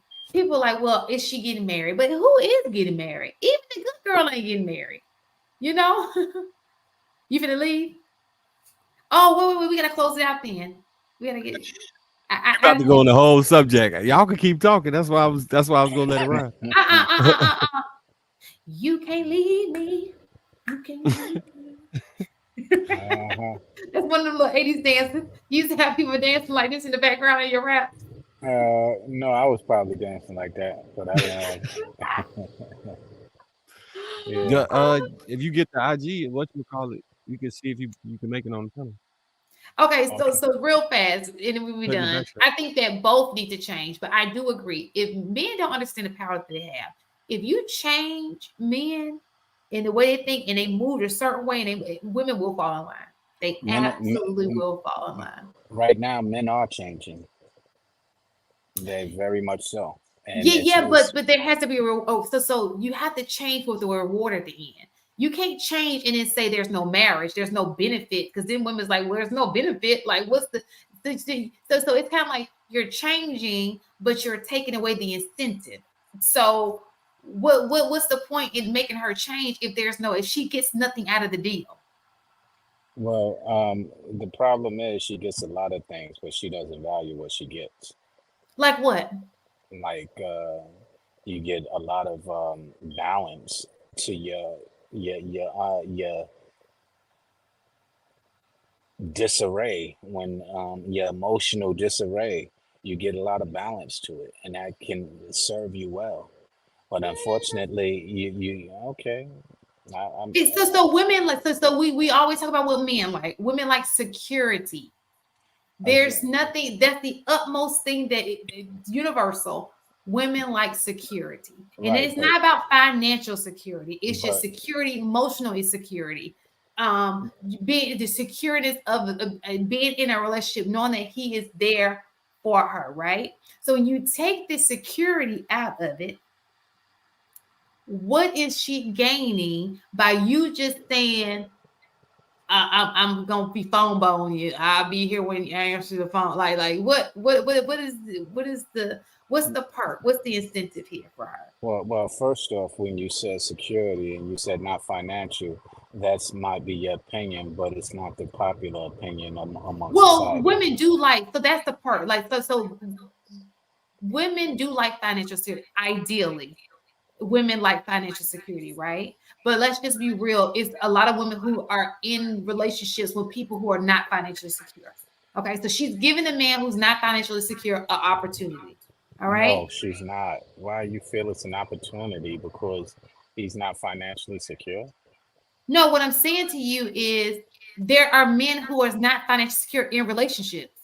I understand that, but why is it not an opportunity? Why is it an opportunity that you're giving him because he's not financially secure? Opportunity means that he gets women, just like I say, he gets people who are financially secure get an opportunity. It's just the word I'm using. Okay. So meaning these people, both secure, financially secure, and who are not financially secure, they all have women who they have options with, right? They have opportunities with women. So with that being said, if there's no security, because women just like men have things that they want. Most women want marriage. That is their end goal. Okay. If you're taking away the prize, which is the end goal, what is it that she's getting out of this deal? Okay. Let me ask you this. What is it that she's getting out of the deal? Again, she's getting security. The problem is a lot of times financial security is the emphasis, and it's an unspoken emphasis. You say that it's not always that, but most of the time it is. When you go to a woman and you speak to another woman and they say, tell us about him, the first thing you say, oh, he got a good job, he doing this. You're talking about his accolades, you're not talking about his characters, and that is often overlooked and dismissed. Okay. And every time we bring it to the attention, oh no, it's not that. Absolutely it is. So we got to start there. Let's change. Okay. And that's why I'm very specific on the words that you're using, because Right. even subconsciously you'll use words like when you just said giving him a chance, and I'm like no, an opportunity. I'm like, those subconscious words as if you're doing him a favor, and it's not. I don't think that was your intention. Yeah. So when he dates me, he's giving me an opportunity to prove myself. So it goes both ways. It's not But just a woman. It is an opportunity. When opportunity knocks, you take the opportunity, right? It's not. I'm not trying to belittle anybody in this situation. It's just considered an opportunity, right? It's whether you take it or not. The opportunity was there. So what I'm saying to you is, I get what you're saying. Women like bragging rights, right? Even if he ain't what he is, she like to brag on him and say he is, because that's just how women roll. But what I'm saying to you is, let's just say, even if he is the man, if she's not married to the man, there's no security in that. For one, that's again a misconception. You can have security from a man, especially if he's wealthy and he's the man. He can give you a sense of security. It's just a false sense of security. He can make sure you have a house. He can make sure you have everything that you say you want. Problem is, what you say you want isn't often valuable. What you value often is not. It's kind of. I have this saying: you deserve more than you desire. All your desires is what you emphasizing, but what you deserve is a lot more. You deserve to be a wife, but you desire to be his girlfriend. You want to, oh yeah, that's my, and I don't really believe in that word, because I have a daughter and she helped me understand, why are we doing girlfriend and boyfriend? Why is that even a word, is what I had to share with my daughter. She was like, what do you mean? I said, why? She came home and said, I got a boyfriend. I said, what does that mean? You're just giving somebody authority over you, and they haven't even shown that they can take on that responsibility. It's necessary for that title. Right. And furthermore, if you're really gonna have a title of girlfriend and boyfriend, why not have a title that's more presentable, being fiance? Because you can date exclusively. You can do a lot of you can describe it a lot of other ways that can afford you the type of relationship you're thinking to have. Okay, so you do promote marriage. I think that's where I was missing the. Yeah, I promote marriage, absolutely. Okay. And like I said now, but I promote honesty more so than anything. Okay. I think that right there, because whether you have an honest relationship with somebody and y'all have an understanding, that can be just as successful as a marriage. I don't promote marriage just if you're not going to honor the vows. And that's why, you could have a marriage, but if you marry to somebody who's a liar, it really doesn't matter. Correct. So when I was speaking, I was talking about in general. So now that I know your mindset and where you're coming from, I'm speaking in general, because a lot of people are moving towards I don't want to be married. That's easy to determine, because a lot of people are moving towards an easier route. Everybody wants an easy way. Easy, and marriage is work. Love is work. Relationship is work. So we're on the same page. Yeah. I just was misunderstood. I got you. Okay, we're on the same page. Yeah. Okay. But, So it's a pleasure meeting you all. I don't how do I follow you guys? I don't even know how. That's me right there. I put my AKA Shantae O Hold on, where is it? In the comments? under my name, under my face. Oh, that's very small. I told you I'm older. Hold on, And let I me try to can't get see. that. Listen, do you think that I don't read Oh, the okay. super chats because I can't see them? Okay, Shantae. Oh wait, Yeah, SHANTAE and 08, like the number. got it. Shantae. Okay, I'll get on there. Mine is my name, Sean Bolden. Yes, Black. I only want to date men who have children. You said you only want to date men who have children? Okay, Where bye. you see that at? Black said something. Hmm. I only want to date a man who's had Oh. kids and who's been married, unless he can't have kids. That'll be different. But unless if I like family men, if there's something sexy about a family man, and when I say a family man, I mean he's either divorced or widowed, not single with children. Who's never committed to anything. Nope, not them. I'm talking about who has a resume of commitment. Wait, what if he was in a relationship with her for 20 years, didn't get married, but he raised the kids with her? I don't want him. Why is that? You might be missing a blessing. Hey, I miss it. You just gave the epitome of what I talk about with. Let me just say this: if he's great for me, I wouldn't miss an. I'm not gonna say opportunity because that seems the ding ding ding bell. But I would not miss. If he does everything else, I wouldn't want to miss. I would say opportunity. I wouldn't want to miss that opportunity to date him. However, it's not an ideal situation. So if I had a choice, that's not what I'm looking for. Now, if it falls in my lap and that's just the way it is, that's fine. But I like a person who has a track record of committing to someone, doing the right thing, and taking care of his family. Who is the patriarch? But wait. He just asked you, what if he just didn't get married, but he did all of those attributes, and you said no. That's why we said you're missing Right. That's why I opportunity. said now I wouldn't. It's not a preference. Now, if it falls and he's perfect, okay, it's something I can't deny. Okay, but if you're asking me to put that on my list as no, I'm not going to do that.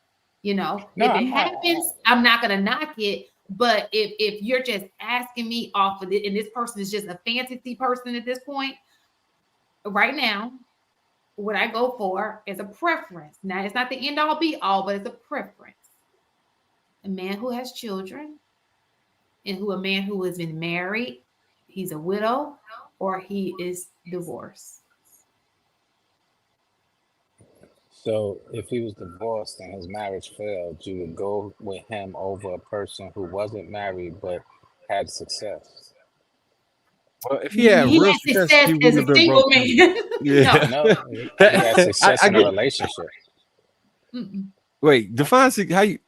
So once the relationship ends, do you count it successful at the end of the relationship? Who, me? Well, no.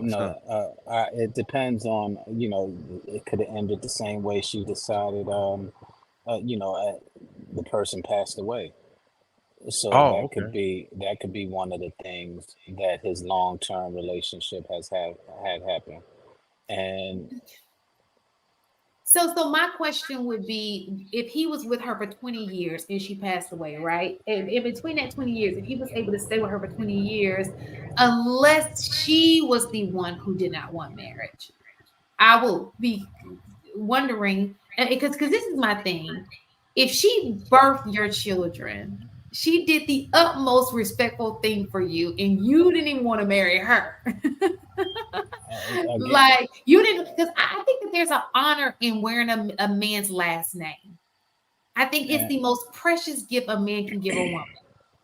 To have her rock his last name. I think the most precious gift a man can give a woman is honoring her, period. Her name. Oh, for sure. Well, that comes with honor. It's a form of honor. It is a form of honor. But that's why I didn't believe in the institution of marriage, because honor is not getting married. I know too many people who have gotten married but didn't honor their relationship, hence Oh, for sure. divorces. So to You to know, the point. okay. Excuse me. I know a lot of people who did that. I know a lot of people go into business and they fail. I know a lot of people who do this and they do this. I can't base my life off what other people have done. And there are things that have happened in those relationships to make those things happen. Now, what I could do is dissect those relationships and say, okay, this is what works. This is what doesn't work, right? I can't put your mishaps on me. I can't go in a relationship automatically in a negative, thinking my life is going to be like yours. We're two different people, two different relationships. I don't roll like that. I can say, okay, I want to be a doctor, but half the people don't graduate. I can't live like that. All I gotta know is this is what I want for me, and I'm going to move forward and do the best that I can to make it successful for me. Okay. So, with that being said, for me, what I feel is right for me, this is what I want. And I do not alter that for anybody else, meaning I don't look at anybody else and say that's going to be my situation. Because there's a lot of stuff that they do that I don't do, and vice versa. So I'm just not that person who bases my life off what other people have done in their life. I just don't. I understand that, and I'm not urging you or suggesting that you do. What I am suggesting is that perhaps open up a little to where you don't miss a blessing because you're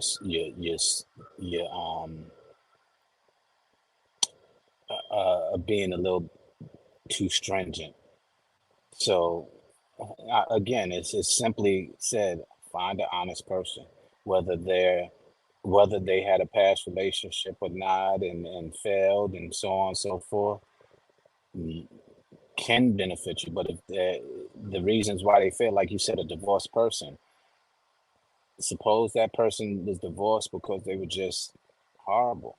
But Right. So those are things that I want to know too. So I wouldn't want to date a horrible person.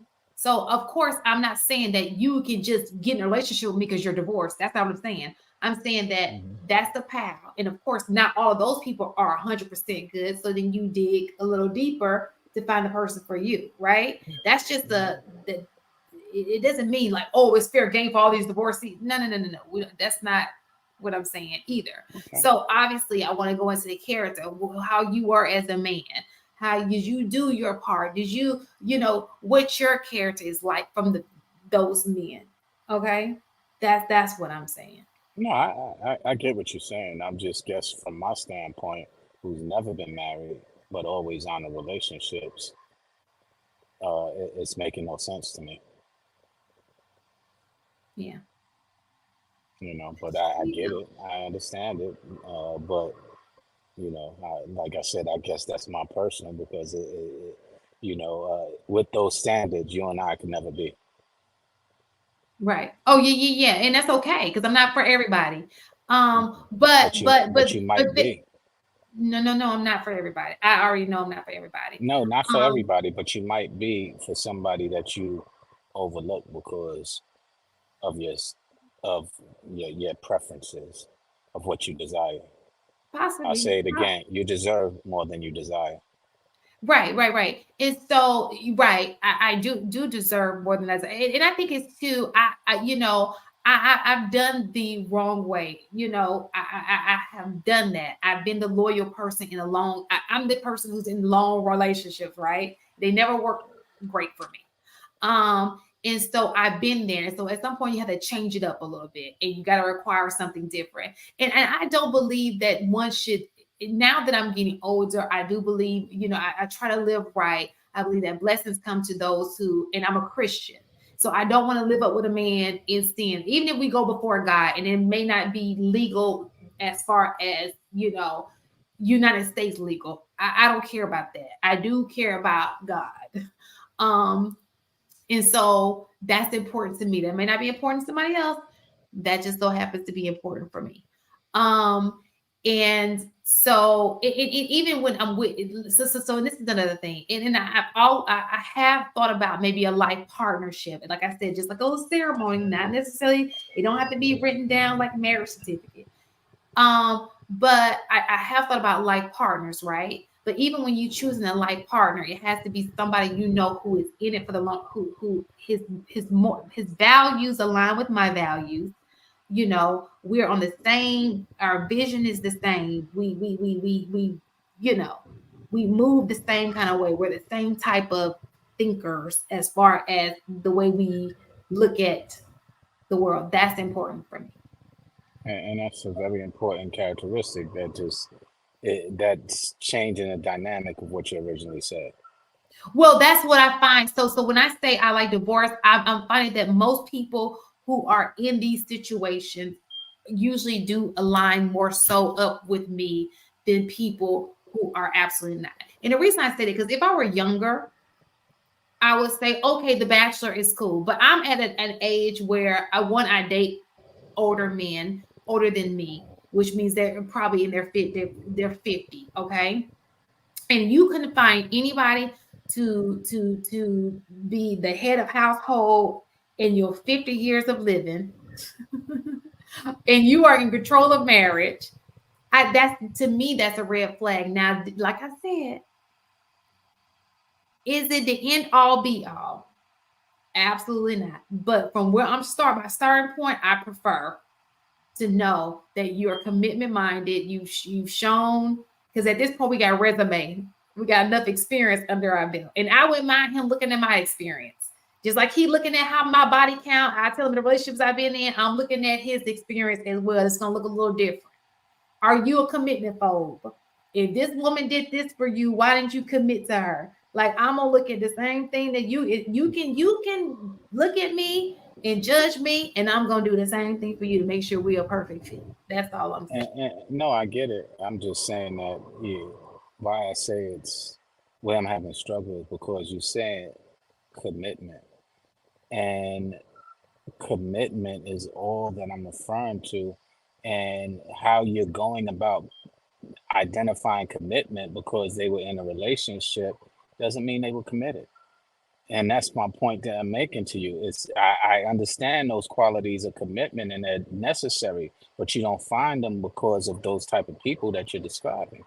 You find them through a conversation and finding out whether, and that was the point that he made when before he got off, Mike, if he was committed to somebody in a relationship, he's everything that you asked for, but you're looking for something more. That commitment is important. I agree, but you don't find it just because he's been married. No. So what I'm saying to you is, it's not. I'm not finding, because he's what I just want to see how it's kind of like when you go to a job, right? Have you ever led something before? Like, I want to see your leadership skills. Have you? What is, at this point in your life, you should have a track record of how you've been living over the years, right? And so I find that the people I mesh best with are people who've been once divorced, um, and people who have unfortunately lost a spouse. Those are the men that I find to be the more responsible, or the most, they, just from my experience. When you look at the guy who's been the playboy all these years, his history shows playboy. How can you go from playboy and you discipline yourself to be the playboy all these years to go into a commitment?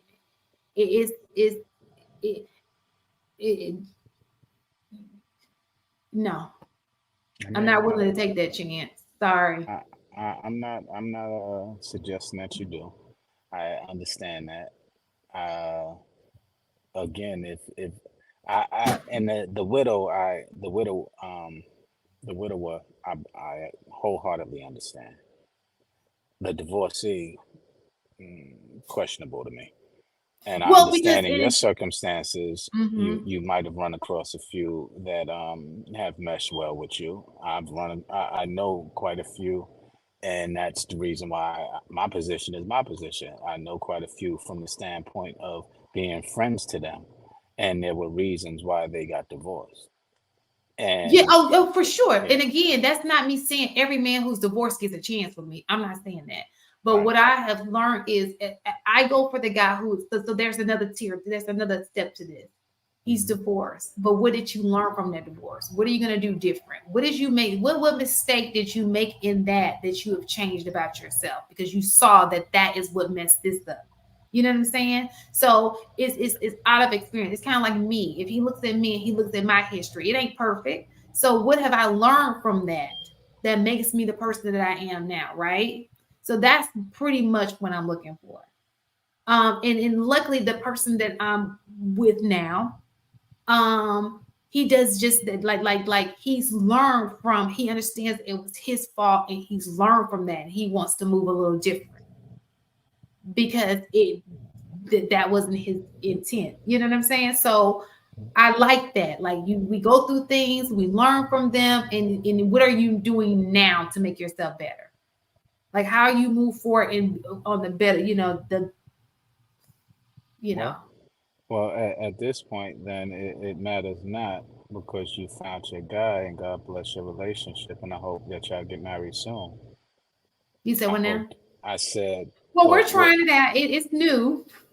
Well, I mean, I'll put something out there that is hard to do, but is favorable in my opinion. Marry to date, don't date to marry. Oh, for sure.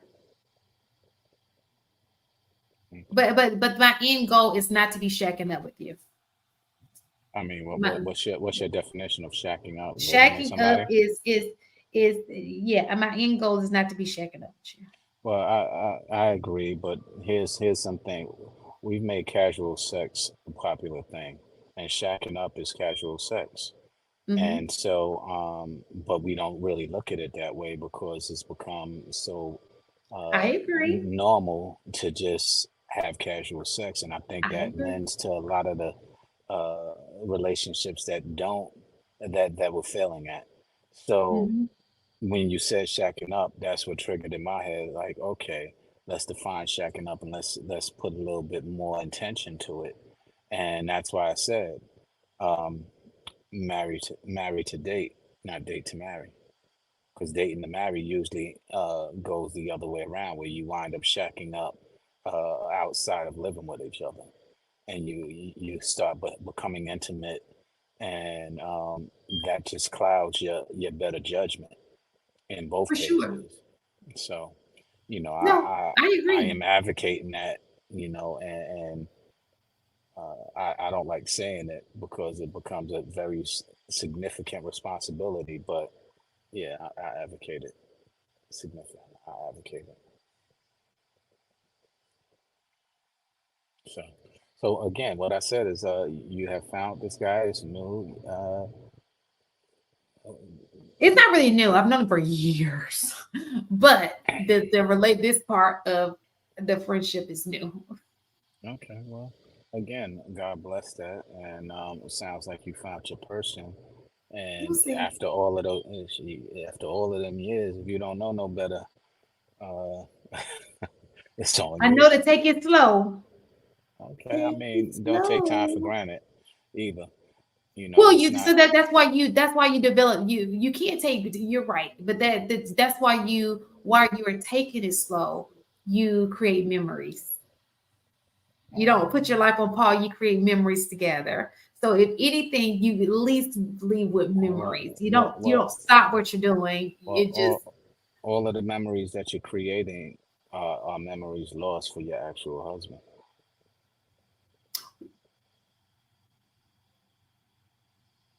Yeah.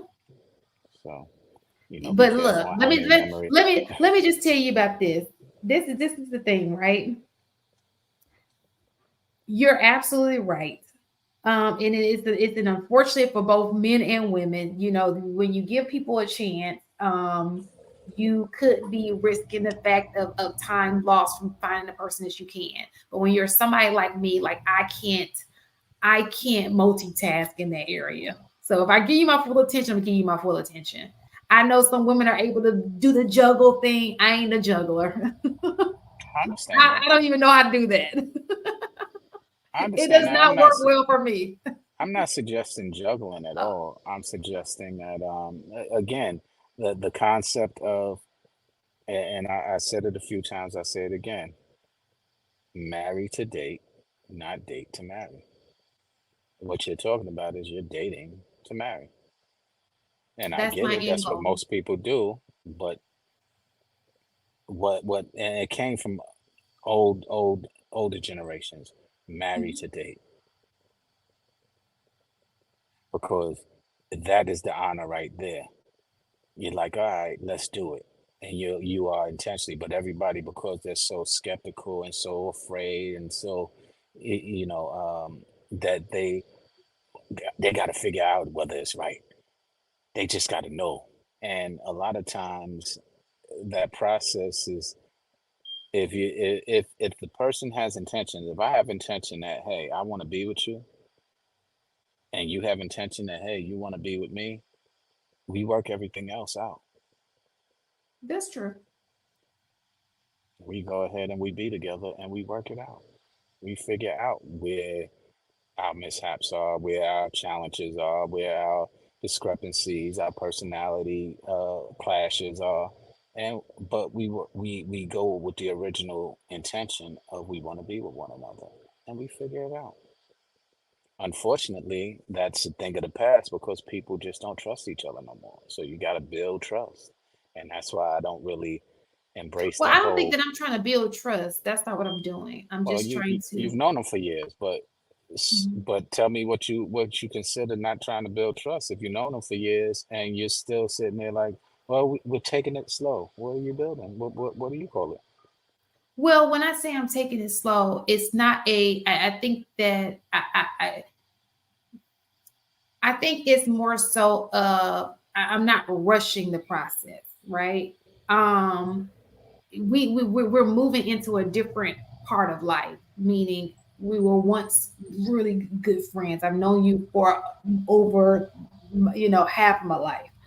But I don't mind taking it. This part, take it slow, because what you don't want to do is mess up a good friendship in the process if it does not work out, right?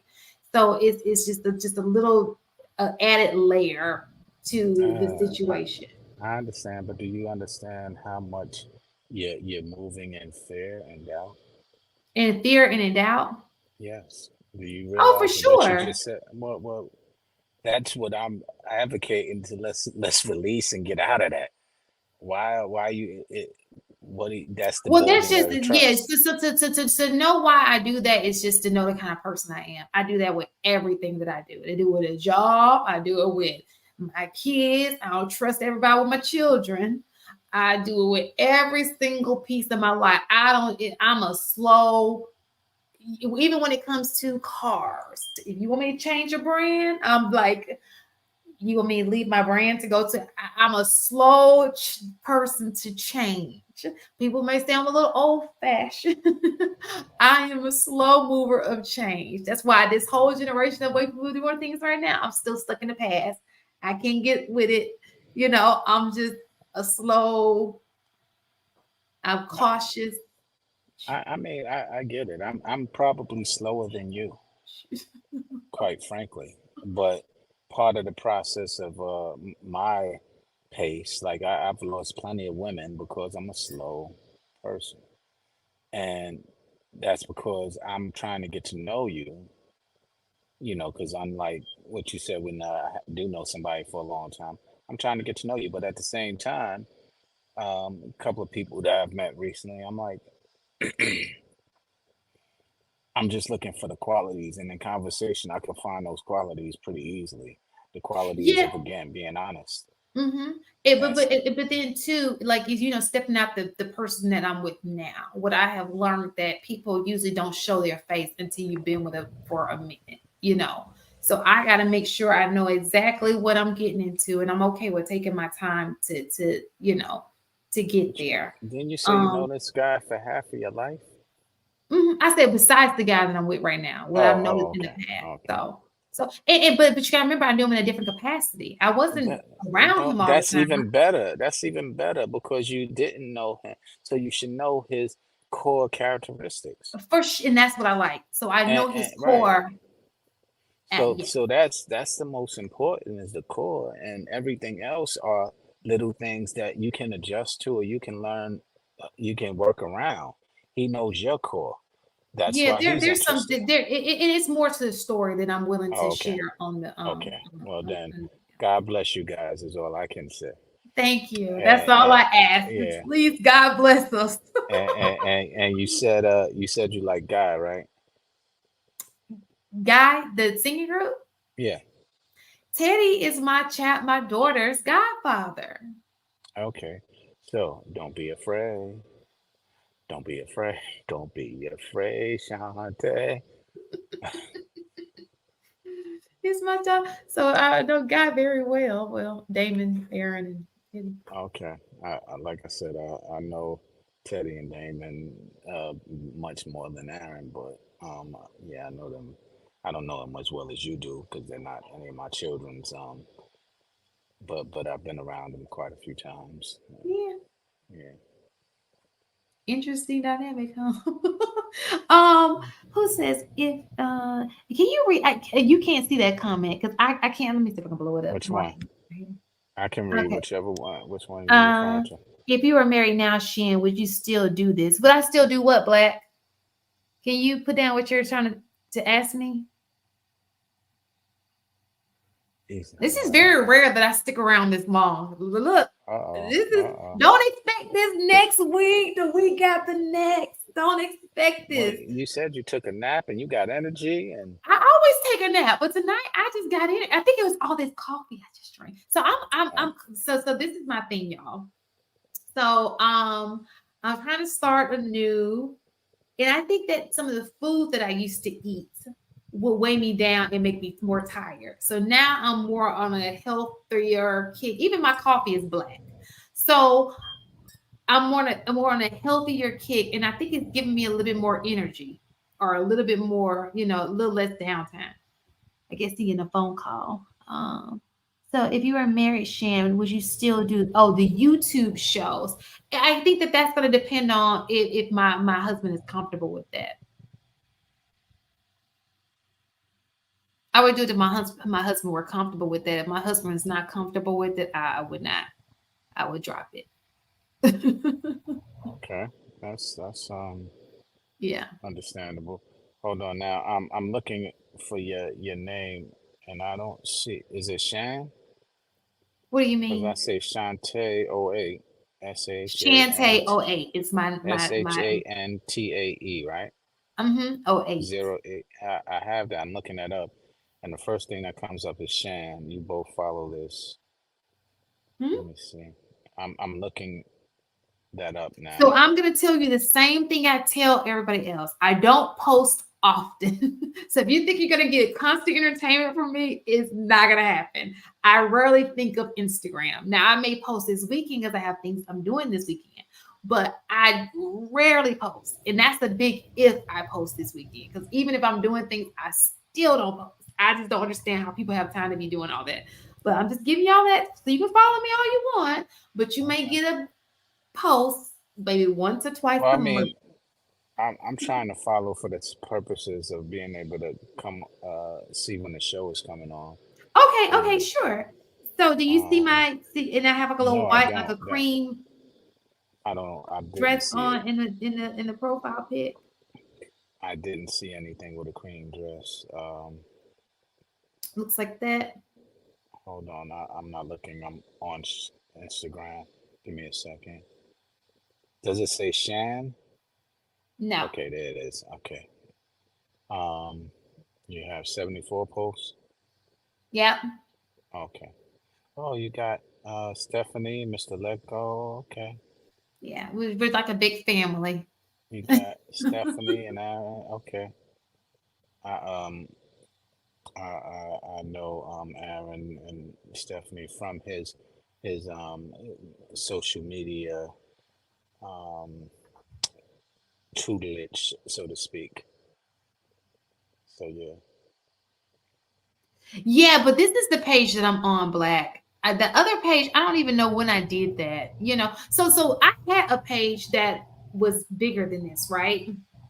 And it was connected to my Facebook page, which was more people than I have now. For whatever reason, because I never really do anything that's inappropriate. You're never gonna see me dressed in, I may do workout clothes with a sports bra on, but that's as raunchy as I'm gonna get, right?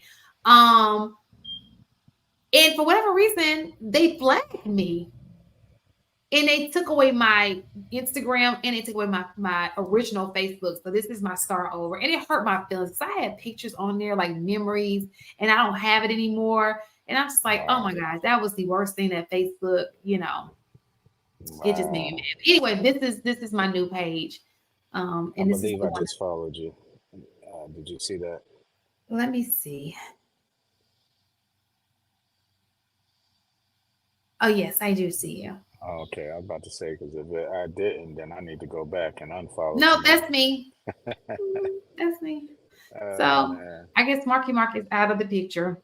Yeah, he's been gone. He said he has left the building. Well, he ain't left. He just left. He just a little bit left. Yeah, but I've been off for almost 5 hours, 4 hours, 53 minutes. And I used to when the original Chic critique. It used to be a whole lot of women, right? The original Chic critique, I would stay up till about 6 o'clock in the morning. Wow. Yeah, because people would call in. It was like it was this group. So before the Fight Club, all those people used to call in our show, but then Fight Club came, and then they, I don't know anything about Fight Club or Chic. I haven't heard of either. So, but yeah, we used to call in, and we used to have like a late night. I fall asleep on, they continue to talk, and it was all good. Wow, that sounds fun. I enjoy having conversations like this. That's why. And I like, I can say this one thing about YouTube. YouTube has changed and I know because I think it was Shannon. I really do try to take it from the man's perspective, right? Like I'm a woman. I'm going to always be a woman. So I'm going to be a little biased towards women because I am a woman. I can only go by my experiences. But I do try to put myself in a man's shoes to see. So I see some of the things that you guys go through, and I see it. I wish I could change it. I wish women did not think some of the things that they think. I wish women did not move the way, some of them move. I wish all of that. But I just don't want people to think I'm just one-sided. Always, I do think so. When I speak, it's straight from my heart, and I feel that way. Even taking the men's, position in consideration. I'm open to the dialogue. I'm open to hearing what you have to say. And if I feel a certain type of way, I'm gonna say it. Whatever. So it's just you and I. Let's listen. Yeah, somebody I'm looking at the all but extinct. Maybe I missed something. No, it's Shantae 08, Black. It's SHA. It says Shan 08, but it's supposed to be SHANTAE 08.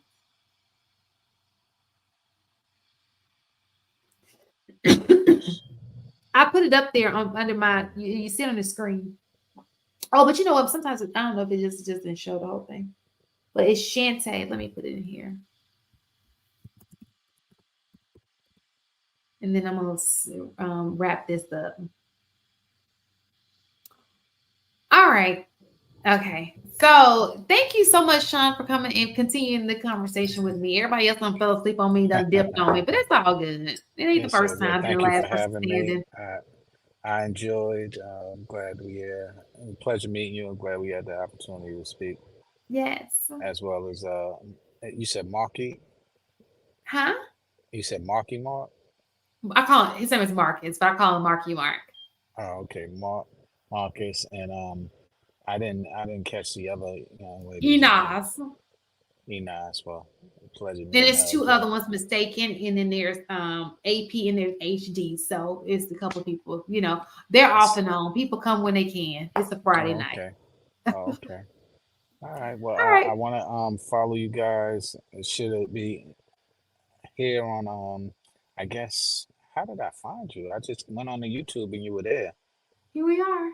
And I'm trying to figure out, am I following you? Chic Critique. Okay. So you follow the Lapeef Network, and we come every Friday night. Oh, that's well, not every Friday night. Sometimes I have things to do, but we try to make it.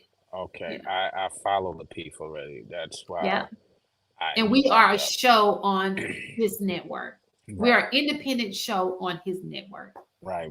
I had a conversation with him and Precious the other day. With JR and Precious. We had a conversation last Saturday that was it was a pretty good conversation. I think it was on Instagram. We went Instagram live. And we're just talking about similar things that we're talking about now. So yeah. Okay. Well, Shan, pleasure. Thank you guys. Everybody who stayed to chill with us all night. Thank you guys so much. I'll see you guys next week. A chic. I'm not gonna shake, but a chic critique. See y'all. Take care.